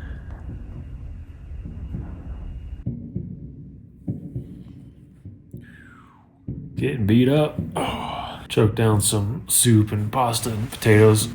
And we're for sure reevaluating the route tomorrow. The plan was going to be to go from here south past some cool lakes and then hit a small border crossing into Chile and maybe camp somewhere along the way, maybe find a hostel or something. Take 1 or 2 days, we don't really know, to get to San Pedro de Atacama. We're going to meet back up with the photographer as you saw us talk about in Cusco a few days ago. But now in this condition, that's not going to happen for sure. This gnarly silt beds and sand and all that. So we're going to split back north the way we came and then take a bigger border crossing into Chile and see how that goes. Tomorrow I'll get to Calamar somewhere, and if I'm still jacked up, find a clinic or something for an IV. And same thing for Tolga's finger, get that checked so it doesn't become something more serious. So no plan change, not remotely as cool, but it's what we kind of have to do at this point. There's literally nothing around here, like military checkpoint, this hotel, and like another kind of vacation hotel somewhere further down the road. We might as well just toughen it up and push through that tomorrow, but probably won't be fun if I feel like I do right now.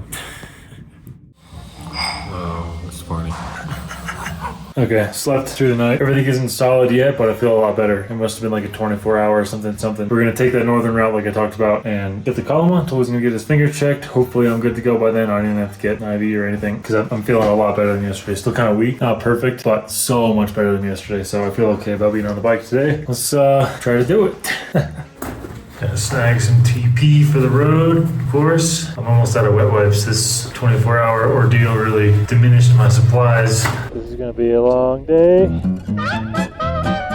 Although I am pretty amazed how good I feel compared to yesterday. Yesterday, I could literally barely walk to the bathroom or the kitchen of the hotel without needing to take a break. It was brutal, and I'm still like a little weak. Like carrying my bags to the bike was exhausting, but we'll just take it easy today. What is that white thing over? The white on the lake? Yeah. Maybe it's salt or something, some kind of minerals. Must be. Because the hotel had some kind of like salt balls or something on bikeway. So annoying. Your hand? Yeah, I don't have a good grip, you know? Yeah. On my right hand. Yeah, and the vibration probably hurts too. Yeah, so I think we kept going this way, yeah, rather than going back. Okay. It should take us to the main road. Oh, like a shortcut? Like a shortcut slash, I think people are using, I saw lines on the satellite view. Okay. Are these the same guys as before, or are these different? Yeah. Honest.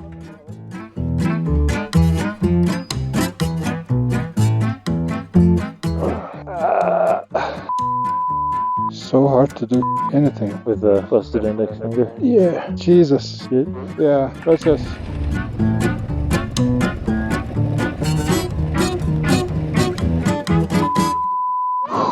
Yeah, dude, if you want to do a good photo shoot around here, I think it wouldn't be stupid to rent one of these guys with fuel and carry the heavy for you. Yeah, that's true. Yeah, dude, it feels like the front wheel only has like 30% steering capabilities. Huh, for the whole me? bike? No, for me. I'm sure for you too, because the bike just gets pushed around. Oh. You know, like you turn it and it doesn't do what it's supposed to do. Oh, yeah, because it's so heavy. Yeah. On the rear. Yeah. Dude, next time I'm doing anything like this, camping gear. Yeah, I agree. My mind has changed. It's just not necessary. Which these things are all gonna go in the tail bag, on the duffel bag on the back. Computer, I'm gonna bring a smaller one, but I got my computer, obviously still have to keep working. Toiletries and hygiene. This is all my like shorts, mid-layer, like regular daily pants. So this is all like kind of a bulky bag here, but I'm not gonna have to use it too much. And then I have half of my regular clothes. That means riding socks, daily socks, underwear, Teton wool daily shirts, which I'll also use for riding. Half of it is in here, and then the other half is in another bag over there. So the idea is going to be I can kind of live out of this duffel bag and then have the rest of my clothes stored somewhere else. So all these things right here are all going to go in here, as well as stowaway pro jacket, rain jacket if we're camping or doing something else, going around town in the rain. I want to have that also in easy access. And then KLIM Maverick down jacket. This is super handy just to wear like daily. And one of my panniers is going to be all of kind of the miscellaneous things. So that means Badlands Gore-Tex long gloves down there, some kind of low profile advertised as waterproof boots.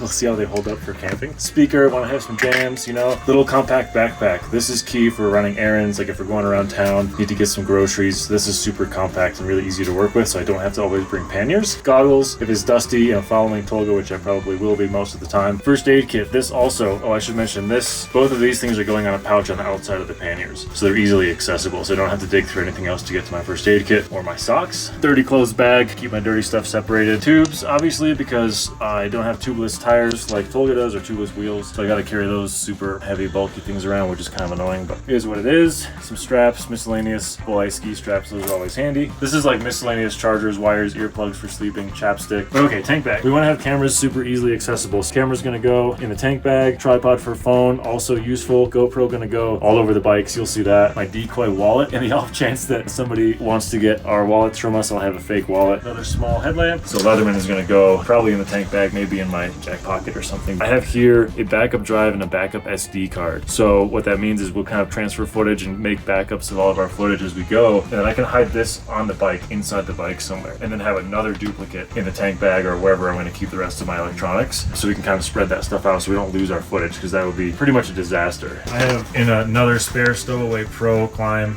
waterproof bag, which comes with the jackets, my pump, my Trail Tech tire pump, and a tow strap so that when the bike breaks down, Tolga can tow me to civilization. Fuel bottle for the stove, like Tolga mentioned, we're using the same stove so we can kind of consolidate parts. This is air filter oil. I'm not going to use this when we're camping probably, but I have my Sea to Summit pillow right here. This thing is awesome. Packs down super small and it's really comfortable. Sleeping pad, tent. The key thing here is this is a bike backing tent, so they make the poles super short. So that means it fits really well inside your pannier. Like if you have a traditional tent, the poles are long and they get kind of awkward. A little quick drying towel, takes up no space and it could be really useful. Cook system, pretty much same setup as Tolga has right there. And then right here in the KLIM tool pack, I have my tool kit. We'll go through our toolkits later. That might be an interesting thing to look at, what we've got for our tools. And then spare parts. This is like electrical tape, electrical components, bolts, nuts, washers, all kinds of random stuff that might be useful. So, oh yeah, of course, my Birkenstocks. These are like Birken Crocs. They're Birkenstocks, but they're foam, so they're super light. I think this is pretty much it. So if you guys have any other questions about what we're bringing, what we're not bringing, let us know in the comments. We'll be happy to answer. Also, what we stopped using, what we sent back, or what we wish we had, because I'm sure that's going to pop up too. We're like, oh, John, please bring us things when you come visit us. So, this is brutal. Oh. Our shocks are going to be blown through. Oh, we're about a quarter of the way through To the border? Or I think so. It's like 40 miles. Yeah, we came 10 miles. How much? 10? Yeah, we did 10 miles. Wow, it was like 100 kilometers. Oh. I mean, we're close to the quote-unquote main road. Oh, yeah? That should be smoother then. Well, we'll see. Okay, here's our border crossing. So where's the immigration? I guess right there.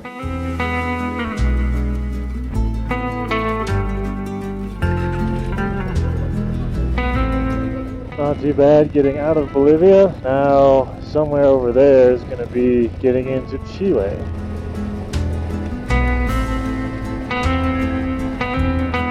Okay, where's the immigration office? Is that it? ¿Migraciones? Hiciste policía internacional. Oh, primero aquí. Hacer el ingreso. Ok. Policía y luego entras acá al galpón. Ok.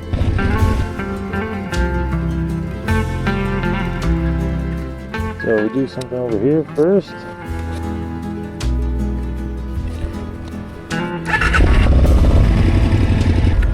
Hola. Where are you from?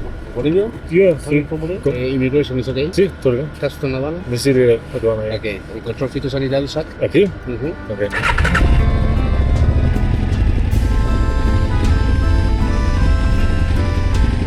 I don't know what I'm doing exactly. I don't know if I'm supposed to go in this shed or just to the customs office.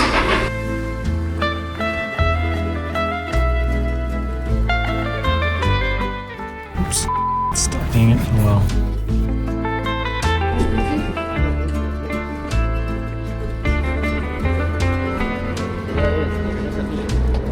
Okay, I think that's everything. ¿Todo bien, señor? Sí, todo bien. Okay, gracias. Yeah, we're good. ¿Qué cilindrada tienen? CC. 1000. 1000. Super. ¿Cuál es más rápido? Por ahí, ¿Sí? ¿Más rápido es? Sí, es más rápido. Un poquito más rápido. Más.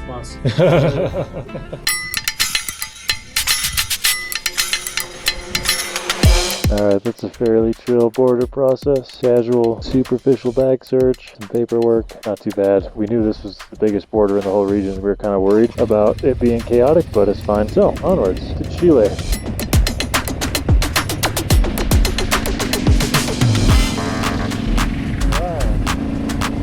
Oh man, this silt sucks. Possible we have too much weight on the bikes. Handling like silt, pretty stressful.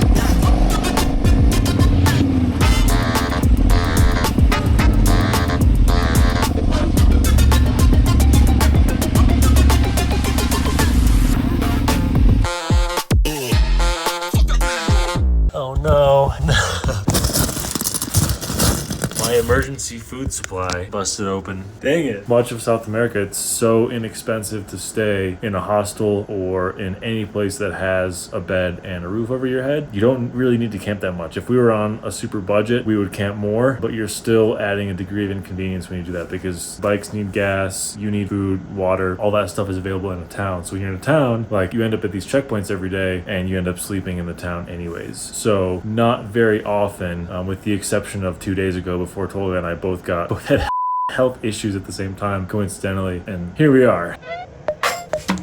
How's your finger? Better. Less pain today. Wow. This really stabbed it? Yeah, over here. Dang. Poked it. Jeez. But less pain today, so I think the medicine is... Did they give you antibiotics? Or are you just taking what you had? Wow, it's like a pharmacy in here. But I think in 2 days, I'll be able to operate my front brake better. Good. Dude, I'm still kind of like weak a little bit. Yeah? Yeah. Heart rate is lower than it was. It's higher than it should be. Like it's above normal, but it's getting lower. I didn't have too much appetite this morning. And I'm sad we couldn't go here. Oh, is that the hand rock? Yeah, the Salvador Dali. Yeah. That's what they were telling us. I mean, technically, we could still go in and back. I'll go around the south side and go back up? Yeah, and then back the same day. But a lot of paperwork again. Oh, man.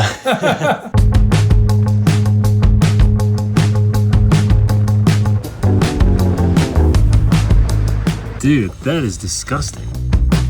I think I need a bigger cut there. Okay. Seriously. Wow. Because it's a tiny little hole, you see? Yeah. So it's taking forever. But if I had a big cut over there, I think it would make life easier. No, he's a doctor. So, but I need to sterilize. Use the lighter to burn your Leatherman blade to like burn the disease off of it. That's only in the movies, man. No, it's not. Yes, it is.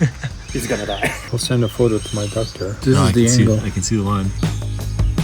I'm telling you, I need a bigger hole. Yeah. But maybe the pharmacy has like a blade. Ew.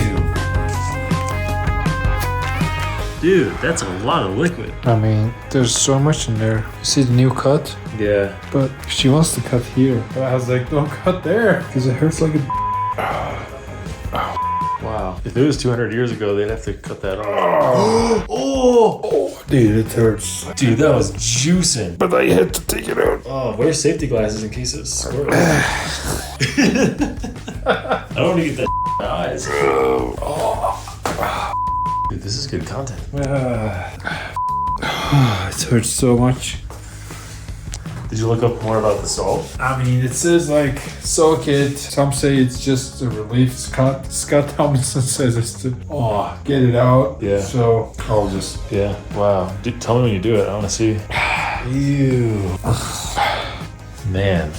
Like, to cut the other side of it? Yeah. How many days do you think till you'll be good? I don't know, man. It's 4 days. Is that salt water? Yes.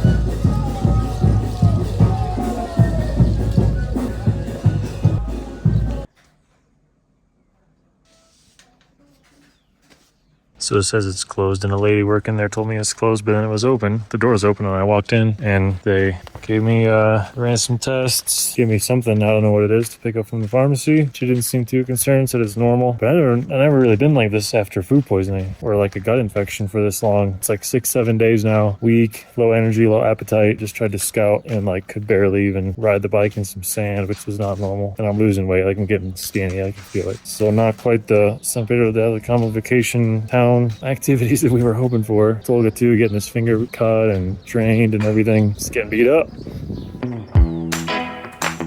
Good news is like the skin is dead, so it's the incision is bigger and there's no pus anymore in there. Yeah, like just pus. But I think the skin is dead. The white part is dead. So dude, that looks pretty bad. No, I think it's better now. Really? Yeah. Okay. So we got everything that we brought with us on this trip here spread out across the hotel room. And we're gonna go through and see what we actually used, or I should say what I actually used on this trip and what I didn't use, and kind of what I wish I would have brought, what I didn't need to bring, and so forth. So let's see. This is about 8,000 miles through 2/3 of South America on an adventure bike, unsupported. Just me and Tolga and whoever's with us at various points throughout the journey. Let's check this out. Okay, if you see how we talk about everything we're bringing at the beginning, a couple things changed. One is added a hat to the mix. Didn't realize how cold it was going to get up high, and the hat can be useful. Is it used often? No, it's used pretty rarely, but doesn't take up too much space and it's useful. Collapsible backpack is super key. This thing is awesome. Clothes wise, 6 shirts, 3 long sleeve 3 short sleeve, 6 underwears, 2 or 3 casual socks. We'll talk about riding socks and stuff in a second. That all works great. Neck sock, can't live without it. Shorts. I accidentally brought 2 shorts.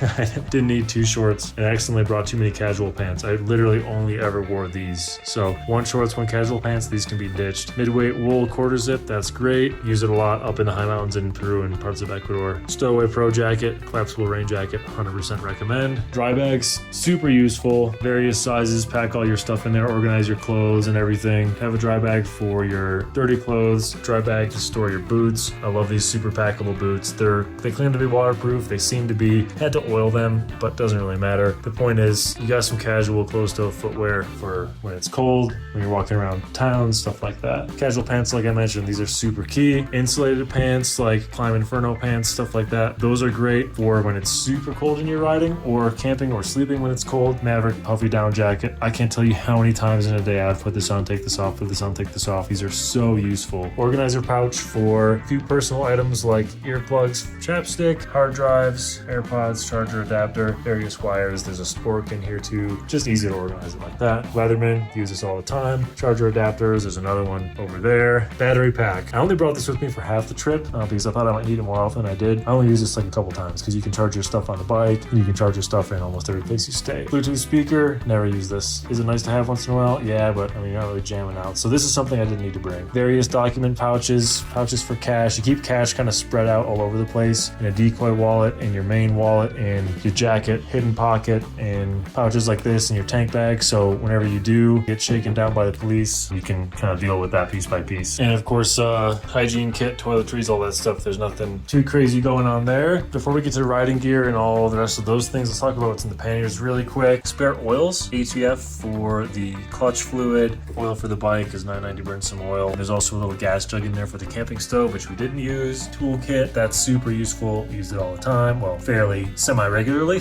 let's say. Inner tubes, there's 2 inner tubes in here, a standard thickness front and rear. There's the heavy duties in the bike right now. In here, first aid kit, which is that, and Gore-Tex socks. Used these a couple times in Colombia, even though my boots claimed to be waterproof. No, they weren't Climb Adventure boots, but they claimed to be waterproof. They weren't 100% perfect. So once in a while, the Climb Gore-Tex socks were super useful. Of course, the Balance Gore-Tex long glove, insulated, waterproof. When it's super, super, super gnarly, you use these. It's not often. Would I have survived without them? Yes. Was I more comfortable like the 1 or 2 times I wore these? Yes. So it's kind of up to you if you want to bring the extra weight. Sun hat, this is the canteen hat. I would also bring, instead of this, the Gore-Tex hat, because if you're going to bring a hat, it might as well be waterproof also, but this was super useful. Sleeping bag, this was used more than all the other camping gear because this is useful if you're in like a weird buggy hotel or some sort of other situation where you want to have a cozy night's sleep. 4 -1.0 aggressor pants and 6 pairs of vented socks. That number ended up being pretty much perfect. It kind of lines up with the rest of your clothes. Do you end up re-wearing these? Yes. First aid kit, like I mentioned, didn't actually dig into this at all, luckily. I mean, the trip's not over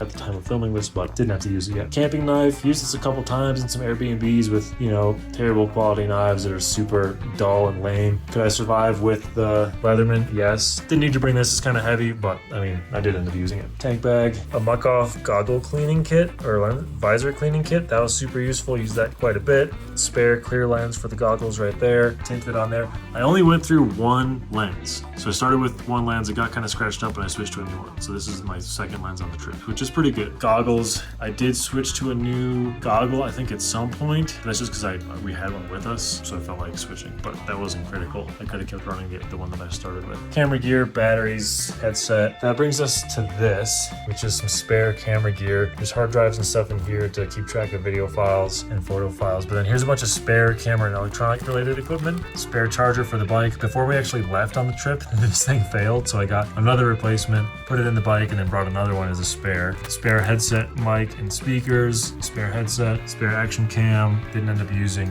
any of those components. Spare mounts for various action cam setups. So, helmet, obviously, this isn't out yet, so we can't talk about it, but it worked. I think I only washed the pads once, and I mean, everything still works. Well, actually, you know what? We're not going to go over any details at all, so scratch that. Badlands Pro A3 jacket, super vented, lots of pockets. Is it a little bit heavy? Yes.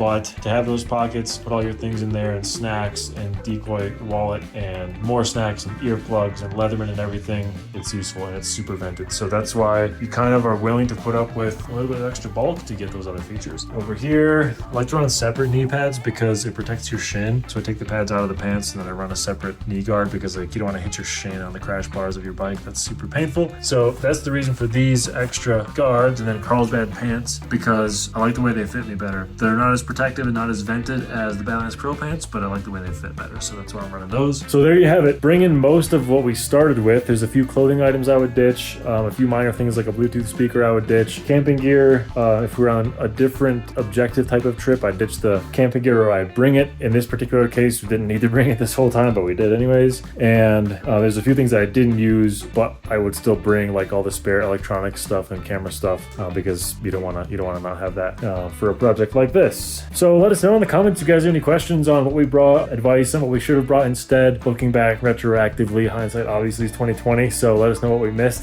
in case I'm not already aware of it. But also please ask us questions in the comments. We'll be happy to answer or happy to suggest things or help you guys out if you're ever looking to do a journey like this or anything similar anywhere in the world, really. Not that we're experts, but we can at least share some information based on our experience to help you make some decisions. Let us know. We'd like to hear from you.